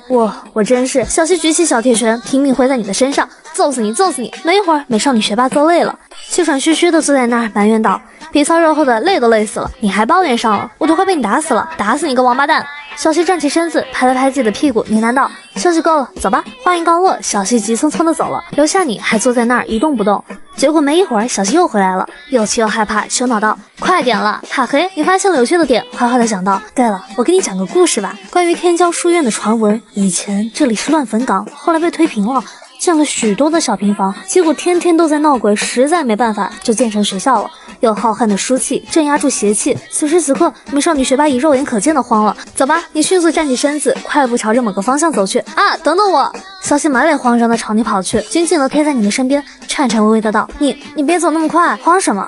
在这片土地上就不允许有牛鬼蛇神的存在。你笑了笑，突然脸色一变，渐渐变得惊恐起来，小心翼翼地问道：你听到声音了吗？啊，我……小西更加紧张了，下意识地抱住你的胳膊，哆哆嗦嗦地回答道：没有，好像有人在哭。话音刚落，美少女学霸就哭出来了，紧接着直接抱在了你的身上，两条胳膊死死抱住你的脖子，同时双腿用力夹住你的腰。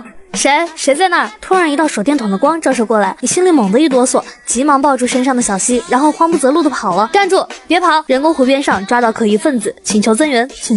你拼命的逃窜，幸好这位保安是个老头，如果是年轻壮小伙的话，你和小西已经被捉拿归案了。由于是晚上，再加上对天骄书院不熟悉，你很快就迷失了方向，稀里糊涂来到白天的活动中心。小西想下来，但又不想下来，先前的恐惧早就被冲散，只剩下一股复杂到难言的情愫。你试着推了推门，发现并没有上锁，然后抱着小西就直接闯了进去，一起躲在茶歇区的一个柜子里，空间很狭小，小到彼此面对着面，身子紧紧贴着对方。小西嗅着你身上浓郁的男人气息，听着那强而有力的心跳声，瞬间面红耳赤了。小西紧咬着嘴唇，细如蚊一般的询问道：万一被抓到怎么办？会不会通报，然后通知家里人？不至于，最多就口头批评几句，毕竟我们又不是天骄书院的，只是过来参加活动，就是有点尴尬。你扁了扁嘴，小声的说道：别说话了，顺便赶紧把手机调成静音，万一这个时候打电话过来，那就完蛋了。小西吃力的摸着自己的口袋，然后拿出手机后将其设置成静音，接着又放回了裤兜。你摸我屁股干什么？女孩连夜调查男孩18遍，就为了知道小熊为什么这么讨厌。你摸我屁股干什么？小西紧咬着嘴唇，满脸羞红的反驳道：我谁摸你了？不小心碰到的。再说那么狭窄的空间里，难免会碰到一下，也没有多说什么，静静的待在柜子里。而这小小的空间里，那股淡雅的幽风更加浓郁，同时夹杂着他洗发水的气味。不得不说，抛开某人爱评点的事实不谈，其实还挺不错的。老张，你说的2个可疑分子到底有没有啊？突然传来一道声音，让躲在衣柜里的2人不由自主憋住呼吸。有，肯定有，而且是一男一女。不过实在跑太快了，我没有追上这2人，就追到这附近，然后就找不到人了。我估摸着躲在这个地方，我感觉根本不是什么可疑分子，就是一对小情侣在晚上约会。行了，就这样吧，别再继续搜了，把这件事情告诉给校方，让校方自己处理吧。我们要是把人家给抓出来，这事情会闹大的。最终，这群保安走掉了，躲在柜子里的你们悬着的心也放了下来。不过为安全起见，你和小西并没有立马出来。我发现还是有一点点的。你突然开口说道。小西不由愣了下，就红着脸颊气恼地驳斥道：“我本来就有，是你整天说我平，以后不准说了，否则就打死你。有归有，但和没有也没什么区别。咱们要讲事实讲道理，对不对？对你个头！”小西嘟着小嘴，伸手狠狠地掐着你的腰间肉。你还有理了？气鼓鼓道，居然故意编故事吓我，说什么这里以前是乱坟岗，气死我了！你个大坏蛋，以后跟你势不两立。你尴尬地笑了笑，回答道：“逗你玩嘛。不过倒是令我没想到，你居然怕黑又怕鬼。明明宇宙的基本组成是4种自然力以及12种基本粒子，哪有什么怪力乱神之说？你呀，科学的信仰还是不够坚定。滚蛋！”小西撅着嘴，气鼓鼓的道：“我是女孩子，本来就怕这些。”小西扭了扭身子，能出去了吗？这里又闷又热又挤，难受死了。我先出去看看情况。你小心翼翼地推开柜子，往外面张望许久，然后回头说道：“安全，可以出来了。”小西出来后，整理了下自己脏兮兮的衣服，嘟着嘴说道：“我想回去了。”那走吧。你点点头，带着美少女学霸离开了。正在看书的胡文静打开门就看到浑身脏兮兮的小西，什么情况？怎么灰头土脸的？别提了，真是倒霉透了。小西气急败坏地说道：“小轩简直就是王八蛋。”胡文静满脸懵，不过也被勾起强烈的好奇心，只是出去散散步而已，结果弄成灰头土脸的，回来后还黑着脸骂人家，这说明里面有故事，而且是非常刺激的故事，情节肯定是跌宕起伏。到底怎么了？去之前还好好的，回来怎么是这个模样？小西叹了口气，无奈地回答道：“本来是好好的，聊着生活、学习和未来的事情，结果聊着，他突然说天教书院以前是乱坟岗，而且还经常闹鬼什么的，把我给吓坏了。我就……”说到这儿，小西脸颊微微泛红，支支吾吾地说道：“我就在他身上了。”故意的吧？胡文静一脸意味深长地看着小西：“什么故意的？我是被吓的。”小西直翻白眼，没好气的道：“当时我都快疯了，周边都没什么人，突然跟我讲这种故事，我只能在他的身上。小轩的确有点坏，但仅仅是这样，也不能把你搞成灰头土脸的吧？”胡文静轻声笑道：“是不是后面还有别的故事？”小西撇了撇嘴，气急败坏道：“后来保安出现了，接着他就抱着我跑路了，一路跑到活动中心的茶歇区域，然后躲在柜子里，又闷又热又挤。”胡文静突然捧腹大笑起来，哈哈，笑死我了，太惨了！你说你怎么就那么惨呢？哎呦喂，不行了，我要笑晕过去了啊！我好气啊！小西都快崩溃了，糟糕的优惠也就算了，关键还被胡文静给嘲笑。没事，再接再厉嘛。胡文静拍了拍他的肩膀，语重心长的道：“起码你已经勇敢迈出去第一步了，主动投怀送抱。”心情郁闷的小西看着自己脏兮兮的衣服，回头无奈的问道：“文静，你还有多余的衣服裤子吗？我给你找找，可能会有点大，不过你现在洗掉，可能明天中午就干了。”胡文静随即去给他找衣服裤子，而小西则是重新洗了个澡。当2人躺在各自的被窝里，美少女学霸还在为今晚的事情耿耿于怀中。不过并非全部都是惨痛的回忆，其中也有一丝丝的甜蜜，比如他没有丢下自己，而是抱着自己跑路，就纯这点足以托付终生。杨绛先生写过，这个世界最不缺漂亮的人，最不缺有钱的人，以及四处泛滥的爱情，但唯独缺少了那份本该有的责任感、安全感和忠诚。一个人有多好并不重要，一个人对自己有多好才重要。虽然笨笨的、坏坏的、贱贱的、傻傻的，但没有关系，自己喜欢就行。翌日还是那个活动中心，你和小西依旧挨在一起。就在这时，廖老师走了进来，脸上满是严肃的表情。给个通报，昨天在天教书院里发生一件非常不愉快的事情，晚上一对男女偷偷摸摸在人工湖畔谈情说爱，还被保安给抓到了。我再次声明，请你们来不是胡作非为的，而是提高自己的学习思维。廖老师停顿了下，继续严厉的说道：“学生的任务只有3个，学习，还是学习，别把自己的精力放在情情爱爱上面，努力提高自己才是眼下重中之重。”听着廖老师的这番话，胡文静偷偷瞄向了小西和你。女孩连夜调查男孩18遍，就想知道他为什么这么搞笑。此时胡文静趴在桌上，全身微微发颤。静静，你怎么了？怎么浑身在发抖？胡文静边上的女孩子疑惑地问道。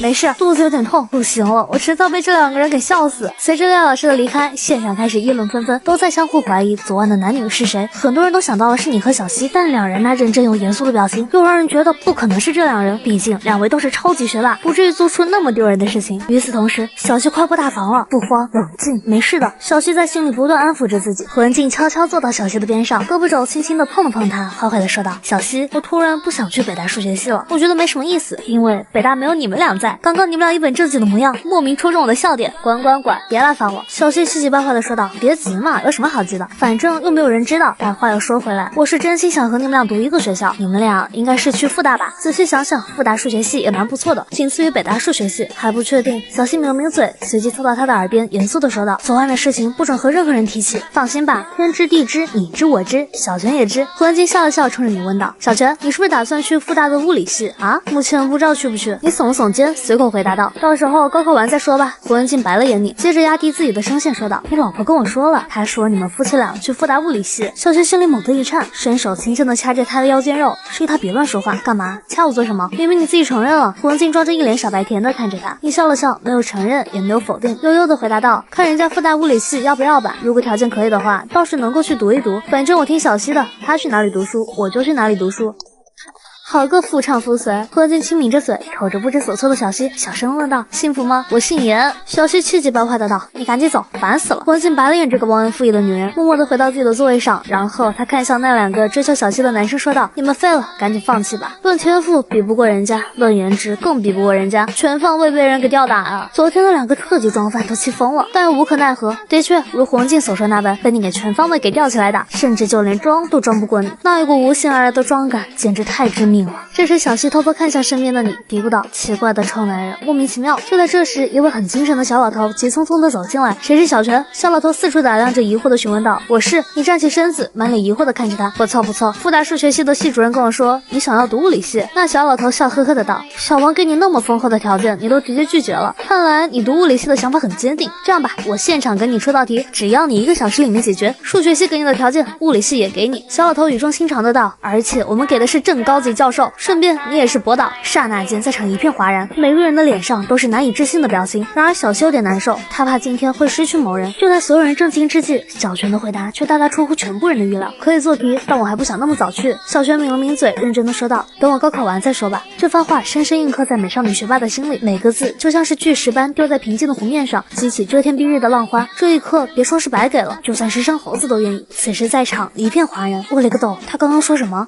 不去，还要考虑考虑？那可是正高级教授啊，多少人梦寐以求的。结果他所有人都觉得你疯掉了，在如此诱人的条件面前，居然连想都没有想，直接给拒绝了。天哪，真是个该死的情种，怪不得小西愿意如此白给，换我也顶不住啊。甚至两人关系的胡文静被这猝不及防的狗粮给塞了一嘴，为自己心爱的女孩宁愿放弃正高级教授的直通车，如此爱意，岂能不令人为之疯狂？小老头也是满脸的错愕，没想到在这样的条件下，你居然也能拒绝。你提议道：“老师，要不我们先做题吧，也许我根本就做不来。”小老头点点头，同时又对在场所有学生们说道：“这道题大家都可以试试看，谁能够第一个在黑板上写出计算过程，并且给出答案的话，复大物理系不仅给全额奖学金，还直接保研，同时博士毕业后直聘正高级教授。”话音一落，在场全部的人都跃跃欲试。很快，小老头就把题写在了黑板上。相对研究是统计物理学领域中最重要的问题之一，小老头严肃地说道。而我写出来的这个问题，正是热力学相转变理论中的一个计算问题。我知道这对你们来言几乎是不可能完成的，但不妨试试看，毕竟回报和难度是持平的。一时间，所有人都蒙圈了。与其说是计算问题，不如说是物理的概念问题。由于在临界温度和压强以上，无法严格分辨气焰两相，而这一区域被称为超临界区，而要计算的东西正是超临界流体。我信你个鬼！这糟老头子果然坏得很，小西都快要无语了，怪不得给出那么诱人的条件，原来压根就不想给，这是高中生能算出来的吗？女孩连夜调查老头18遍，就是为了知道他为啥出这么难的题，这是高中生能算出来的吗？这里面涉及到多少物理分支，甚至还要考虑到一系模型的相变问题。笨蛋，我给你的书你有没有看完？小西小声说道。关于拓扑和量子场论方面的内容，如果你看完了，我跟你说，首先你要考虑气临界相变是否处在一系模型中，因为一系模型存在天然对称，如果满足这个条件，你通过平均场理论去求解，我猜需要用到昂萨格解。小西抿了抿嘴，接着道，我翻译过类似的论文，基本上都这样的，你试试看吧。虽然你还没有读完大学内容，但恰巧这部分的内容你已经看过了，尤其是关于量子场论，只不过缺乏相关的经验，你没能看出来具体的问题。好在身边坐着一位王语嫣，经过小西的提醒后，你瞬间恍然大悟，只要把外磁场的正侧和负侧将磁向分隔开来，这不就解出来了吗？然后基于临界现象、普适性原则，新的相转线就出来了。不过我好像不会算啊，昂萨格解具体是怎么算的？你急忙问道。小西认真的回答道，这个解法基于设每个正点的自旋变数，可取正一和和负一，然后计算每个自旋同最近邻自旋的相互作用能量，以及同外磁场相互作用能量，最后对全部可能的卫星求和，接着求出配分函数，得到每个热力学的特征函数。哦，等等，我消化一下。你开启了大脑超频模式，以最快的速度消化着小溪叙述的内容。此时此刻，你的脸开始出现红温，那些匪夷所思的知识正疯狂被你给推导出来。仅仅只是过去1分钟的时间，你就感受到前所未有的疲惫。没错，不管是2维还是3维，只要当做一列，然后求和即可。默默关闭大脑超频，保留出一部分的体力，去面对接下来的计算过程。你长吁一口气，原本浑浊的眼神此刻清澈无比。悟了，大彻大悟，是自己把这个问题看得太复杂。其实这就是一个简单的计算过程，只要算出来就行了。你冲着小溪点了点头，缓缓站起身，对着那小老头道：“我来试试。”全部的学生纷纷把目光投过去，看着站在角落的你，每个人的眉宇间满满都是崇拜之色。而那个小老头正玩味地看着你，双眸中尽是欣慰和欣赏。气言道：“那就来试试看吧。”你迎着所有人的目光，漫步来到黑板前。不过这次你并没有开启麒麟臂，而是选择按部就班，一步一步去计算，因为你也不知道对不对。毕竟关于昂格萨姐的那部分内容是你自己推导出来的。你深呼吸了下，抬起紧握着粉笔的手，下一秒在黑板上写下第一段式子。你在黑板上飞速计算，而台下的学生们一个个懵地看着，这在写什么？不知道啊，反正就觉得很高端很神秘。但不管怎么说，这小轩太牛了。台上的学生们议论纷纷，而你手中的粉笔并没有停下，依旧在不停计算着。与此同时，站在你身边的小老头表情渐渐开始变得惊恐起来。不会吧，他连这都能算出来，那起码是物理系大4的水平了，而且是准备考研的水平。老师，我需要一位帮手来帮我计算那些词项。你突然停下笔，转头冲身边的小老头说道。小老头从错愕中回过神，连连向你点了点脑袋。小溪，你快点帮我算一下，我们分工合作。面对你的请求，小溪自然不会拒绝，快步朝着台上走去。站在另一块黑板前，拿起粉笔计算着模型中的相关数据。小老头看着一旁的小溪，小溪啊，他就是小溪吗？还记得复旦物理系就想提前招他，结果被他给拒绝了。没想到在这里还能再次相遇，感觉他和小泉很熟啊。这要是把2人一同招进来的话，同行们岂不是要活活羡慕死？就当小老头做着深秋大梦之际，最后一排的国赛帮们一个个都是面如死灰的模样。坐在胡文静身旁的女生苦涩的讲道：“上面那些算式应该完全超纲了吧？”胡文静点了点头，轻言细语的回答道：“这大概是涉及到物理方面的知识，咱们这伙人就算了，毕竟道路都不一样。而且我刚刚听到小泉和小溪之间的对话，小泉开始并不知道怎么求解，还是小溪告诉他的基本原理，结果仅凭这些基本原理，他居然能够在如此短的时间内思考并推导出其核心内容，这恐怖的理解能力，全国应该独一无二了。”刹那间，几个人都无语了。这匪夷所思的天赋，恐怕只有外星人能够媲美。去年国赛输进第2名的张凯深深叹了口气，怪不得廖老师说他连 IMO 都看不上，觉得舞台太小了。拥有这样恐怖摄人的天赋，的确参加 IMO 等于在浪费时间。喂，慢点！小谢牙切齿的道：“我算不过来了。”哦，你尴尬的笑了笑，无奈的放缓了速度。这时小老头已经头皮发麻了，尽管上面的算式他都能够看懂，但一想到这是高中生写出来的，这就有点汗毛直竖。上课对这2人来言太屈才了，直接进入到研究小组可以搞研究了。这2人一定要抢过来，必须牢牢攥在手里，绝不能让别的学校抢走。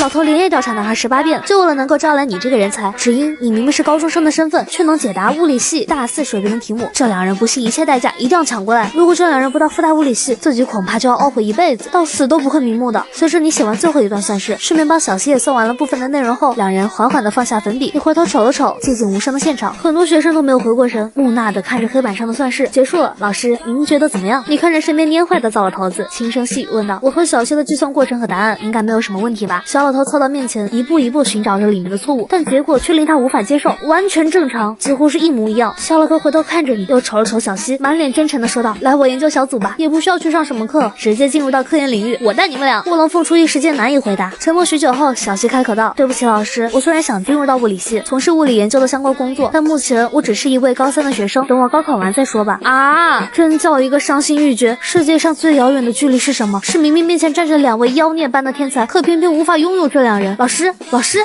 快叫救护车！关于你俩把复旦物理系教授给气晕过去这件事儿，很快就传到2中校长的那里。此时的他在自己办公室里来回走动，脚底板都快冒出火星子了。什么情况？到底什么情况啊？怎么还把复旦的教授给气晕了？就在这时，田慧老师急匆匆地闯进来，气喘吁吁地说道：“校长，打听清楚了，那位教授想提前招小泉和小溪去复旦物理系，结果被2人双双给拒绝了，然后就直接高血压了。目前教授还躺在天骄书院的医务室里，人没有什么大碍，但还晕着。”听到是这个结果，校长顿时松口气，吓死我了，我还以为出大事了。校长，眼下的情况很严峻啊。田慧老师语重心长的道：“咱们学校有2座金矿这件事儿，我估摸着不需要多久，很快就能传遍全国，到时候满妹2人就走掉了。”校长苦闷的说道：“有事情挡不住的，看小娟和小溪自己的意愿吧。”另一边，小老头已经苏醒了，而他醒来的第一件事就是拿出自己的手机，然后拨通某个号码。话。喂，小桃，快来天教书院。对，就是这个天教书院，来抢人。没错，就是抢人。你没把人给我抢到，你就没我这个爸了。听到老父亲这般莫名其妙的话语，身为复旦物理系主任的吴涛则是满脸的懵和无奈。我说爸，这是遇到什么天才了，居然能把您老人家给惊动？小老头语重心长的回答道：这次在天教书院，你爸我遇到2位百年不遇的旷世奇才，其中一位就是去年物竞国赛的第2名。当时你想提前把人给录取了，结果被他给拒绝了。没错，就是那个小西。小西？吴涛听到这个名字，顿时心里一哆嗦。爸，这位小西可不是一般人啊，她是深海市严市长的女儿。小老头也没想到小西的背景那么硬，咱们要把严小西给争取过来。今天刚好在天教书院遇到她，小老头认真的说道，他内心深处是渴望从事物理相关工作的，而且他的天赋极高，这我知道。但是毕竟是严市长的女儿，万一严市长家里并不希望严小西从事科研，那我们这么做，吴涛并没有把话说全。不过他相信自己的父亲能听懂。一时间，小老头陷入沉默中。仔细想想，把小西招进物理系，这个决定的确很冒险。以这样的家庭和家族，大概率是会往法学、经济学、行政管理等专业发展。小老头叹口气，无奈的妥协道：那就暂时放一放。另一位学生必须争取过来，他叫小泉。小泉？吴涛略有所思的问道。被数学系给看中的小泉？对，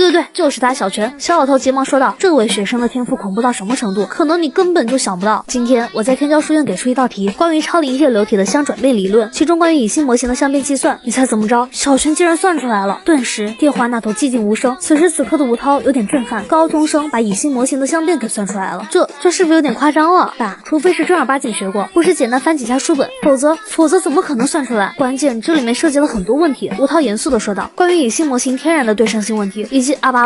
说到这儿，吴涛停顿了下，如果不熟知这些内容，根本就做不出来。你别管那么多，他就是当着我的面给算出来了，所以更加确信了他的含金量。小老头语重心长的道，这小子真的很擅长计算，我感觉他完全是在下意识写算式。吴涛沉默许久，苦涩的回答道，像这样的天才，恐怕去哪里都会想着要。咱们复旦能够给出的条件，清北也能给予。我听老王的意思，这个小泉似乎目前不想被提前招进大学。吴涛认真的道，我先试试看吧。像他这样的物理天才，我也不想放弃。由于卧龙凤雏把复大教授气晕了，导致第2天的讲座被取消，天教书院方面也没有紧急预案，毕竟这也是他们第一次遇到这种事情，所以匆匆举行完闭幕式，活动便以此结束。小西，保持联系。胡文静挽着他的胳膊，陪着小西和小泉往门口走去。亲爱道，有空可以来找我玩。小西应了声，你也一样，你要是有空的话，也可以来找我，反正我们都在深海。胡文静笑了笑，坏坏的对小西说道，以后你们俩结婚了，小西，我能不能当你的伴娘？女孩连夜调查男孩18遍，就为了知道小泉是由什么组成的，可女孩却在你面前一脸娇羞的模样。你胡说什么呢？小西顿时恼羞成怒，别哪壶不开提哪壶，什么结婚？我跟他不可能！该死的臭女人，故意在他面前提这种事情，就是想看我出手的样子。小泉，伴郎要长帅气一点的，别把歪瓜裂枣拿过来充数。胡文静语重心长的道，我给小西当伴娘，完全过来找姻缘的。哎呀，你烦不烦啊？叫了辆滴滴，胡文静目送2人离开，逐渐那辆车消失在视野里。胡文静无奈的叹口气，没想到连小西这样的女神也都会沦陷在爱情里。卧龙凤雏坐在滴滴的后排，你本来想回学校，但小西死活不愿意，执意要让他跟自己回家，美其名曰研究物理。很快，小西便带着小泉回到家中，给他送上一罐冰镇的可口可乐，这是小西对他最大的欢迎。毕竟小西喜欢喝百事，快点教教我昨天的数型结合分析。小西认真的说道，你就坐在他的边上，一边打着哈欠，心不在焉的说道，其实很简单，昨天那道题目。随后你开始了叙述，巴拉巴拉讲了很多内容。本来小西就属于天资聪明类型，很快就理解了你的方法，但同时内心深处有那么一丝丝的不甘。那么简单的方法，自己居然没有想到，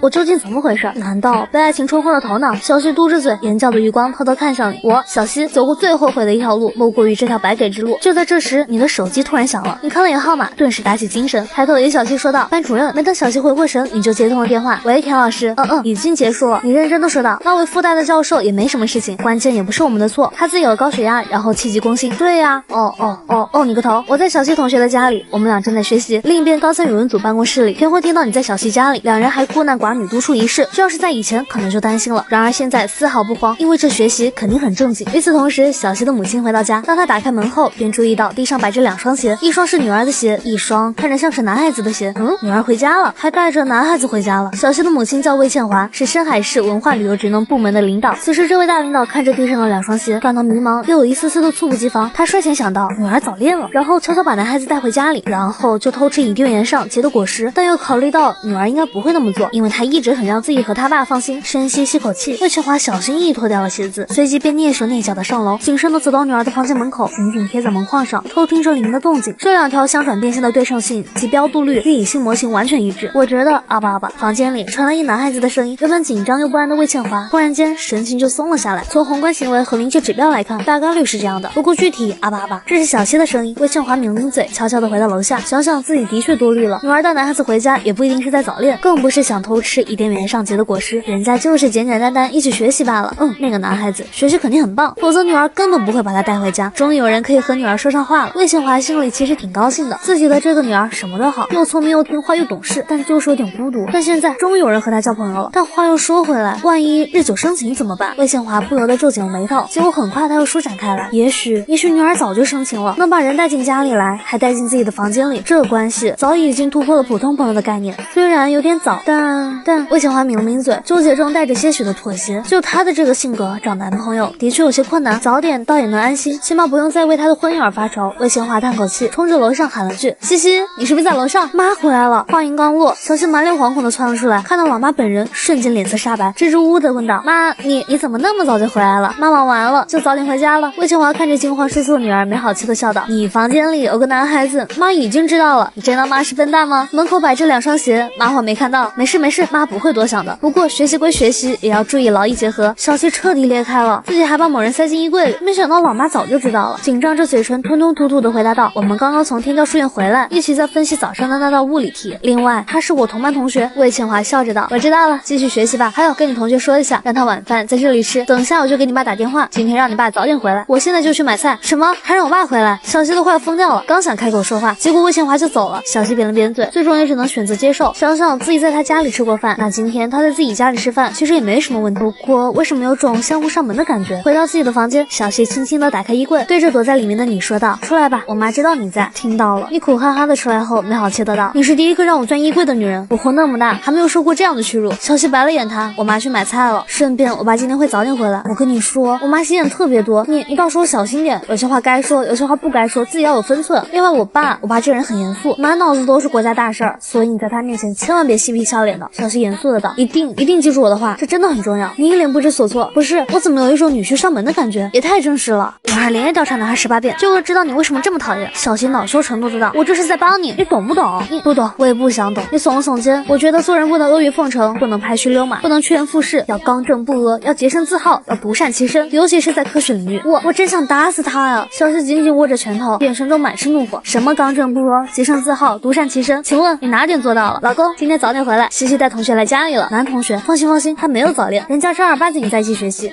反正你早点回来。魏庆华挂断电话，刚打开门就看到你，也不知道是不是某种错觉，看到这位男生有一种说不上来的亲近感。阿姨好，我叫小陈，是小西的同学。一见到严母，急忙匆匆走到他的面前，将他手里的袋子给拎了过去。阿姨您辛苦了，还特意去买菜，等下我帮您打下手吧。我在家里经常干家务，什么扫地做饭洗碗这些事儿我经常干的。哎呦，这男孩子我喜欢。魏庆华看着你眉宇间满是中意。小陈，今天你是客人，怎么能让你帮忙？阿姨没事的，我就喜欢干活，在家里也是，根本就闲不住。说话间就拎着菜往厨房走，根本就不拿自己当外人。看着他那自来熟的样子，小西都蒙圈了，瞪大双眼，不可思议的看着他的背影，脑海中关于他的那番话还声声震耳。我觉得做人不能阿谀奉承，不能溜须拍马，不能趋炎附势，要刚正不阿，要洁身自好，要独善其身。这就是你所说的不阿谀奉承，不溜须拍马，不趋炎附势。小西彻底无语了。不过话又说回来，其实这样也蛮好的。瞧瞧老妈那花枝乱颤的模样，想必此刻的老妈很开心也很满意。小陈，你家里是做什么的？魏庆华好奇的问道。我家里是做化工的，主要生产 PP 和 PE。你一边摘着芹菜的叶子，一边轻声细语的回答道。后来国家整治污染企业，我爸第一批响应号召，立马把厂关停了，然后大力更新设备，通过了环保，重新把厂又开起来了。魏庆华满意的点点头。你爸的觉悟很高，是个良心企业家，还行吧？我爸经常说，金山银山不如给子女留一片青山。我从我爸身边学到很多，尤其是在做人做事方面，不知道为什么越来越喜欢这个孩子了。不管是从谈吐举止以及家庭状况，都非常令自己满意。你学习成绩挺好的吧？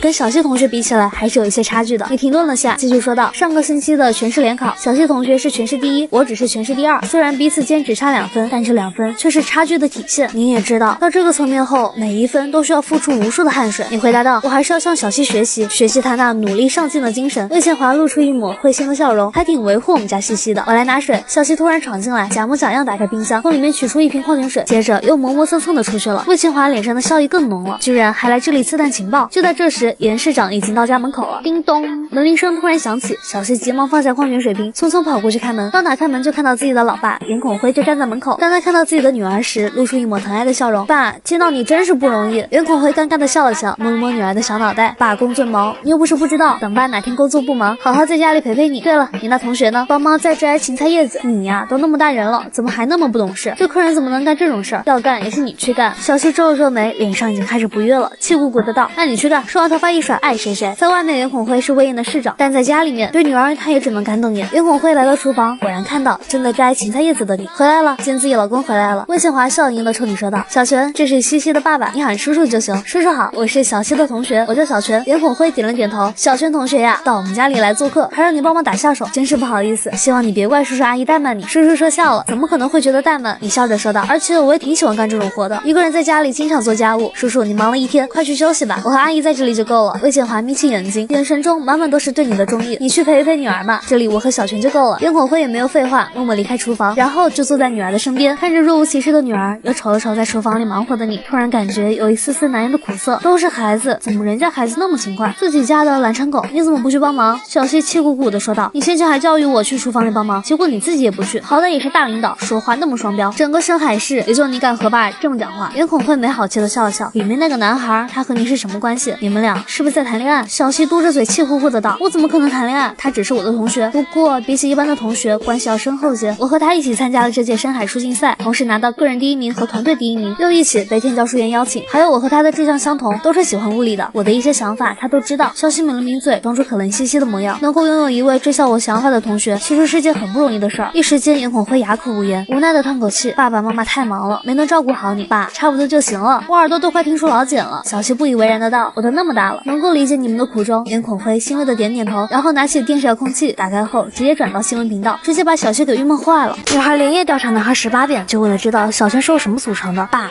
小泉很厉害。小西小声嘀咕道：“他属于真正的文理全才，而且很有理想，跟你差不多，满脑子都是怎么为人民服务，是吗？挺好的。”袁孔辉看着国际新闻，淡淡的回答道。小西挤过来，直接抢走电视遥控器，把电视机关掉。袁孔辉同志，我正跟你说正事儿呢，请你严肃认真点。小西气恼的说道。讲。袁孔辉笑着道。小西深吸口气，一本正经的道：“别看小泉他是学生，人家很有理想的，立志要为祖国实现伟大复兴。关键这不是喊口号，而是在付出实际行动。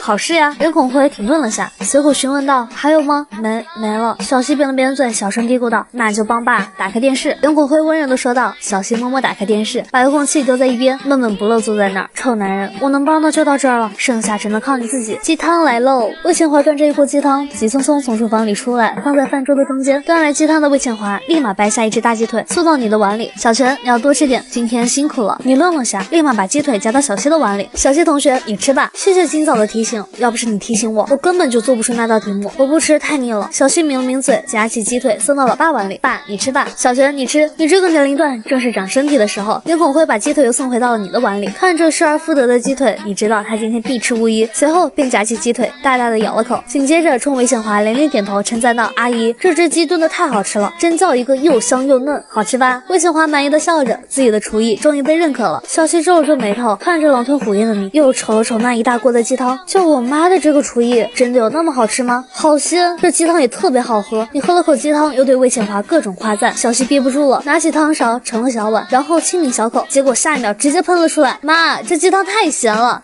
太鲜还是太咸？魏宪华紧锁着眉头，言语有那么一丝丝的不满。太咸，你自己尝一尝。小西无奈的说道。魏宪华浅尝小口，没好气的道：“明明味道很正常，结果到你嘴里就太咸。你看看你同学，人家都喝第2碗了。小泉，这鸡汤是鲜还是咸？鲜。你认真的道。阿姨，再帮我盛一碗。好好好。”魏宪华顿时眉开眼笑，嘴都快合不拢了。此时此刻的小西已经裂开了，他可真是个狠人，不应该是狼人。为了讨好我妈，不惜把命都搭进去。袁孔辉尝了口鸡汤后，便没有再碰过。小泉，听西西说你父亲是企业家，不算企业家，普普通通的小老板而已。你喃喃地回答道：“本身没有什么特长，就着40多年前的那一股风，才有我爸今天的成就。后来我爷跟他说，不管有多少钱，都不能忘自己的根在哪。以前我不懂，后来我懂了。”你停顿了下，继续说道：“根在这片土地上，吸收大地精华，才能茁壮成长，最后更要回馈这片大地。而我爸也是这么做的。”袁孔辉点点头，眉宇间满是赞同。Nice， 这不稳了。小西暗自窃喜，从刚刚老爸那表情来看，他很满意小泉家里的情况。魏宪华问道：“小泉，大学打算读哪里？”你认真的回答道：“暂时还不知道读哪里，等高考完再说。不过读什么专业倒是想好了，准备去读物理专业，从事相关的物理领域研究。”原来要当科学家。魏宪华点点头。你是不是也要读物理专业？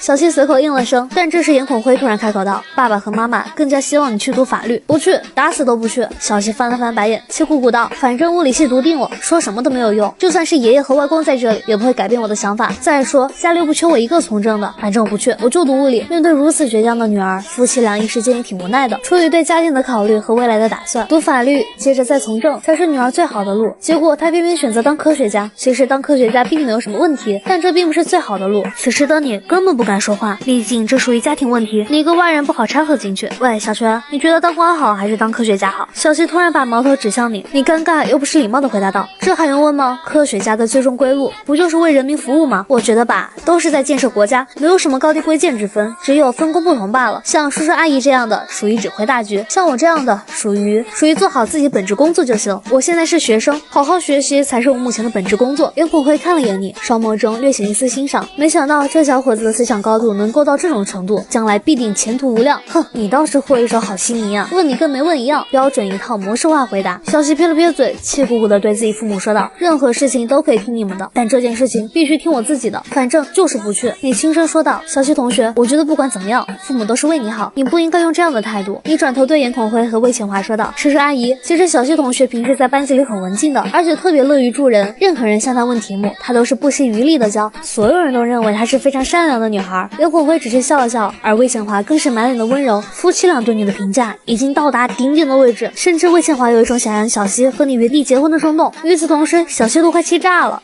女孩连夜调查男孩18遍，就为了知道小泉是由什么组成的。很明显，这是拿自己当机缘宝宝，在自己父母面前怒刷好感值。小西瞅脸爸妈，看你的表情，这不是满意那么简单了，感觉就是在看自己的女婿。想到这儿，小西的俏容情不自禁爬上一抹红霞。小泉，你在班级里有没有当什么班干部？袁孔辉突然问道。有，学习委员。袁孔辉语重心长的道。那你肩上的担子有点重。他肩上哪有什么担子，每天就知道喊口号，世界上一件事都不干，跟宇宙区长一样，人家星系宇宙，他是星星摸鱼。小西疯狂吐槽，还好，既然班主任信任我，同学们推举我觉得再辛苦再累也是应该的。而且我们班的学风很好，尤其是小西转到我们班后，大家比以前更加热爱学习了，几乎每个人都想成为像小西这样的优秀学生。这时魏清华露出一抹欣慰的笑容，即便如此都不忘抬一下自己的女儿，看来女儿在他心里的地位很高啊。另一边小西彻底哑火，一招天地同寿，他瞬间无奈。吃过晚饭，你帮忙收拾着饭桌，然后一起洗着碗筷，把魏清华给乐到合不拢嘴。不过当他注意到坐在客厅里的女儿时，这心又哇凉哇凉的。阿姨，差不多了，我该回家了。你擦了擦手，冲着魏清华说道：那阿姨送你回去，那么晚你一个人回去，叔叔阿姨不放心。不用，我就住在隔壁小区，过马路就到了。魏清华愣了下，下一秒笑容满面的道：原来住那么近啊，那你以后有空要常来。阿姨不知道为什么就特别喜欢你能来。一定，我有很多问题需要小西同学帮忙解答疑惑，就是怕打扰到叔叔阿姨。什么话？你能来，叔叔阿姨高兴都来不及呢。另外你能陪着西西，其实叔叔阿姨挺开心的。这孩子从小就孤僻，身边没有什么朋友，如今能够交到你这样的知心朋友，叔叔阿姨真的很高兴。离开厨房后，你冲坐在沙发上的严父说道：叔叔，我回家了，回去了，那让你阿姨送你回家。袁火辉站起身子，眉宇间带着一丝长辈的关怀。不用，我就住隔壁小区。你摆了摆手，然后朝着门口走去。小西爸妈出门相送，只是看着你离去的背影渐渐消失在视野里。怎么样，这孩子感觉如何？有胆识，有魄力，有担当。严孔辉回答道。魏清华皱了皱眉头，没好气的说道：谁问你这个了？我是问，如果小泉给你做女婿的话，你愿意还是不愿意？严孔辉淡淡的说道：现在女儿才多大，就考虑这种事情了，等她大学毕业后再说吧。倒也是，但这么优秀懂事的男孩子，如果成为别人家的女婿，想想怪可惜的。魏清华抿了抿嘴，叹口气说道：算了，最后还是看缘分的。夫妻俩回到客厅，就看到女儿捧着手机啪啪啪狂摁屏幕在打字，而他注意到自己父母回来了，猛地收起手机。等等，我们俩有话要对你说。魏清华突然开口叫住小西，明天再说。小西慌不择路的溜往楼梯，噔噔噔一路小跑，回到自己的卧室，咔嚓一声，还把门给反锁上了。瞧，肚贼心虚了，看样子女儿有问题啊。魏清华笑着道。回到自己卧室的小西正躺在床上，拿起手机给某人发去消息：明天你来吗？来啊，说好一起学习物理的。那行，我顺便帮你把书给准备好。对了，我表现怎么样？看着他发来的询问，美少女学霸扁了扁嘴，心里暗暗诽道：我看你是真把自己当女婿了，就是喊我爸妈叫爸妈了。哦，挺好。翌日的早上，小西看着正在打扫卫生的老妈，心里那叫一个急切。小西装作很随意的问道：妈，你怎么还不去上班？周日上什么班？魏清华白了眼女儿，继续拖着地面。不加班吗？不加班。突然响起一阵门铃声，魏清华放下拖把，走到门前，轻轻打开门，然后下一秒就看到了你。看着站在门口的你，魏清华想到刚刚女儿的那份询问，开始还以为是女儿在关心自己，没想到，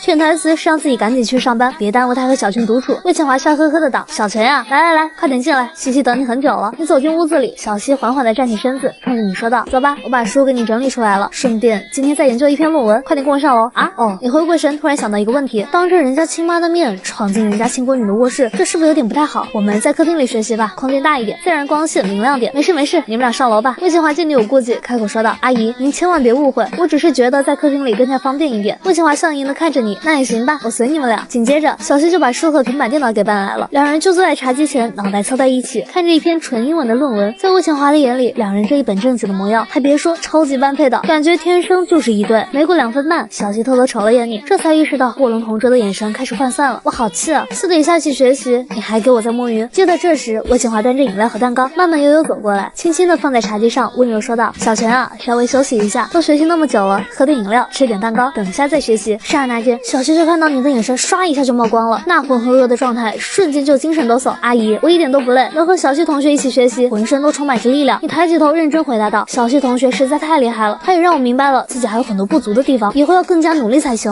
女孩连夜调查男孩18遍，就为了知道小泉是由什么组成的。他居然把学校里的那一套完完整整搬到了这里。妈，这个臭男人是个大骗子啊！小西用力握着拳头，努力控制着自己的情绪。魏庆华笑盈盈的问道：“慢慢吃，阿姨给你们做午饭。小泉，你想吃什么？只要是阿姨做的，我都可以。”哎呦，这小伙子，我都想让你喊妈了。向来在厨艺方面不受待见的魏庆华，如今终于有人懂他的厨艺了，这心里别提多么美滋滋。接着就花枝乱颤的走向厨房。当魏庆华一离开，你眨眼间以肉眼可见的速度淹了、萎了、瘫痪了。你可真牛啊！小西伸手用力掐着他的腰间肉，气急败坏的道：“这都能把鱼给摸起来，摸鱼是一种态度。”你意味深长的回答道，然后五官就扭曲变形了，疼，要死了！哼，疼死你个王八蛋！小西松开小手，气鼓鼓说道：“下午给我认真点。”很快，午饭就做好了。你和小西母女俩一起吃着饭，饭后你主动洗筷刷盘，而魏庆华看向你，真是越看越喜欢，越看越中意。小泉，快，休息一下。魏庆华见你从厨房出来，急忙招呼他坐到沙发上。不了，我要抓紧一切能够学习的时间，努力向小西同学靠近。话音一落，你坐在茶几边上，拿起一本书就猛看，瞅着努力上进的你，又看了看坐在身旁一边玩着手机一边抖着双腿的女儿。魏庆华突然有一股特别嫌弃的情绪。妈，你这什么表情？魏庆华冲着女儿努了努嘴，小西瞬间疯掉了。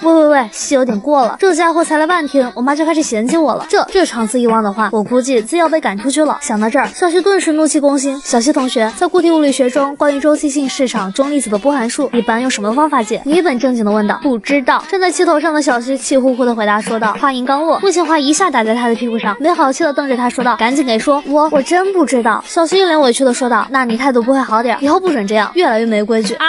小西已经在崩溃的边缘反复摩擦，要不是亲妈在场，定揍到他瘫痪在床。小泉，我们家西西有时候就这样，你别往心里去。魏庆华眉宇间略显一丝歉意，冲着小泉说道：“阿姨没事，我已经习惯了。”魏庆华从你的言语中嗅到一丝丝告状的味道。刚刚他说习惯了，习惯西西这样对他，这不就说明西西经常在他面前无理取闹啊？没错，我在他边上他都敢吼。小泉，我不在的话，说不定就动手打人家了。这件事儿开始严重起来了。没过多久，你打算走了。阿姨留步，别送了。你急忙拦住魏庆华，轻声说道：“送到这里就好了。阿姨，那我回家了。路上注意安全。”看着小泉渐行渐远，魏庆华从开始的满脸笑容慢慢变得冷峻起来。与此同时，终于解脱的小西感觉灵魂都自由了，以后还是去他家里学习吧，再来我家学习，我怕我顶不住。这时，魏庆华朝小西走来，什么情况？突然有一种不祥的预感。西西，妈妈想跟你聊聊，你是不是平常经常欺负小泉啊？我怎么可能欺负他？我一个女孩子家的，他一个大男人，我想欺负也欺负不动。小西撇了撇嘴，妈，这里面肯定有什么误会，你要查清楚了才行。不用查了，妈已经猜到了。小泉说他习惯了你的小情绪，说明你经常隔三差五对他发脾气，尤其是我在这里，你还敢吼他，更加说明一切的问题。如果我不在，你一定会去打人家。小西支支吾吾的辩解道，偶然也不是隔三差五，就几次而已。魏庆华语重心长的道，我跟你说，以后别欺负小泉，就凭你爸是市长，你就可以肆无忌惮了。妈，你越说越过分了，什么叫做我爸是市长我就欺负他了？小西抬起脑袋气鼓鼓的回怼道，我又不是坑爹的女儿，我怎么可能做出这种事情？说到这儿，小西不由停顿了下，接着说道，你知道有个词叫做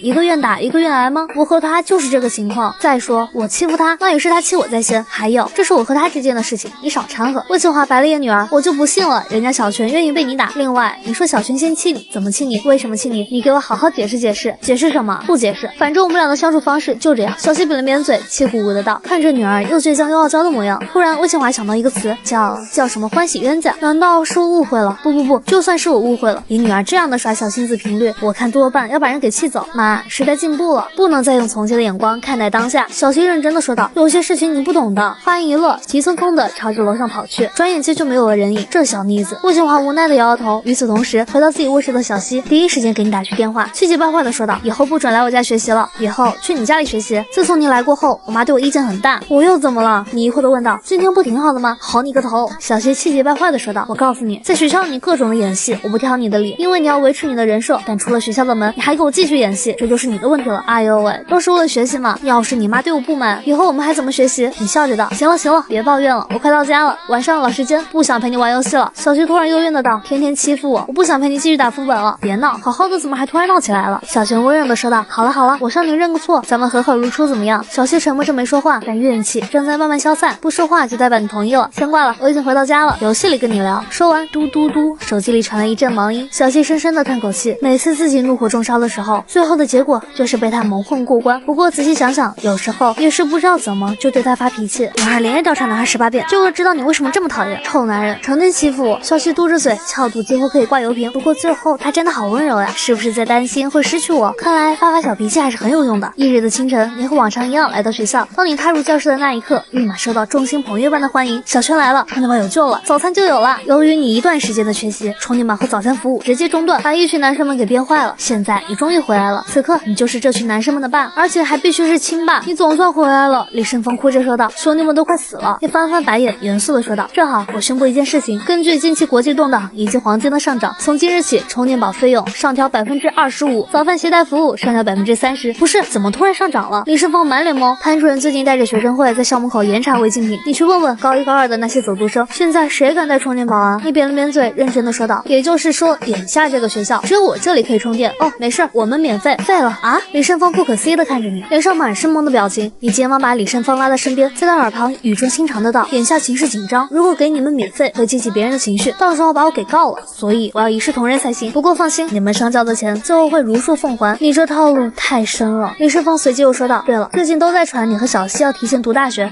什么情况？你一脸茫然，疑惑的问道：什么时候开始的？就这2天吧。李胜峰回答道。反正传的有鼻子有眼。话说你有没有这个想法？有个屁！就我现在这个水平，进去不是找虐吗？你摇了摇头。就在这时，美少女学霸来了。你们在聊什么？你们俩提前读大学，现在外面都在传这个。李胜峰说道。无聊。小新面无表情的拿出书，开始慢慢悠悠的翻阅着。然而你却不是这样想的。有空吗？干嘛？咱们俩去说明一下情况呗，把这个谣言给止住，否则任何老师都教不安稳，也影响同学们的学习。你说呢？此时的小西还没有意识到问题的严重性，乖乖跟着你去校长办公室了。砰砰砰！你敲了敲办公室的门。当校长看到进来的是二中大小王，这心里猛地就一哆嗦。难道最担心的事情就要发生了？回来了。校长坚强地挤出一丝笑容说道。在天骄书院感觉如何？一般般。不过今天我和小西同学来找您，并不是聊关于天骄书院的事儿。你认真的说道。校长，关于近期对于我们俩的谣言，想必您一定听到了。校长点点头。这时又响起一阵敲门声，副校长进来了。老周，你有什么事儿？副校长看到你和小西都在，想说的话到嘴边又一声声应了回去。暂时没事。小娟、小西，你们俩回来了？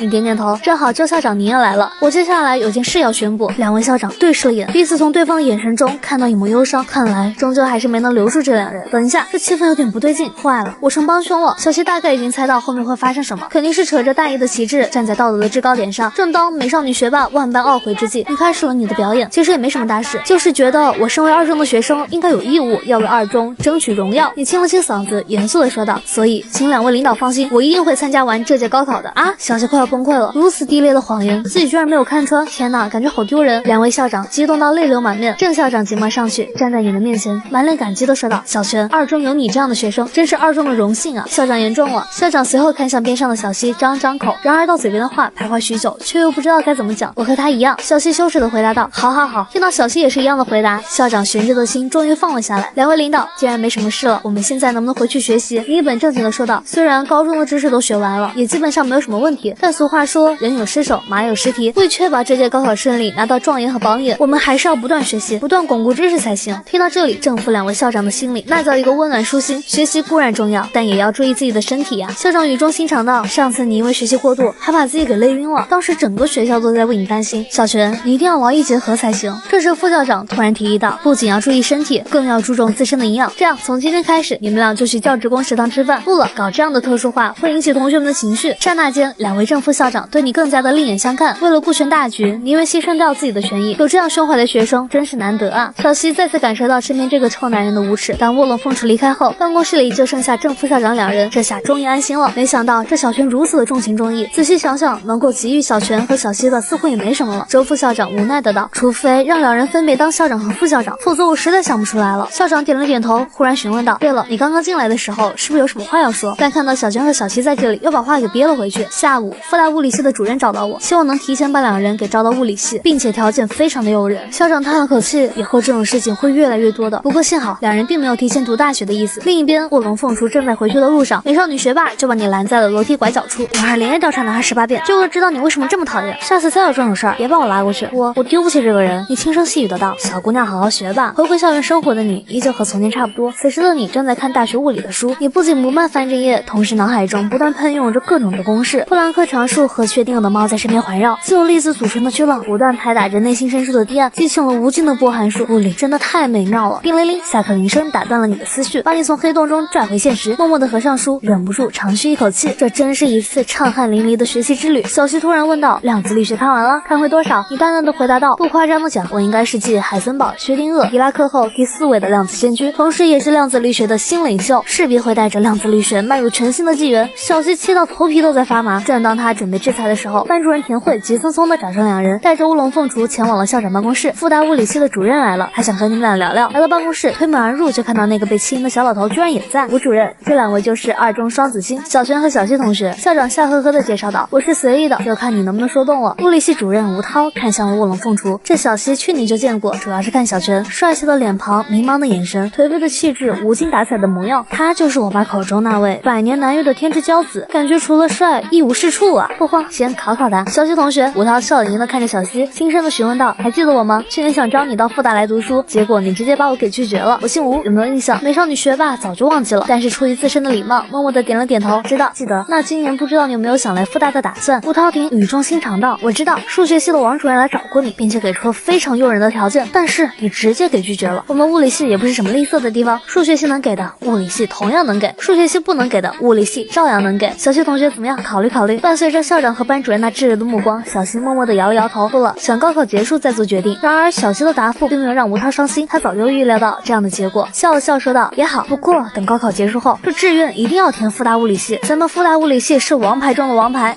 小西随口应了声，继续像个没事人一样站在那儿。吴涛把目光挪到你的身上，轻柔询问道：“小泉，你是不是和小西同学一样的想法？差不多吧，等高考完再做打算。”吴涛叹了口气，无奈道：“爸，你应该也听到了，没辙，真的没辙，毕竟敲着的瓜不甜嘛。我想还是算了吧，让两人自己做决定好了。”老吴教授心里那叫一个悲凉，明明两位绝世天才就在眼前，偏偏就是得不到。既然结局如此，为什么还要让自己遇到？对了，小泉同学，吴涛语重心长的说道：“我想考考你，临时给你抽到非常复杂的题目，不知道你愿不愿意接受我的考核？”你刚刚张开口，结果就被老吴教授给打断了，连上面过程都能够算出来。你的问题，我想根本没有什么压力。老吴教授看向你，认真的说道：“你不要有什么压力，对你来说都不是什么问题。怎么感觉是公报私仇？你都快无语了，自己还没有答应呢，结果有人帮自己答应了。你算一算嫦娥6号的理论轨迹吧，就算中间的那段过程，当然必须包括绕月过程。”校长和班主任都懵了，不可思议的看着复大物理系的主任，这个让高中生去算，是不是有点强人所难？怎么可能算得出？抛物线很好算，但其中涉及到变轨。你的专属王语嫣此刻正悄悄在他耳边说道：“这里面要考虑到向心力、万有引力、动能、势能、圆周运动。”面对小西的提醒，你冲着他微微一笑，然后直直看向复大物理系的吴涛主任，认真的回答道：“我能给出具体的方程式，但我计算不出具体的过程。”足够了。吴涛点点头，紧接着你就开始你的计算，而小西则站在边上充当你的助手。第一个方程自然是抛物线运动轨迹方程，这个方程对你来也很好算，通过积分手段得到对应的表达式，再写成阿巴阿巴阿巴。校长和班主任站在边上，伸着脑袋看你在推方程，脸上满满都是懵。为什么在各种 ABCD 的方程里，他能够算出数字？田慧老师抿了抿嘴，偷偷看向小吴、老吴父子俩，而两人的表情有点惊愕，尤其是吴涛主任，眉宇间尽是不可思议的神态，居然真的推导出来了。吴涛主任终于意识到先前的想法多么离谱，原来这个帅气的小伙子帅，仅仅只是他最微不足道的特点，他的才华、他的智商、他的能力，比起所谓的帅，这才是他最大的特点。天才，这绝对是天才！不，天才已经无法来形容他了，因为天才只是践踏的门槛。老吴教授看着儿子的表情，小声的询问道：“怎么样？我有没有添油加醋？简直离谱！”吴涛苦涩的说道：“我临时想到的题目，没想到完成。接下来就是绕月了。”你列着一个个方程，努力将其整合到一起。结束，我放下笔，把手里的这份稿纸递给身后的吴涛。吴主任，您看看是不是正确的？老师连夜调查男孩全家18遍，就为了能够招揽你这个人才。吴涛看着上面密密麻麻的方程，心里早已翻江倒海。为什么这么残忍？两位绝世天才就在面前，可是偏偏又不属于自己。都说千里马常有，但是伯乐难寻。然而真实情况并非如此，其实伯乐遍地都是，可唯独不见汗血宝马。现在终于找到了2匹汗血宝马，结果却是汗血宝马根本就不在乎伯乐。吴涛抬起头，满脸渴望地问道：“小泉，考虑，只要你愿意来复大物理系，什么奖学金和保研这种东西根本就不用提，关键研究经费和职称，我肯定给你最多最好的。不仅如此，我找院士来给你背书。”吴涛眼神中满是难言的欲望，激动的道：“你认真考虑一下。另外，你想要去高考没有问题，复大物理系等你考完，但考完之后一定要来复大呀。话音一落，炙热的目光看向小西，一脸渴望的说道：“小西同学，你也考虑考虑。”你不紧不慢的说道：“吴主任，现在我们考虑这些还太早了，请让我们参加完高考再来聊这个问题吧。”哎呀，怎么油盐不进啊？吴涛的血压正在飙升。哎呀，吴主任，吴主任！校长连忙上前搀扶住，无奈道：“注意血压，千万别晕倒了。别急别急，慢慢商量嘛。”而这时，罪魁祸首的卧龙凤雏已经悄悄溜了出去。笨蛋，这复大的物理系，我们俩还能去读吗？应该没有什么问题吧？前天把吴教授给气晕过去了，今天又把他儿子给气晕过去了，这真的没问题？出门不带降压药，这也能怪我们吗？正要到晚自习结束，你拎着一书包的充电宝和小西慢慢悠悠离开教室。为了避嫌，两人并没有走很近，彼此间隔着一段距离。直到你骑着他的小电驴在公交车站边上停下，上车。小西接过递来的头盔，戴上后坐到他的专属座位上，轻轻地抱着他的腰，说道：“你给我骑慢点，我还在流。”你皱着眉头认真的说道：“还在流？这不对啊，应该流完了呀。你流过血吗？你懂个屁！”小西恶狠狠地掐着他的腰，气急败坏的问道：“你算我精气干什么？出于本能。”你刚刚在笑了笑，急忙说道：“好了好了，咱们走吧。”话落，你油门一拧，直接窜了出去。哼，臭男人，居然在算我精气，果然没有安好心。小西紧抿着嘴唇，两侧的交融微微泛起一抹红霞，然后情不自禁的抱更紧了。与此同时，正在等红的麦主任田慧感到一丝疲惫。哎，班里藏着两座金山也是头痛啊。就在这时，一辆电瓶车停了下来，也在等着红灯。田慧下意识瞥了眼，突然他浑身一哆嗦，眉宇间满是猝不及防。骑电瓶车的不是小泉吗？坐在后面的不是小西吗？贴那么近，抱那么紧，完了完了，恐怕不是恋爱那么简单，可能都已经私定终身了。先前就抓过两人亲近的举动，不过当时被小泉给忽悠过去了。但现在眼前所看到的这一幕，已经完全坐实恋爱的情况了。这分明就是借着送回家的名义，正大光明在谈恋爱。此刻的田慧脑海中嗡嗡作响。就在田慧不知所措的时候，路灯突然亮起了，眼睁睁的就看着两人这样走了。这，难道我要当做什么都没有发生过吗？算了，这件事情先瞒着，暂时不告诉校长了。明天我再偷偷观察一下，之后再做打算吧。就当田慧思考着怎么处理的时候，小西坐在后座上说道：“你去参加运动会吗？”“运动会，我打算把田径项目都报了。”你认真的回答道：“100米、400米、1000米、跳高、跳远、铅球、标枪等等，我决定这些项目都去试试看。”小西翻了翻白眼，就你这样的小体格，连我都打不过，你还玩体育啊？你别看我平时半死不活的样子，其实我认真起来很强的。知道什么叫做小钢炮吗？我就是小钢炮。呸，我才不信呢。小西微微嘟起小嘴，轻声细语道：“大白痴骗骗别人也就算了，居然连自己都要骗。等瞧着，这次校园运动会，我必拿10个第1名回来。”你自信的说道：“让你瞧瞧什么叫做现实中的无敌超人。”小西又翻了翻白眼，不过这次他没有反驳，这个大傻子已经活在自己的世界里，无法脱身了，必须让他跌倒一次，把他摔疼了才会清醒过来。不知不觉，你把小西送到了家门口。这周来我家，你正直勾勾看着他。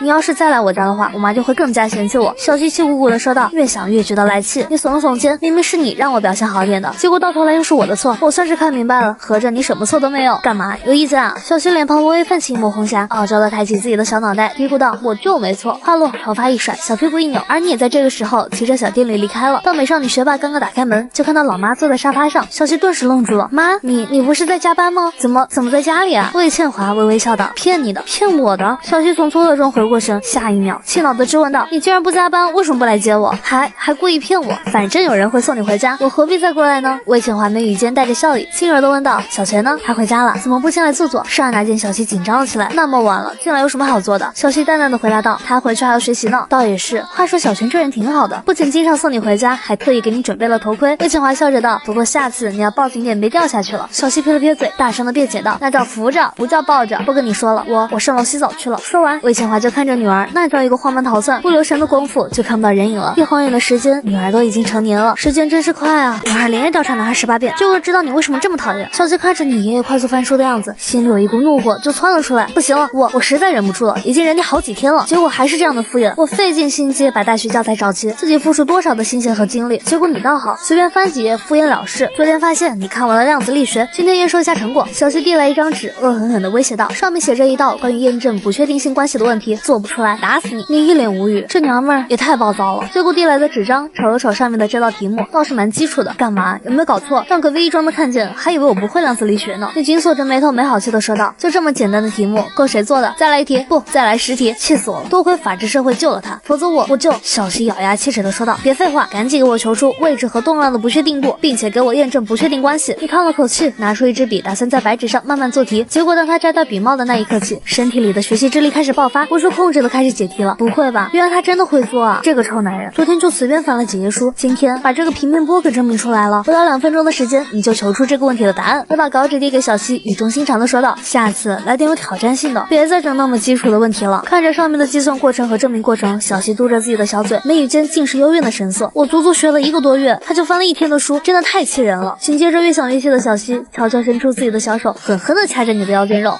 我都做出来了，干嘛还要掐我？哼，代表用来消灭你啊！又到晚上的时候，田慧早就埋伏在学校的门口。小西从校门口走了出来，还站在公交车站那里。紧接着，你骑着电瓶车也出现了，然后在公交车站那停下。他坐上去了，他贴上去了，他抱住腰了。田慧深深的吸口气，开着车谨慎的跟了上去。小西坐在后面，紧紧的抱着你的腰。想到白天的事情，心里特别的不舒服。自己足足学了1个多月的时间，结果不如某人用1天的时间随便翻几页书，这种强烈的反差感，真是能把人给气死。喂，臭坏蛋，你是不是之前就看过量子力学？小西轻咬着嘴唇，气鼓鼓的说道：否则怎么解释你就翻书，居然把量子力学给看混？这根本就解释不通。怎么想知道啊？你贱兮兮的说道：嘿，我偏偏就不告诉你，气死你！小西用力掐着他的腰间肉，咬牙切齿的威胁道：给我好好做人，再敢调皮的话，直接取你狗命！哎呦喂，我逗你玩呢！别，有点疼了。你急忙服软，轻声细语的说道：我也不知道为什么，反正翻着量子力学的书时，看着上面的各种公式，自然而然全部理解了。可能我天生就是搞物理的。小西冷哼一声，默默的松开小手，没好气的道：你忽悠谁呢？你还信不信？反正告诉你实话了，你也懒得解释什么。紧握着电瓶车把手，慢慢悠悠行驶在回去的路上。忽然，你注意到一家奶茶店，轻轻的握住了刹车，轻柔的问道：你喝不喝奶茶？小西愣了下，看着那家正在排队的奶茶店，迟疑片许，点点头说道：5分甜的杨枝甘露吧。对了，我要双份的芒果。要求真多。你满脸元气的嘀咕道：喂，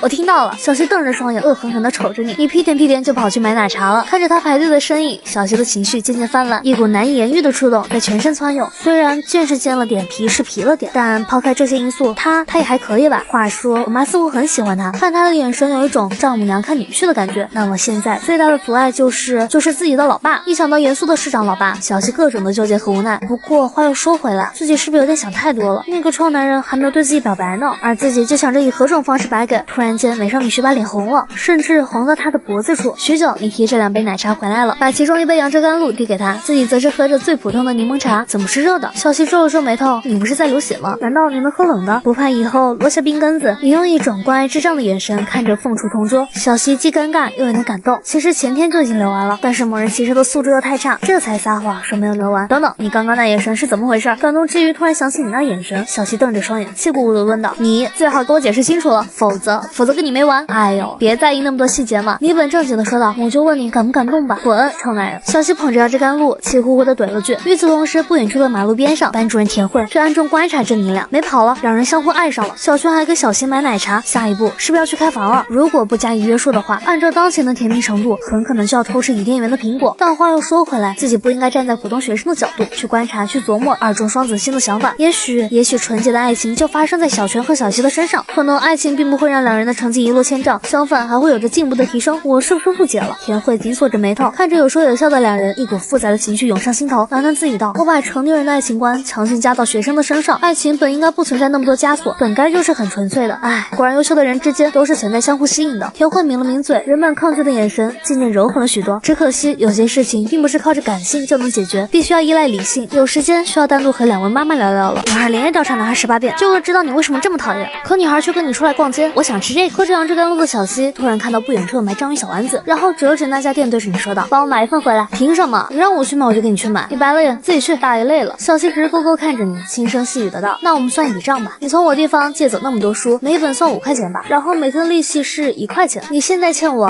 270块，45入就是1万。等等，这怎么从270、45入到1万呢？你一脸疑惑的看着他，那你给我分析一下，这国际原油上涨跟你充电宝服务涨价有什么关系？小西没好气的问道。另外，国际原油下跌了，你的充电宝服务怎么不降价？你语重心长的回答道：国际上涨我也涨，国际对我有影响，国际下降我不降，我和国际不一样。说完就看到小西的脸庞以肉眼可见的速度在红温。去了，你急忙溜走了，一通小跑就到卖章鱼小丸子的商铺前，跟着商家在比划什么。没一会儿，拎着个小盒的你回来了，递给了嗷嗷待哺的美少女，然后他就吃了2个，又递给了你，你倒也没有浪费，把剩下4个全给吃光。另一边暗中观察的田慧看着你俩同吃1份章鱼小丸子，就差相互喂给对方了，又苦恼又有点无奈，感觉忽然好有罪恶感。真的要强行拆散两人吗？会不会从此就记恨上我？就当他胡思乱想的时候，小西抱起了你的腰，两人慢慢悠悠的出发了，紧接着便悄悄的跟了上去。对了，我快把里面几何给看完了，接下来要看什么？你一边骑着车一边冲身后的美少女问道。主要是相对论这块的数学基础，张量分析，微分几何中研究张量场的微分运算分支。小西认真的回答道：晚上我把书给找出来，明天带给你。好，量子力学的深层次框架中中我还需要掌握哪些数学内容？一般都是线性代数、微积分、泛函分析。不过随着内容的加深，也需要熟练掌握希尔伯特空间和阿尔敏特算符。不过小西抿了抿嘴，喃喃地回答道：“我看你掌握挺好，尤其是算符和波函数方面，也就做题。目前掌握的学霸技能这个等级只是到做题的阶段，想要把知识运用到科学研究中，就要进行全面的升级。总之，这是一条无尽的摸鱼之路。”片刻的时间，你已经骑到小区门口，正往里面进的时候，身后的小西急忙喊道：“好了好了，这里放我下来吧。”小西喊道：“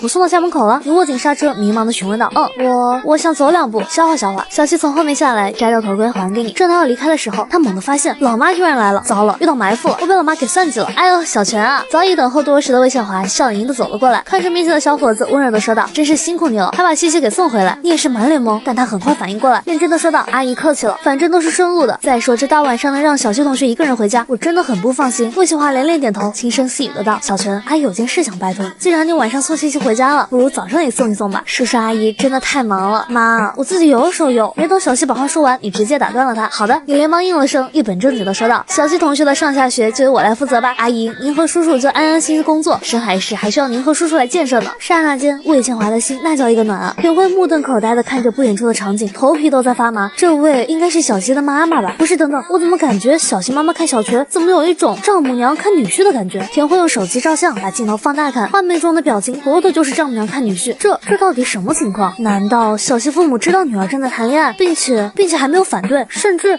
可以说把小泉认定是女婿了？一时间田慧彻底蒙圈了。此刻的他特别迷茫和困惑，如果这女人真是小西的母亲，那自己接下来该怎么办？最后思来想去，田慧决定跟校长说一下，把你是师长女婿的事情告诉他。关键这件事情必须告诉他，万一校长的脑子抽搐了，去强行拆散两人，这里面的误会就闹大了。但话又说回来，关于小泉是严市长女婿这件事儿，似乎在逻辑上存在着很大的问题。首先，严市长一家是最近才搬过来的，那小泉是怎么提前认识小西的？不可能在那么短的时间里，他就成为严市长的女婿吧？其次，眼前的这个壮年女人究竟是不是小西的母亲？然后种种疑惑在接下来给予了答案。此时，你骑着电瓶车回家了，而魏显华挽着小西的胳膊，母女俩朝着小区里走去。母女俩挽胳膊的画面，让田慧几乎可以肯定，那女人就是小西的母亲，没跑了。小泉真的是严市长女婿，这还怎么管？连严市长都没有意见，学校怎么敢有意见？田慧悬着的心终于落地，深深的吁了口气。其实仔细想想，严市长和他妻子看上人家小泉，倒也不是不能理解。像小泉这样的天之骄子，只要有女儿的父母，基本上都喜欢，甚至自己恨不得也想把小泉当做自己的女婿。只可惜自己的女儿才10岁，这小泉平日里倒看不出来，那么老老实实又本本分分的人，结果一出手就把人家小西给拐走了。田慧满脸的感慨，随后便默默发动汽车，朝着自己的家的方向离开。与此同时，走在小区里的母女俩此时此刻保持着沉默。陆显华一直在偷偷看着女儿的表情，看着她那问心无愧的模样，就感觉很好笑，轻声问道：“小泉这同学，妈感觉他挺不错的，嘴巴甜又细心，而且你爸也觉得他挺好，评价他是有胆识、有魄力、有担当。”哦，心不在焉的小西随口应了声：“你听懂我的意思了吗？”魏显华白了眼自己的女儿，没好气的说道，随随便便就一声：“那你说说看，妈是什么意思？”女孩连夜调查男孩18遍，就为了知道你为啥这么受欢迎，不就是小泉讨你喜欢吗？这我还没看明白，那么明显把你给哄到花枝乱颤的。不过我要跟你浇冷水了，没有读到研究生，我是拒绝恋爱的。是，你主意最大，你想什么时候恋爱就什么时候恋爱。魏清华倒是一点都不心慌，身为小学的母亲，她了解自己的女儿，刚刚女儿这番话是故意那么讲的。至于目的嘛，显而易见，想要暗度陈仓。对了，小泉什么时候开始送你回家的？魏清华好奇的问道。与你无关。小西嘟着小嘴，表现出倔强的模样。你呀，妈就随便问问都不行。魏清华倒也不生气，慢慢悠悠的往家里走去。另一边，你已经到家了，回到自己房间，给充了把充上电，就准备前往艾泽拉斯去冒险。小西早就等候多时，当你上线后，直接发去邀请。以前的美少女学霸有点扭扭捏捏，但现在却是迫不及待。不管你在游戏中害死他多少次，而小西仍待你如初恋。游戏中嘎嘎划水，摸鱼值蹭蹭上涨，小西的怒气值哗哗直窜。终于，美少女学霸忍不住了，语音通话打到你的手机上，能不能稍微认真点？手机里传来特别暴躁的怒吼：“哎呦喂，我又不会让你死！”话音刚落，你就把小西给奶死了。手机里弥漫着一股尴尬又寂静的声音，你默默把通话给挂了。然后你在游戏中收到无数的私聊，内容有点不堪入目，但也不是那么的脏，毕竟美少女学霸的骂词也就那么点容量。打完副本，你和小西说声晚安后，便关掉电脑，躺在床上，看着自己的系数数据面板，距离拿到综合身体技能还有3000点摸鱼值，后天就凑够了。也不知道拥有综合身体技能后，这大魔王2阶段形态能不能突破10分钟。随后的时间里，你开始研究学霸技能的后续发展，这是个超级无底洞，根本就填不满。其中还有交叉学科，比如这个叫做量子数学，不仅需要很高的数学与物理等级，本身的价格也是离谱，居然高达100万摸一直睡觉。自闭的小泉闭上双眼，很快便进入到梦想中。很快到了第二天早上，张远航见你来教室了，凑到你旁边，悄咪咪的说道：“小泉，这个周末有时间吗？干嘛？”你见他神神秘秘的样子，知道肯定不是什么好事情。你好气的道：“没空，我要在家里学习。”别呀，你都743分了，还学个屁呀！张远航顿时急了：“求求你了，这个半天的时间可以吗？就半天，真的只需要半天。到底什么事情？”张远航犹豫了下，小心翼翼的说道：“你千万别告诉小西，就是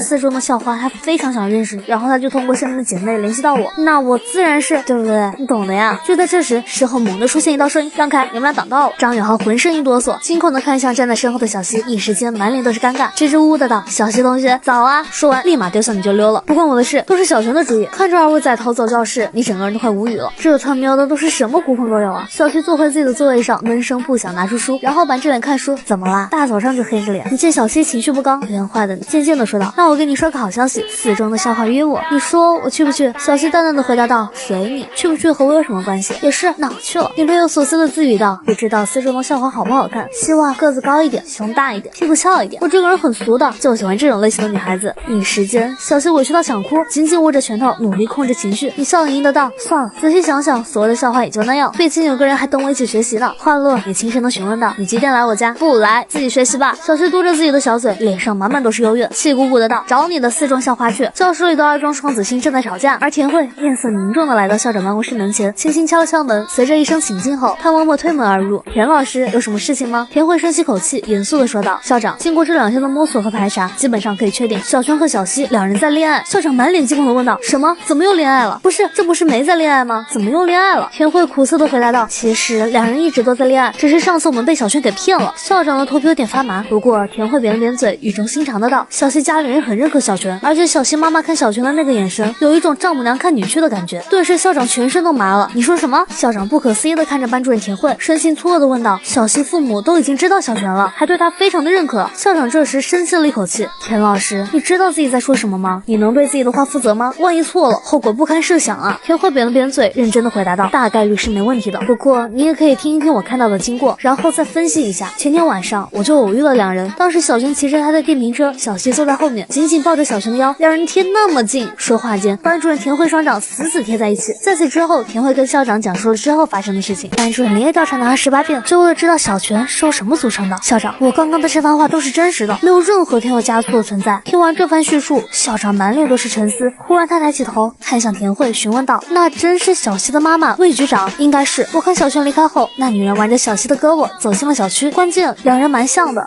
校长长吁一口气，感慨地说道：“终于安全了，以后再也不用担心了。”田慧连连点头，认真地说道：“的确，不用再为2人的早恋问题而心烦了。田老师，我要纠正一下你的错误。什么叫做早恋问题？那明明叫爱情。”田慧直接愣住了，但很快他就回过神，急忙附和道：“对，的确是爱情，我搞错了，下次注意了，原则性问题不能搞错。另外，你多多关注下2人。总之，不管怎么样，红线部分绝对不能触碰。”田慧急忙应了声：“知道了。”深海有那么一所高中学校，属于非常特殊的存在，每次所谓的全市联考，这所学校都会被排除在外，而这所学校就是复大附中。这个学校每年只招收100位学生，重点大学的升学率高达70%。你们几人怎么回事？真以为自己很厉害了吗？特级数学教师李秋玲此刻正在严厉教育着学生，面前几位学生正是班里数学最厉害的，不过也是最调皮捣蛋的。面对李老师的教训，几人都沉默不语，站在那里拉耸着脑袋。随后的时间里，李老师各种的教育，直到把自己说累了，才让几位学生离开。当几人离开后，李秋玲无奈的叹口气，冲着坐在对面的同事抱怨道：“真是头痛啊！”坐在对面同样也是特级教师，笑盈盈的说道：“调皮归调皮，但成绩也是真的好。”李老师语重心长的道：“不是，我感觉这几人有点骄傲自大了。由于封闭性的原因，他们根本不知道外面的世界怎么样，总以为自己很厉害，瞧不起外面的高中。”说到这儿，李秋玲认真的道：“这次深海的全市高3联考出现了个非常恐怖的怪物，第1名的分数745，第2名的分数743，2人足足把第3名拉开30多分。我听说过2中的小西和小泉，这小西自然不用说了，去年数尽物尽的第3、第2。不过那位特级教授皱着眉头呢喃的说道：“小泉从来没听说过，感觉就是凭空出现的。”这时李秋玲老师猛地灵光一闪，说道：“如果我把这2人请来和咱们学生同台竞技，你觉得结果会怎么样？”那位特级教授略有所思的说道：“小泉只是传闻，但小西可是实打实的国赛选手，他和咱们学校的学生竞赛，也不能说是碾压，大概率是完胜，也有极小概率是势均力敌。”李秋玲点点头，沉思片刻后说道：“我先和复大的领导沟通一下，问问领导们的意见。与此同时，复大数学系办公室内，王主任突然接到一通电话：“喂，李老师，有什么事情吗？”王主任：“是这样的，附中有几位数学天才，你应该知道吧？是您亲自挑选的。”李秋林认真的说道：“这几人，我感觉近期他们的情绪有点变化，充斥着一种难以言喻的自大。我是这样想的，由于咱们学校的特殊性，所以我想找其他学校的学生过来，和咱们学校来一场公平公正的竞赛。你是指哪方面的竞赛？初步决定就数理2科，全体高3学生一起参加，反正也就100来人而已。咱们的大型多媒体教室能够容纳300多号人。”王主任沉思片许，喃喃地回答道：“这个方案的确不错，不过你想在上海市里找到能挑战附中的学生，恐怕有那么点困难。”李秋林急忙说道：“有，我已经物色好了，2中的双子星小泉和小西2人，就请这2人来，可以了。”听到这2个名字，王主任心里猛地一哆嗦。王主任严肃地说道：“找这2人，你知道这2人的实力吗？林老师要慎重，附中的学生们确实都很厉害，但面对2中的双子星，尤其是那个叫小泉的学生，我只能说结果会很难堪。”李秋林笑着回答道：“让学生们见一见外面最顶尖的天才，其实也是件好事儿，而且我感觉也不会输太惨。”王主任苦笑了下，不过他也挺想看看，当附中的学生面对2中双子星，究竟有着多少的差距。行，我来联系吧。砰砰砰，王主任敲开吴涛的办公室，吴涛看到是数学系的王主任，顿时没好气的道：“怎么，失败者来笑话失败者了？你呀，别火药味十足，都是同事，抬头不见低头见的。”王主任语重心长的说道：“附中的李秋林老师刚刚给我打了电话，他说最近附中有几位学生心浮气躁的，他想找2位校外的高3学生来和附中的学生同台竞技，就比拼数理2科。”吴涛不由愣了下，疑惑的说道：“想在上海其他学校找出能与附中学生并肩的学生，好像有点困难吧？除非把天教学院的那些竞赛生找来。”王主任微微一笑说道：“如果找2中的双子星呢？”吴涛瞪大双眼，满脸无语的说道：“直接挑战死亡难度，根本就没有可比性。尤其是小泉，他连返回舱运行轨迹都能算出方程式。附中的那些学生，我承认都是精挑细选的天才，但这些天才想和小泉竞赛，结果会很难看的。没办法，李秋林老师觉得可以一较高下。我仔细想想，其实也蛮好的，让附中的学生看一看嘴拔尖的天才是什么样子。”王主任说道：“我等下就联系2中的校长，到时候咱们一起去瞧瞧。”吴涛点点头，认真的说道：“如果有人可以顶住双子星的压力，那这人绝对是可塑之才，提前录取并没有问题。不过我感觉场面会很难堪，就双子星的实力来看，希望学生们别被打击到吧。”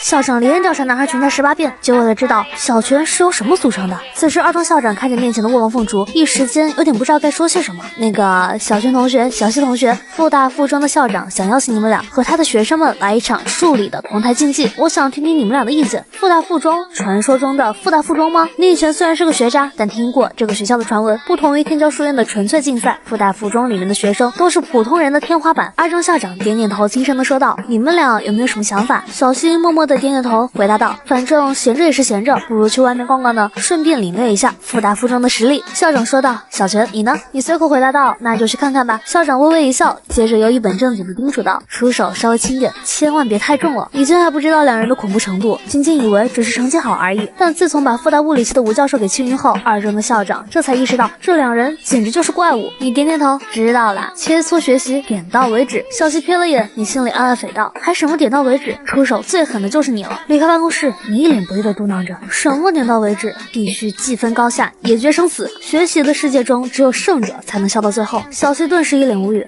我就知道他会那么善良。卧龙凤雏回到教室后，各自拿起书本，又继续看着。“全哥，来呀，来嘛！”张宇航站在后门，冲着你打招呼道。小西用眼角的余光偷偷瞥了眼他，心里有那么一丝丝的不满。这个叫张宇航的，属实有点过分了。他明明知道我和小泉的关系不一般，却还给小泉介绍什么狗屁校花班花，根本就没有把我放在眼里。去干嘛？不准去，乖乖坐在这里。小西发现你要起身，冷冰冰的说道：“万一有什么急事呢？放心吧，我有分寸的。”你随即便离开了，把美少女学霸孤零零的丢在那儿，一个人又气又恼又无奈。干嘛？什么事情？这是4中校花的微信号，快点加上。张宇航偷偷摸摸塞过来一张纸条。哦，手机放在课桌里，我等下加吧。你拿到纸条后，慢悠悠的回去了。当你屁股刚刚坐到椅子上，身边的小西悄悄把小手伸了过去，我看到了，他递给你一张纸条，是不是4中校花的号码？美少女学霸淡淡的说道：“没收。然后你给我好好学习。其实你本来就想丢掉的，见身边的凤雏同桌要没收，索性就给他了。”接着就自顾自看书。这时小西拿到那张附有号码的纸张后，并没有把它丢掉，偷偷摸摸加上了对方。看着对方的名字，小西皱了皱眉，心里忍不住嘀咕道：“爱你的痕迹，爱谁的痕迹？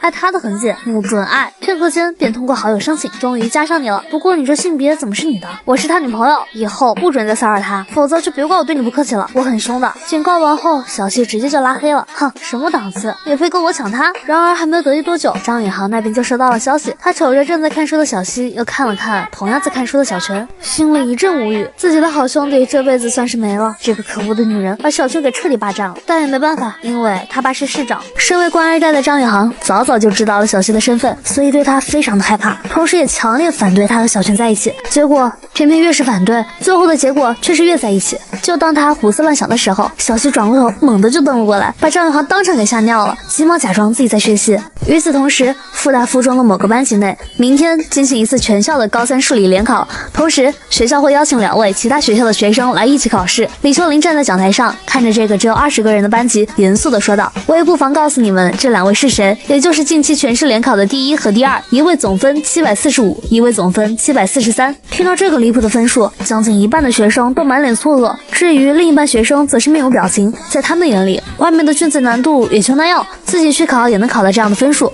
第1名叫小西，去年数进国赛第3名，物进国赛第2名。李秋林停顿了下，继续说道：“第2名叫小泉，这位学生非常神秘，目前没有关于他的任何消息。对了，好像在这届深海数进比赛中和小西并列第1名。”这时，另外一半心比天高的学生们稍微有一丝丝的危机感。数理双科的国赛选手，这就有点恐怖了。如果能够把这位学霸打败，成就感不言而喻。李老师语重心长的道：“关于卷子由复大数学系和物理系出，同时2个系的系主任也会来监考，希望大家别掉链子，要把荣誉守护在复大附中。”1日的清晨，2中校长亲自开车送你和小西前往复大附中，同行的还有卧龙凤雏的班主任田慧。校长语重心长的说道：“小泉同学、小西同学，到时候和附中的学生们一起竞赛，你们俩一定要手下留情啊，出手千万别太重。校长您放心，学习不是打打杀杀，学习是人情世故，讲究以和为贵。”你一脸认真的回答道。小西瞥了眼你，没有多说什么话，默默瞅向正在开车的2中校长。看来校长应该还没意识到事情的严重性。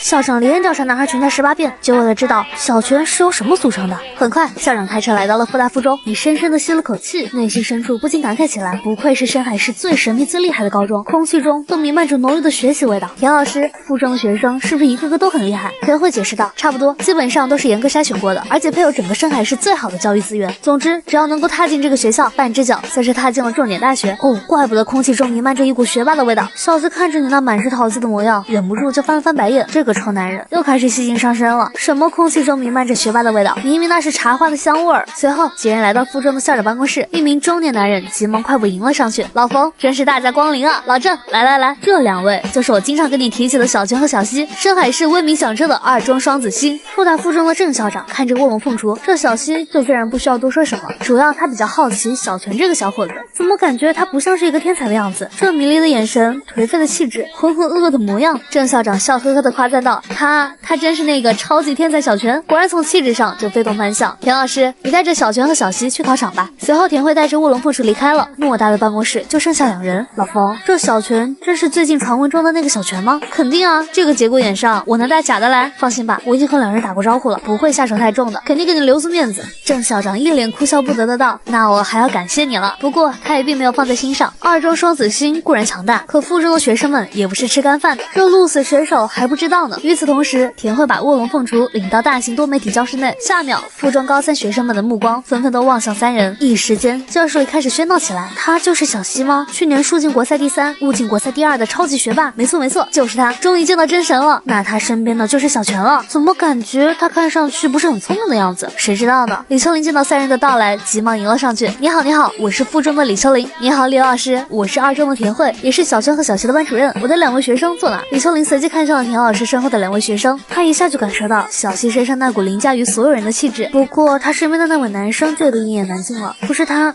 真是传闻中的小泉吗？为什么给我一种很奇怪的感觉？李秋林回过神后说道：“就在第1排的2侧，一人坐一边。”紧接着2人相继来到自己的座位上，随后李秋林分别给了一支笔和若干的稿纸。小西乖巧文静的坐在座位上，小泉则是趴在桌子上玩着笔，然后又在稿纸上画画，把无所事事展露到淋漓尽致的程度。大家伙都看着他，包括附中来监考的特级教师们，一个个都懵了。好家伙，这是挑衅，赤裸裸的挑衅啊！完全没有把附中看在眼里。尤其是几位天赋特别高的学生，已经在摩拳擦掌，要用分数狠狠地教训一下这个卑鄙的外乡人。就在这时，复大的数学系主任、物理系主任以及2个学校的校长纷纷到场，空气中弥漫着一股紧张的味道。很明显，这场竞赛不仅仅关乎自身的荣誉，更是关乎到2个学校之间的荣誉，必须赢。这要是输掉了，咱们学校的脸面都要丢尽了。肯定，本来以为开玩笑的，没想到复大的数学系主任和物理系主任都都到场了，一起加油，外乡人不足为惧。身后窃窃私语的讨论声被小西不小心听到了，小西对此也只是撇了撇嘴，并没有当回事情。就在美少女学霸发呆之际，突然他看到小泉一个人慢慢悠悠朝着台上走去，然后与王主任、吴主任、冯校长、郑校长在商议着什么。当所有人都在猜测什么事情的时候，两位老师搬了一张桌子和一把椅子，直接摆在讲台前，正对着附中所有的学生。紧接着，小泉一屁股坐在那里，和附中学生们形成强烈的视觉冲击。我靠，你可真会搞事啊！美少女学霸看着你孤零零的坐在那儿，顿时头皮都发麻了。但还别说，有种一夫当关，万夫莫开的气势。不过需要强大的心理素质和绝对的天赋，否则容易出丑。太猖狂了，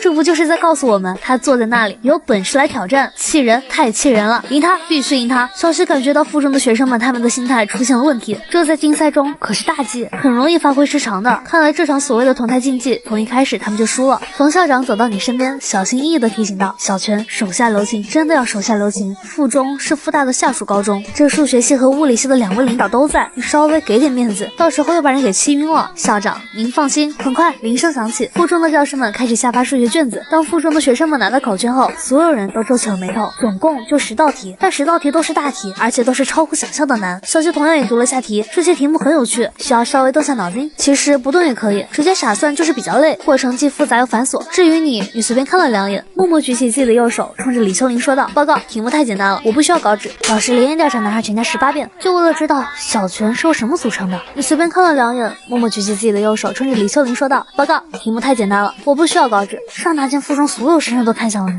李秋林急忙看向附大的数学系主任，见主任点点头，他立马把你的稿纸给收走了。还没等附中的师生们缓过来，随着考试铃声响起，两校之间的数学竞赛开始了。附中的学生瞬间进入到做题的状态中，角落里的女魔头小西也进入状态，只有你孤零零的坐在那儿，并没有要做题的意思。突然，你目光看向自己学校的校长，眉宇间满是无奈和痛苦。校长，实在对不起，高四的棺材板快压不住了，他想要和我并肩作战。与此同时，冯校长站在那里，与小泉四目相对，一股歇斯底里的情绪涌上心头。别，住手！本自同根生，相煎何太急。但是现在说什么都晚了。你拿起了笔，顿时一股澎湃的学习之力喷涌而出，你的眼神也由空洞转为炽热又满满的激情。附中教师们和郑校长顿时惊掉了下巴，这做题的速度是正常的人类吗？甚至在解题的时候并没有在草稿纸上验算。本来还在纳闷，小泉说根本就用不到草稿纸，震撼，太震撼了，简直是人形超级计算机。特级教师李秋林感到深深震撼之余，泛起一丝嘀咕，按照这样的速度，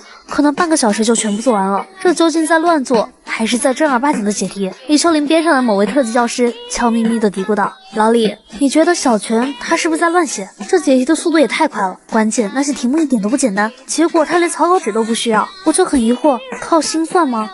这能算过来？不知道。”但是他用笔尖在敲击着桌面，似乎是在做着某种记号，某种特殊的心算记号。李秋林观察很仔细，从你的行为中解读出了些许的真相，简直恐怖如斯。我们的学生能不能跟上他的节奏啊？李秋林苦笑了下，默默看向角落里的女魔王小西。尽管他没有像小泉这样离谱，但也非常的变态夸张了。明明是2个学校之间的公平竞技，结果硬生生变成2中双子星的舞台。这是李老师想到附大数学系主任的话，慎重，真的要慎重。附中的学生们确实都很厉害，但面对2中的双子星，尤其是那个叫小泉的学生，只能说结果会很难堪。先前面对这番话的时候，感觉有点夸大其词。即便2中的双子星再厉害，毕竟这些学生都是经过严格筛选的天才，附中的学生应该不会输到很难堪的程度。结果惨不忍睹啊！附中的学生们一个个都是愁眉苦脸的样子。与此同时，2中的冯校长尴尬到想找条地方钻进去，来之前就反复叮嘱他一定要手下留情啊，然后考试前还劝他说出手别太重了，而他也是满口答应。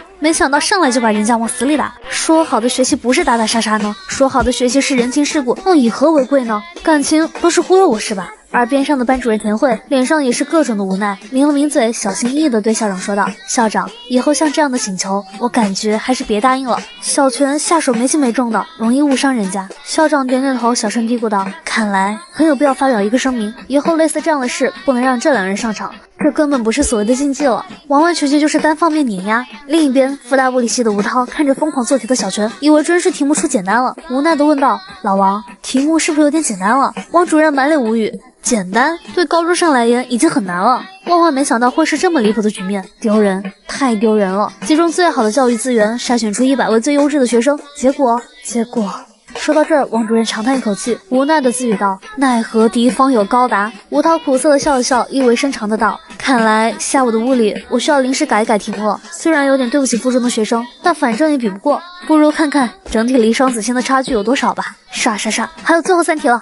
不过有一说一，这次题目的确有点意思，前面7道题足足用掉18分钟。下一题，天呐，难度提升了，快乐得到超级加倍。此时此刻的你，满脸都是一种难以言喻的享受。你情不自禁地看向站在不远处的数学系王主任，眼神中满满都是感激。如果不是因为人太多了，真想为王主任献歌一首。听我说谢谢你，因为有你温暖了四季。收住，做题。与此同时，小希的解题算到了第8题。当他看到题目的时候，也是一脸的欣喜和激动。一时间，现场形成2极分化的情况。附中的学生们一个个愁眉苦脸，而二中的双子星仿佛脱缰的野马，在广阔的草原上尽情奔跑。田慧探讨，各种张望着自己的学生。校长，小圈好像快要做完了，才过去20多分钟。二中的校长快要崩溃，从开始到现在才过去20多分钟，尤其是想到自己先前还跟郑校长说，到时候会手下留情的。结果小圈，写完后千万别交卷啊！就算是坐在那里熬也要熬到结束铃声响起。就当冯校长在内心深处不断祈祷的时候，你缓缓放下手中的笔，一个人静静地坐在那儿，似乎陷入到了某种莫名的空虚中。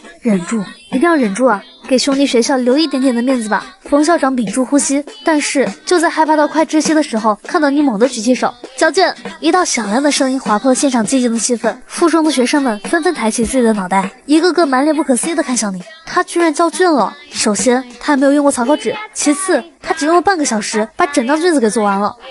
这光听着就觉得匪夷所思。一时间，附中的学生们都已经麻了。老师连夜调查男孩全家18遍，就为了知道小泉是由什么组成的。李秋林急忙走到你的身边，不检查吗？小泉耸了耸肩，那么简单，我觉得没有必要。与此同时，二中的校长快要绝望了，他偷偷看了一眼附中的校长，看着他那惊恐的表情下，略显一丝铁青，心里那叫一个苦涩和尴尬。不行，等下要好好给小泉上课，这下午可不能再这样把人家给弄得下不来台了。田慧急忙给校长打了针逆剂。校长，幸好小希还在写。附中的脸面算是保住一半。话音刚落，小希缓缓举起手交卷。随着小希的卷子被收走，身为附中的老师和校长们一个个都面如死灰。不过还有一点点的希望，两人那么快把题给做完了，甚至两人都没用过草稿纸。有没有一种可能，做题的速度越快，做题的过程错误越多？王主任拿着双子星的卷子，将其平铺在讲台上，仔细进行着对比。而几位附中的特级教师和校长也纷纷都围了上来。另一边，冯校长悄悄把卧龙凤雏带离了多媒体教室。冯校长苦涩地说道：“小泉，你明明答应过的，怎么突然就变卦了？”你扁了扁嘴，无奈地回答道：“校长，我也想手下留情，但是有时真的就情不自禁。这些题目真的太有趣了，好久没遇到这么有趣的题目。然后我就……”说到这儿，你停顿了下，小声地说道：“校长，其实您也不必多虑，学习的世界都是胜者为王，败者为寇，面子都是靠自己挣的，又不是靠人给的。”冯校长苦恼的道：“话是这么说没错，但你们俩终究要毕业的，到时候没有你们俩的二中，怕不是要被围攻啊？”冯校长尴尬的笑了笑，语重心长的说道：“那个下午的时候，稍微放水，我看附中的学生们有好几人的眼眶都红了。”你连连点头，认真的回答道：“校长您放心，这物理可比数学复杂多了，就算是我想快都快不了。”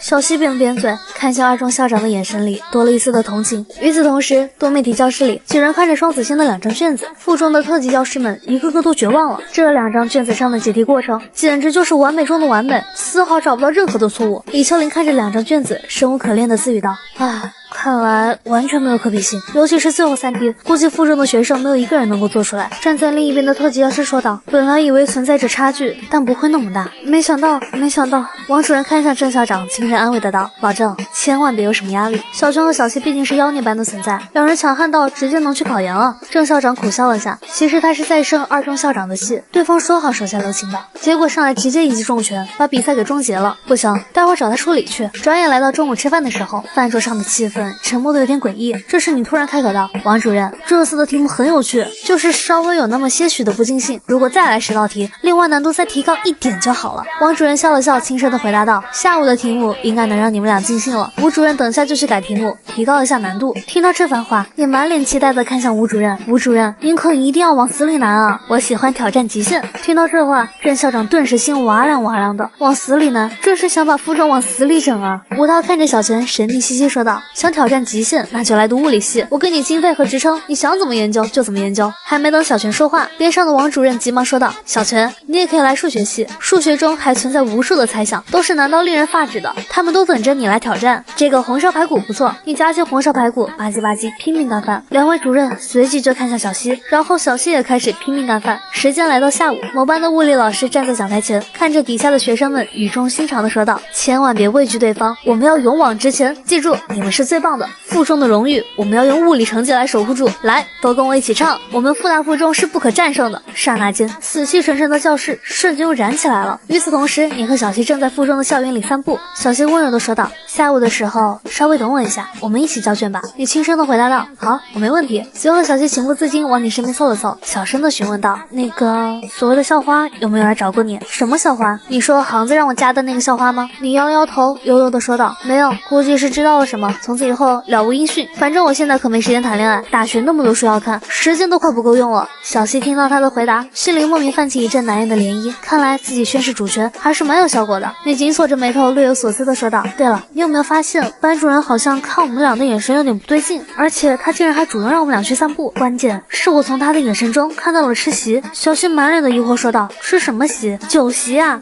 婚宴酒席，你以为呢？”小西不由愣住了，紧接着那乔尔的脸蛋就红通了，气急败坏的道：“什么和什么呀？我怎么可能嫁给你？哎，什么叫你怎么可能嫁给我？说的好像我很想娶你似的。”你撇了撇嘴，不由挺起自己的胸膛，趾高气昂的说道：“告诉你，我是你穷尽一生都无法得到的男人。”下一秒，九阴白骨爪再度袭来，把你给掐到嗷嗷直叫。老师连夜调查男孩全家18遍，就为了知道小泉是由什么组成的。此时，复大王主任和吴主任正在研究下午的题目。王主任严肃地说道：“缩减到3道题目，然后把难度再提升2个等级，最后一题直接提升3个等级。”吴导反驳道：“怎么？附中的学生不是人啊？你这样搞，附中的学生怎么办？我们要拦住小泉和小西，也要照顾一下附中的学生，否则一个个全是0分，咱们的面子也挂不住。”吴涛认真地说道：“这样吧，第一题就当是白给吧，不过也不能太白给，题目需要发散一下思维，同时在计算上来点文章。至于后面2题，直接往死里难。”行，就这样决定了。王主任连连点头。于海是附中高3物理组的组长，此刻他正在给学生们押题并教授考试的技巧。我大概猜测题目会非常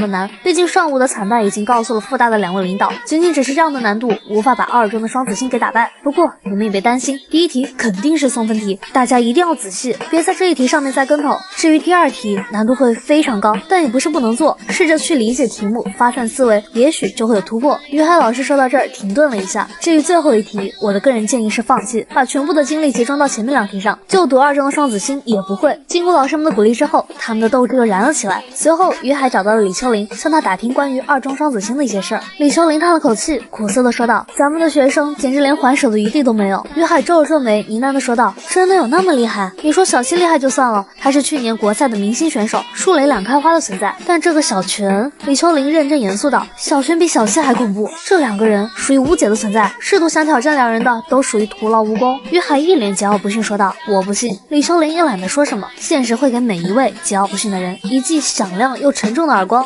另一边，附中校长办公室里，老郑放心，这次绝对放心。二中的冯校长认真的说道：“我已经跟小泉和小西讲过了，下午的物理切磋肯定会下手轻点的。”郑校长没好气的道：“老冯，不是我信不过你，你早上也是这么讲的，但是结果呢？另外就是小泉的问题，他虽然是你二中的瑰宝，但你这未免也太放纵了，不行的，这样下去是要出问题的。”郑校长语重心长的道：“再好的一块璞玉也要精心雕琢才行，你不敲打，任由他这样发展下去，以后要出大问题的。”说到这件事情上，冯校长终于把憋在心里的秘密说了出来，急忙凑到老友面前，谨慎的说道：“敲打？怎么敲打？你敢敲打小西吗？肯定是不敢吧？我跟你说，这小泉也是一样的。”郑校长满脸错愕的问道：“难道他爸也是市长？”冯校长连连点头，认真的回答道：“你还真猜对了，他爸就是市长，他爸就是严市长。”郑校长瞪大双眼，惊恐的问道：“私生子？不会吧？什么私生子？女婿，他是严市长的女婿，内定的女婿。这件事情要保密，千万别告诉任何人，如果泄露出去，后果不堪设想。”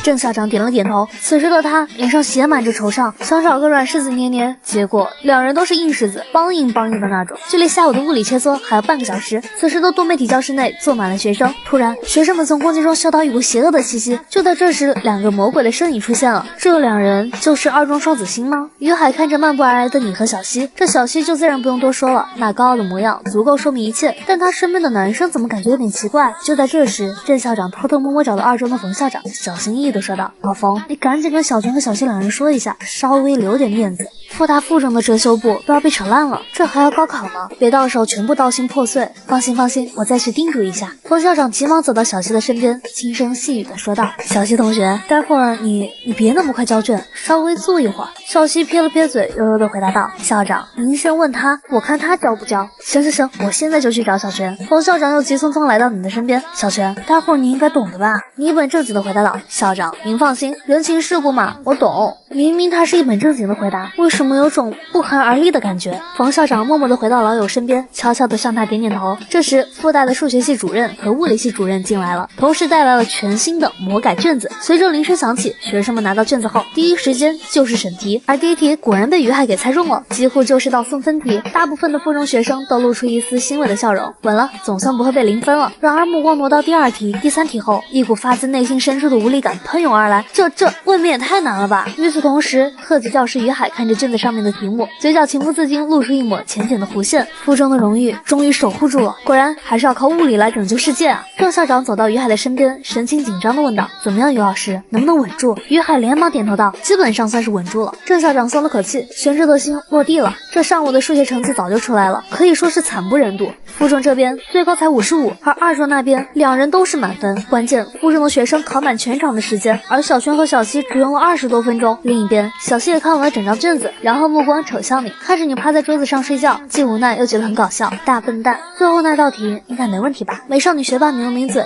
突然铃声再次响起，附中的学生们直接进入到做题状态，小希也是紧随其后，而你却是慢慢悠悠的在考卷上写着名字，一边连连打着哈欠，一边在卷子上做题目。你的悠闲一下子把附中的物理老师给看呆了，他究竟是来竞赛的，还是过来度假的？班主任连夜调查了18遍，就为了知道小泉是由什么组成的。田慧小声的说道：“校长，小泉似乎在正常考试，他还是听劝的。”冯校长也看到了，此刻的心甚是温暖。不过看到小希在发疯，心情又瞬间跌入谷底。但仔细一想，小希应该不会提前交卷。滴答滴答，秒钟在慢慢走动。小泉和附中的学生们几乎是差不多一起完成第一题，但随后场面上出现了两种画面：附中的学生们紧锁着眉头，而二中双子星一个面无表情，一个半死不活。郑校长看到此景，走到于海身边问道：“怎么回事？咱们学生好像都呆住了。”校长别慌，一切都在计划中，咱们的学生总有几个人能够做出第二题的。至于第三题，绝对所有人都做不出来。话音一落，于海见郑校长还有点质疑，于是严肃地说道：“校长您放心，我用自己的项上人头保证。”郑校长苦笑下：“别，不至于。”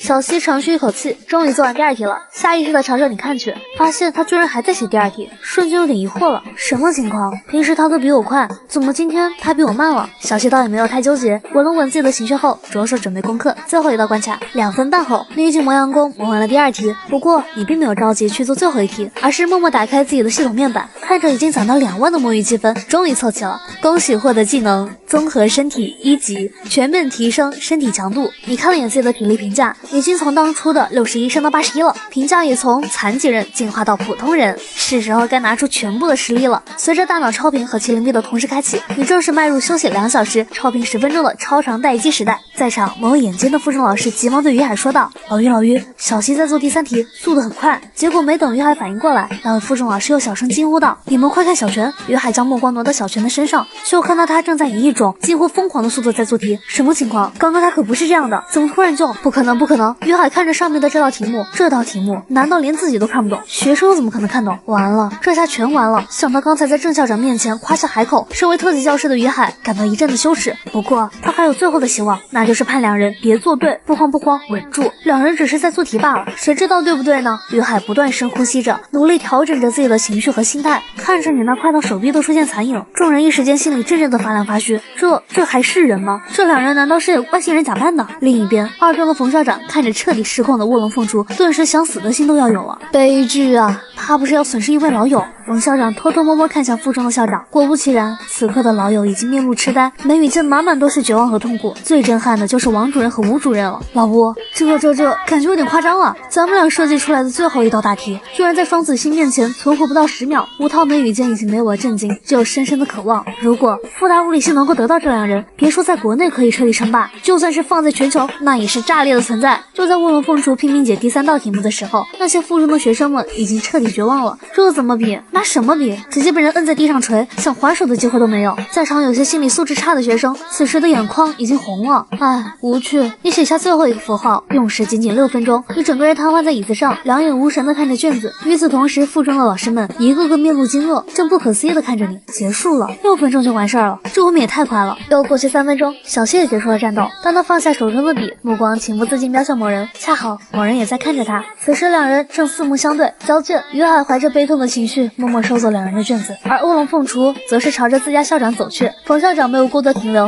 敷衍的打了声招呼，匆匆离开了这里。回2中的路上，冯校长和班主任田慧两人的情绪非常复杂，但碍于小谢父亲的身份，两人也没说什么。你满脸关心的问道：“校长，您还好吗？”“还好。”随后，校长把你和小西一同送到了小西的家门口。在冯校长的世界中，小西家其实也是小泉的家。不是，喂，别把我给忘了呀！小泉看着渐行渐远的车子，一时间整个人都无语了。小西看着你没好气的问道：“你要是不跟上来的话，就赶紧消失。那我回家了。”你刚想撒腿就跑，结果下一秒就一白骨爪就掐住你的腰间肉，我让你走就走。你什么时候那么听话了？女孩连夜调查男孩18遍，就为了知道你为啥这么受欢迎。小西气急败坏的瞪着你，来都来了，进来坐会儿吧，否则被我妈知道把你赶回家，她又要在我面前各种唠叨了。最后你被抓进屋子里，乖乖的坐在沙发上。而就在这时，小西拿着你最爱的可口可乐走来，轻轻的放在你的面前，接着一屁股坐在边上，轻言道：“要不要去外面吃饭？我请你。外面有什么好吃的？吃来吃去都是预制菜。”你撇了撇嘴，还是我亲自下厨吧。小西愣了下，满脸错愕的看着你，就你这样的，居然还会做菜啊？你白了眼，小西，我跟你说，当初要是我爸没把我送进2中，我可能就去中专学厨师了。哼，我才不信呢！有本事你给我做顿饭，让我尝尝你的手艺。小西扁了扁嘴，眉宇间写满着鄙夷。冰箱里有菜有肉，你自己挑吧。我倒想看看你有几斤几两。激将法，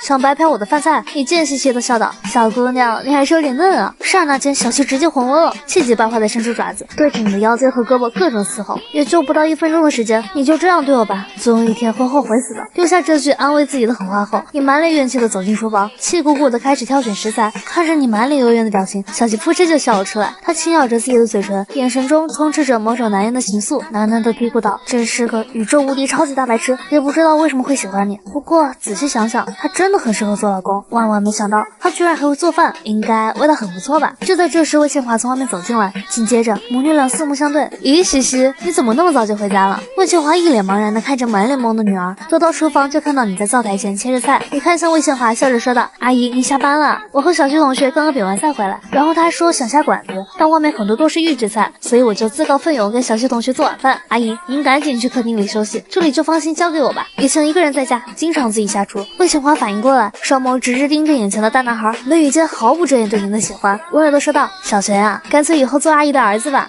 什么？他跟你做儿子的话，那女儿我怎么办？不行，这件事我绝对不同意。你刚刚的说道：“阿姨，这不合适吧？”魏倩华笑应的道：“那就半个儿子，半个儿子怎么样？这总算没问题了吧？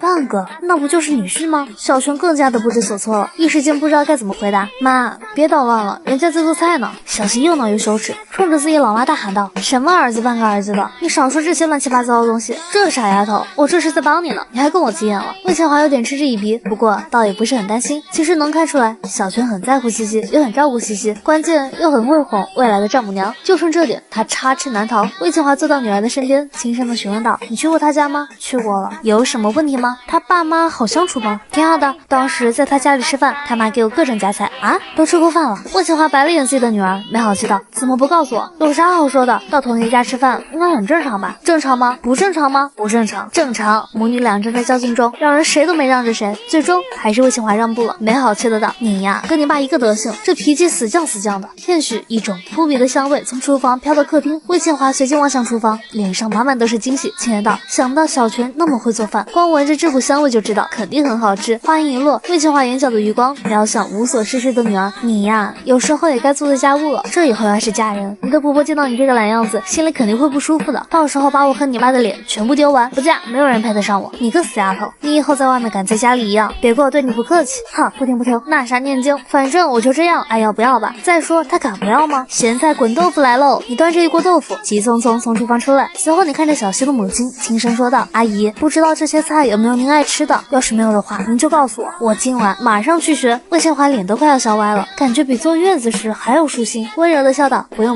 这些菜啊，阿姨都很喜欢吃。来，别站着了，快点坐下来。”面对魏倩华的招呼，你自然不会拒绝，急忙坐坐下，然后夹起一只油焖大虾，不料壳后送到魏倩华的碗里，认真的道：“阿姨，您快尝尝看，这是我从海派油焖大虾改进过来的，减少了白砂糖，加了辣椒和花椒，丰富一下口感。”魏倩华夹起虾肉，缓缓送到嘴里，瞬间挑起眉毛，连声夸赞道：“不错不错，味道特别好。小泉，没想到你成绩那么棒，连厨艺都这么好，这谁要是嫁给你，哎呦，要享福喽。”说完，魏倩华看向面露幽怨的女儿：“西西，你觉得呢？”不知道，第一个剥好的虾仁居然不是给我的，合着我妈比我更加重要呗？等等，从某种角度出发，我妈的确比我对她更加重要，毕竟把丈母娘哄开心了，这后面的事情就水到渠成了。小西瞅瞅满脸殷勤的你，原来不是她没有情商，而是把情商都给了我妈。突然，魏倩华在不经意间冲着你问了句：“小泉，你觉得我们家西西怎么样？”面对魏倩华这个猝不及防的问题，你有那么一丝丝的不知所措，而小西心里更是满脸的惊慌与不安。挺好，不对，超级好。你笑盈盈的回答道，既温文尔雅又乐于助人，在老师和同学们评价中特别好，而且非常的漂亮，这点完全是继承了阿姨您的基因。女孩连夜调查男孩18遍，就会知道你为什么这么讨厌。小西羞耻的看着谄媚的你，不瞒您说，第一次见到您的时候，我还以为是小西同学的姐姐呢。魏倩华心情更加的美滋滋了，轻柔的笑道：“你这孩子，一夸就是夸两人。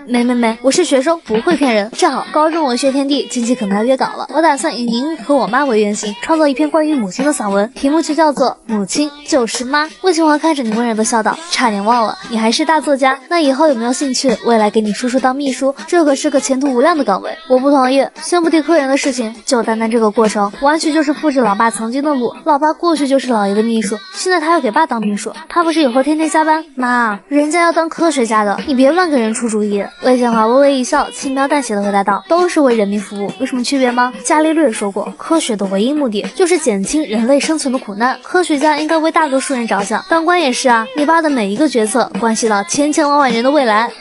阿姨说的没错，都是为人民服务嘛。不过你叹了口气，无奈的回答道：我有点把握不住人情世故，协调不好身边的关系，还是科学吧，起码科学比较纯粹。魏宪华还想在这个问题上深究一下，轻言道：只要你叔叔在，人情世故和协调关系那是别人才考虑的事情啊。这好像也是啊。你抿了抿嘴，认真的说道：我答应过小七同学，和他一起成为科学家的。美少女学霸的心微微一颤，轻轻的咬着自己的嘴唇。魏宪华满意的看着你，轻声说道：那以后西西就拜托你了，答应叔叔阿姨要好好照顾他。等等，妈，怎么感觉这话像是在婚礼上该说的话？小西心里羞耻极了，老妈这话里话外都充斥着丈母娘对女婿的疼爱，丝毫不顾及她女儿的感受。你义正言辞的回答道：您放心，我不会让她受欺负的。滚，就你最会欺负我。那阿姨放心了，这个周末来不来叔叔阿姨家？你回答道：这个周末在我家里学习。小西同学决定的。也好，相互之间多走动走动。魏庆华说完后，看向自己女儿，语重心长的说道：在小学家里是要听话，千万别任性犯犟，顺便干干家务。小学妈妈做饭时要帮她打打下手，别傻乎乎坐在客厅里等着开饭吃。妈，我是去学习的，又不是去当儿媳妇的。小西嘟起自己小嘴，不情不愿的应了声。你随后的时间里，小轩帮妈妈的各种哄言不开心，把魏庆华给乐到都不行了。哼，不就是哄人吗？我也会。小西暗暗下了决定，这周在小学妈妈面前也狠狠的表现一波。晚饭结束后，你主动包揽全部的收拾，然后一个人在厨房里洗碗洗筷子。坐在客厅里的魏庆华满脸感慨，喃喃的说道：这孩子也太勤劳了。话落，魏庆华胳膊肘轻轻碰了下女儿，严肃的说道：这周去他家，你要抢着活干，我是去一起学习的，不是给人当保姆的。学习，打着学习的幌子优惠，你当妈不知道吗？妈也是过来人。魏庆华翻了翻白眼，反正自己是尽力了，剩下的就要看他的想法。这时你从书房里出来，冲着魏庆华说道：阿姨，我差不多也该回家了。那我让西西送送你。魏庆华看见小西，轻言道：快去，送送自己的同学。卧龙凤雏并肩走在一起，美少女学霸偷偷瞄了眼你，犹豫许久才喃喃地说道：话说你做的菜味道还都可以，而且也挺合我的胃口。你悠悠的笑道：怎么，我听你这意思，以后还想白嫖啊？乖，吃你做的饭菜那是给你面子。你耸了耸肩，轻松惬意的问道：周末的中午想吃什么？可以咖喱吗？我想吃咖喱大虾，红的还是黄的？泰式还是日式？小西一听就知道你会做，急忙说道：就泰式红咖喱，另外我还想喝冬阴功。知道了，反正弄这些也简单，周末的中午就给你做。小西轻声细语的询问道：大笨蛋，是不是我任何的要求你都会答应啊？小泉轻言道：合理范畴之内的我可以考虑考虑，毕竟你借我那么多书，我也要感激你一下嘛。小西都要气炸了，你个大白痴，把手给我啊！干嘛？废什么话，快把手给我，别磨磨蹭蹭的，不然我要掐你了。最终在武力的胁迫下，你只能乖乖听话，默默把手伸过去。然后下一秒，小希那细腻稚嫩的小手紧紧地捏住你，瞬间一股强烈的羞耻从心头涌上来，紧接着就面红耳赤了。这一刻，美少女朝着白给的方向迈出了历史性的一大步。你也是一愣，你没想到身边的超级学霸那么主动，直接就来牵手了。但话又说回来，他的手好滑好嫩好舒服。小希垂着脑袋，支支吾吾地提醒道：“捏那么紧干什么？你都弄疼我了。”两人就这样牵着手，慢慢悠悠地朝着小区大门走去。这时，小希吞吞吐吐地问道：“喂，我们现在算是什么？”突然，迎面来了一辆车，女孩连夜调查男孩18遍，就为了知道你为什么这么讨厌。小希吞吞吐吐地问道：“喂，我们现在算是什么？”突然，迎面来了一辆车，恰好这时，黑色奥迪的后排车窗缓缓落下，紧接着，美少女学霸就不想看到的一张脸映入他的眼帘。紧接着，以迅雷不及掩耳之势，快速松开你的手，又小心翼翼地往你身后靠了靠。小泉，回家了。严孔会看着你，脸庞流露出一丝长辈的关怀。要不要叔叔送你回去？不了，就那么一点点的路，我自己走回去好了。叔叔，您这是刚下班吧？你内心极度尴尬的同时，努力表现出镇定的模样。阿姨就在家里，而小希同学是送我出去的。严孔会点点头，看了眼躲在小泉身后的女儿，没好气说道：“西西，爸爸已经看到你了。”小希缩了缩脑袋，根本不敢和自己的亲爹对视，喃喃说道：“爸，你快点回家，妈妈在等你。”话音一落，小希偷偷地拍了你一下，示意让你快点走。叔叔，那我先回家了，您早点休息。紧接着，乌龙副厨迅速狼狈地逃走了。逃离后，小希呆呆地正站在原地，整个人处在羞耻和崩溃的状态中。爸爸究竟有没有看到牵手的画面？他应该没有看到吧？你看着满脸纠结的小希，好奇地问道：“你怎么了？”小希一脸委屈地说道：“我爸似乎看到了，等下我该怎么回去啊？”大笨蛋，你皱了皱眉头，认真地说道：“要不我带着你私奔？这不至于吧？什么私奔？谁要跟你私奔啊？我……”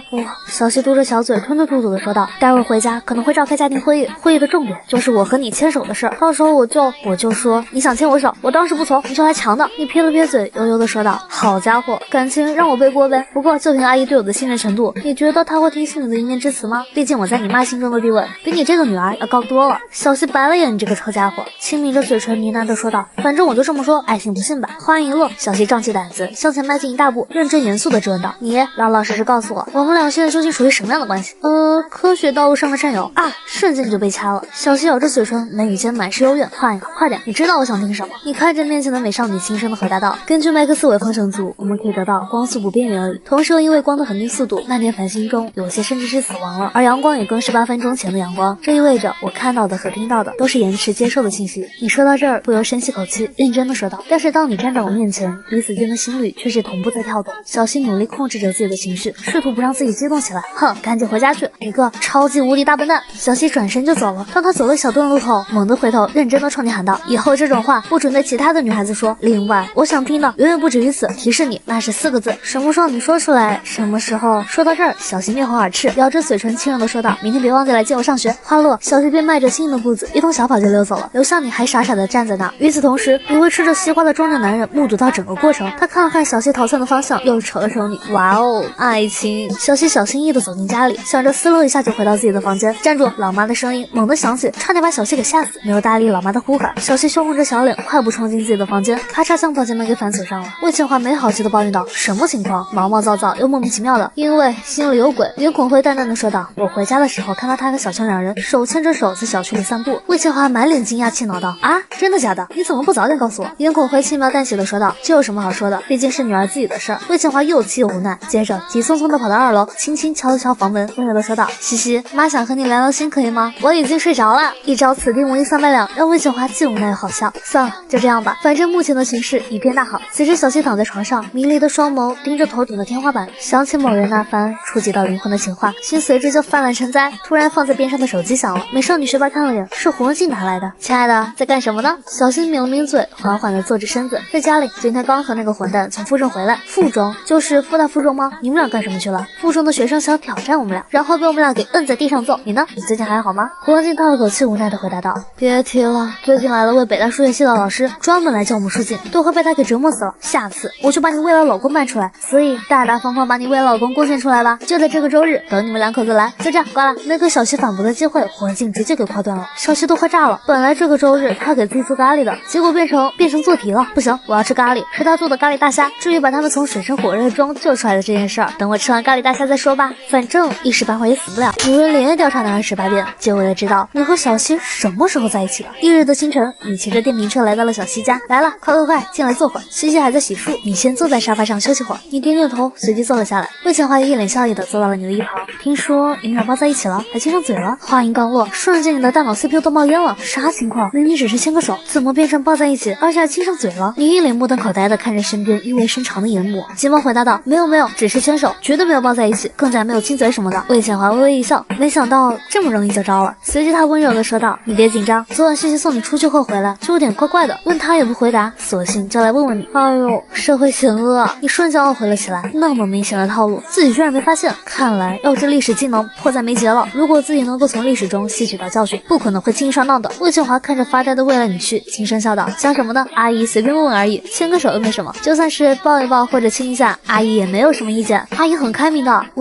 你有点不知所措，尴尬的说道：阿姨，现在我们以学业为主，剩下的事情……行了，别跟阿姨解释这解释那，阿姨心里比你更明白。魏千华轻柔的说道：实话告诉你吧，其实叔叔阿姨特别喜欢你，有你能够陪在我们家西西的身边，叔叔阿姨很安心，也很开心。所以你懂阿姨的意思吗？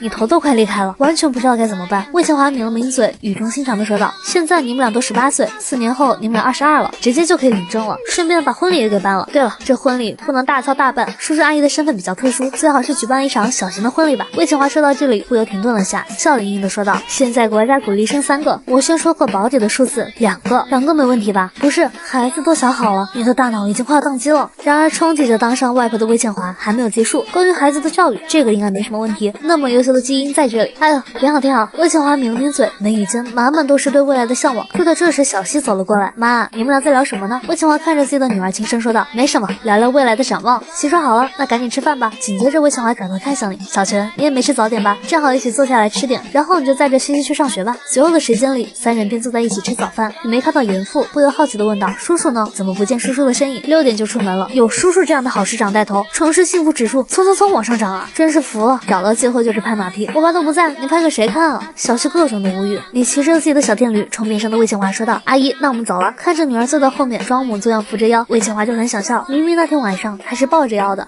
路上注意安全。紧接着你载着小西走了，当离开小区的刹那间，美少女学霸立刻抱住了你的腰，终于舒服了。刚才你和我妈在门口时在聊什么啊？小西好奇的问道。我被你妈给套路了，一不小心就把昨晚手牵手的事说出来了，然后你妈就像着魔了一样，从领证到办婚礼，再到生孩子和买学区房。小西气急败坏说道：我妈这什么情况？怎么尽在胡说八道？你爸妈是不是挺晚要的你？对，怎么了？想必你妈身边的朋友一个个都已经当上外婆了，而自己的女儿才18，这阿姨能不急吗？哟，这就站在她那边了。学校距离学校还有100米的路，你便把她放下了，然后自己骑着车就走了。尽管这么做没错，但被丢下的感觉让小西的心里挺郁闷，嘟着小嘴，一脸不悦的朝着学校走去。没一会儿，闷闷不乐的小西就来了，一屁股坐在你的身边，自顾自拿出一本书，慢慢悠悠的看着，你一眼就瞧出美少女学霸情绪产生了波动。怎么了？来时好好的，怎么突然就这样了？不开心，因为你把我给丢下了。虽然这不是你的错，但被丢弃的感觉我不喜欢。这个时候怎么办？无他，为红也。你从课桌里拿出一本量子力学，然后翻到关于量子纠缠的内容，轻言道：在量子力学的世界中，当2个粒子在彼此相互作用后，即使相距再遥远的距离，一个粒子的行为将会影响另一个的状态。小西皱了皱眉，眼角的余光偷偷瞄向你，怪不得刚才我特别难受。你翻着书悠悠的回答道：现在才知道这是感受到你的情绪了。仔细想想也是，能够遇到一个契合灵魂的人，即便隔山海，也无法隔绝彼此间的呼唤和应答。小西垂着脑袋，支支吾吾的说道：哼，笨蛋，学校里少说这种话。说完，装模作样在那看书，但内心的情绪早就是翻江倒海一般。嘿嘿嘿，就喜欢听他说这些。你在笑什么？突如其来的一道声音把小西吓得差点灵魂出窍。看着面前满脸迷茫的顾洛，小西没好气的解释道：当然是好笑的事情了，可为什么你的表情却是幸福？你小西张了张口，却不知道该说些什么。你管我笑什么？顾洛仔细打量着自己的好姐妹，突然说道，好像闻到了什么。紧接着，顾洛在小西的身上各种嗅，又接着在你的身上各种嗅。小泉，为什么你身上有小西的味道啊？糟了，暴露了！女孩连夜调查闺蜜18遍，就为了知道闺蜜为什么这么讨厌小泉。为什么你身上有小西的味道啊？糟了，暴露了！鸡贼的你瞬间就意识到这是套路，很明显这是无中生有的套话手段。我看你在无中生有，暗度陈仓，要是没有证据的话，我可是要告你诽谤的。本来有点慌乱的小西听到你的质疑后，顿时不悦的看着自己的好姐妹质问道：对，你有什么证据吗？这还需要什么证据吗？瞅瞅这夫妻同心的模样。顾乐道笑盈盈的看着2位超级学霸，行了，别再装了，尤其是你小泉，偷偷摸摸把我们2中最可爱的学霸校花拐走，还装作什么都没发生过，你好意思吗？小泉瞥了眼喋喋不休的顾洛，喂，蜜蜂，你赶紧过来一下。李胜峰满脸疑惑的站在你一旁，蜜蜂，你怎么回事？你都不管一管顾洛，以后别说我是你兄弟。我没有你这样妻管严的兄弟。李胜峰当场就炸毛了，看了眼怒火中烧的顾洛，又瞅了瞅满嘴家庭地位的小泉。爱情和面子的选择中，最后他选择了面子，赶紧回去休息，丢人现眼。哎呦，你个小蜜蜂，老娘今天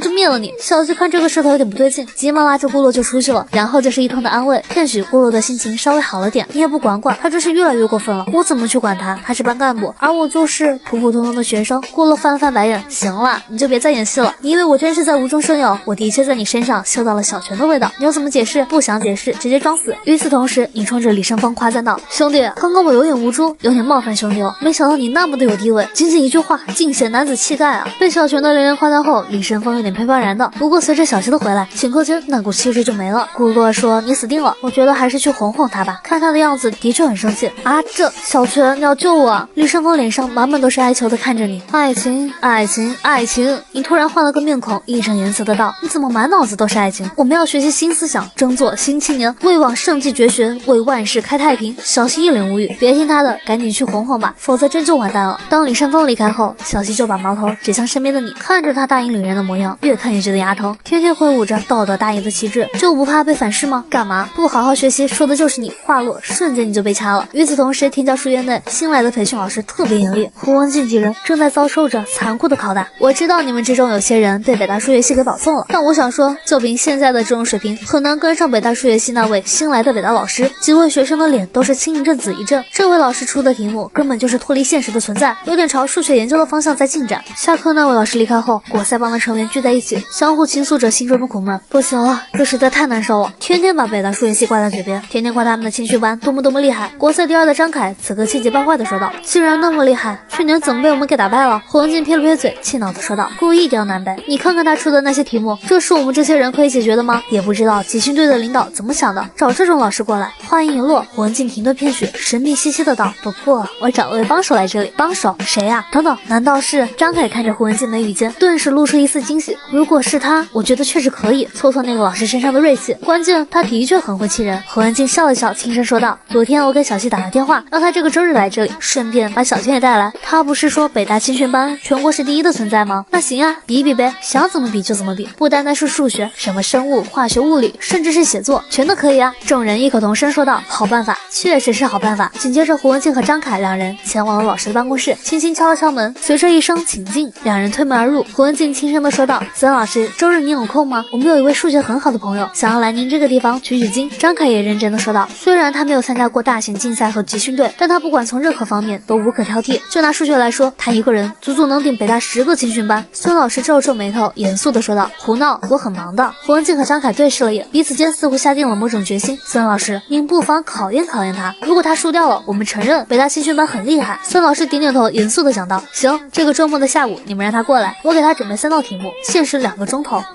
胡文静连声应道，随后便和张凯一同离开了这里。孙老师没有把这件事放在心上，在他眼里，这不过是学生们的玩闹，发泄一下心中的不满而已。毕竟没有参加过大型竞赛，更没有参加过集训队的学生，这天赋也就到那儿了。总之，不足为惧。小溪正在看书，突然收到一条微信消息，是在天教书院的胡文静发来的：“亲爱的，明天下午2点，等你和小轩一到，我们就吹响反击的号角。”与此同时，另一边，缪老师正准备找孙老师一块吃饭。老孙，走走走，吃饭去。老缪呀，稍等。孙老师没抬头，在桌前不知在写些什么内容。怎么样，这几个学生可以吗？天赋一般般，中规中矩吧。在爱摩欧洲拿金牌没问题，这还一般般。你的要求怎么老那么离谱？老孙，我觉得差不多就行了，别到时候真把学生弄到下不来台，一个个全部闹着退赛，领导问起来会很麻烦的。我有分寸。孙老师一边翻着书，一边喃喃地说道：“对了，刚刚胡文静和张凯找到我，说2人有一个非常厉害的朋友，是深海市的某位高3学生。”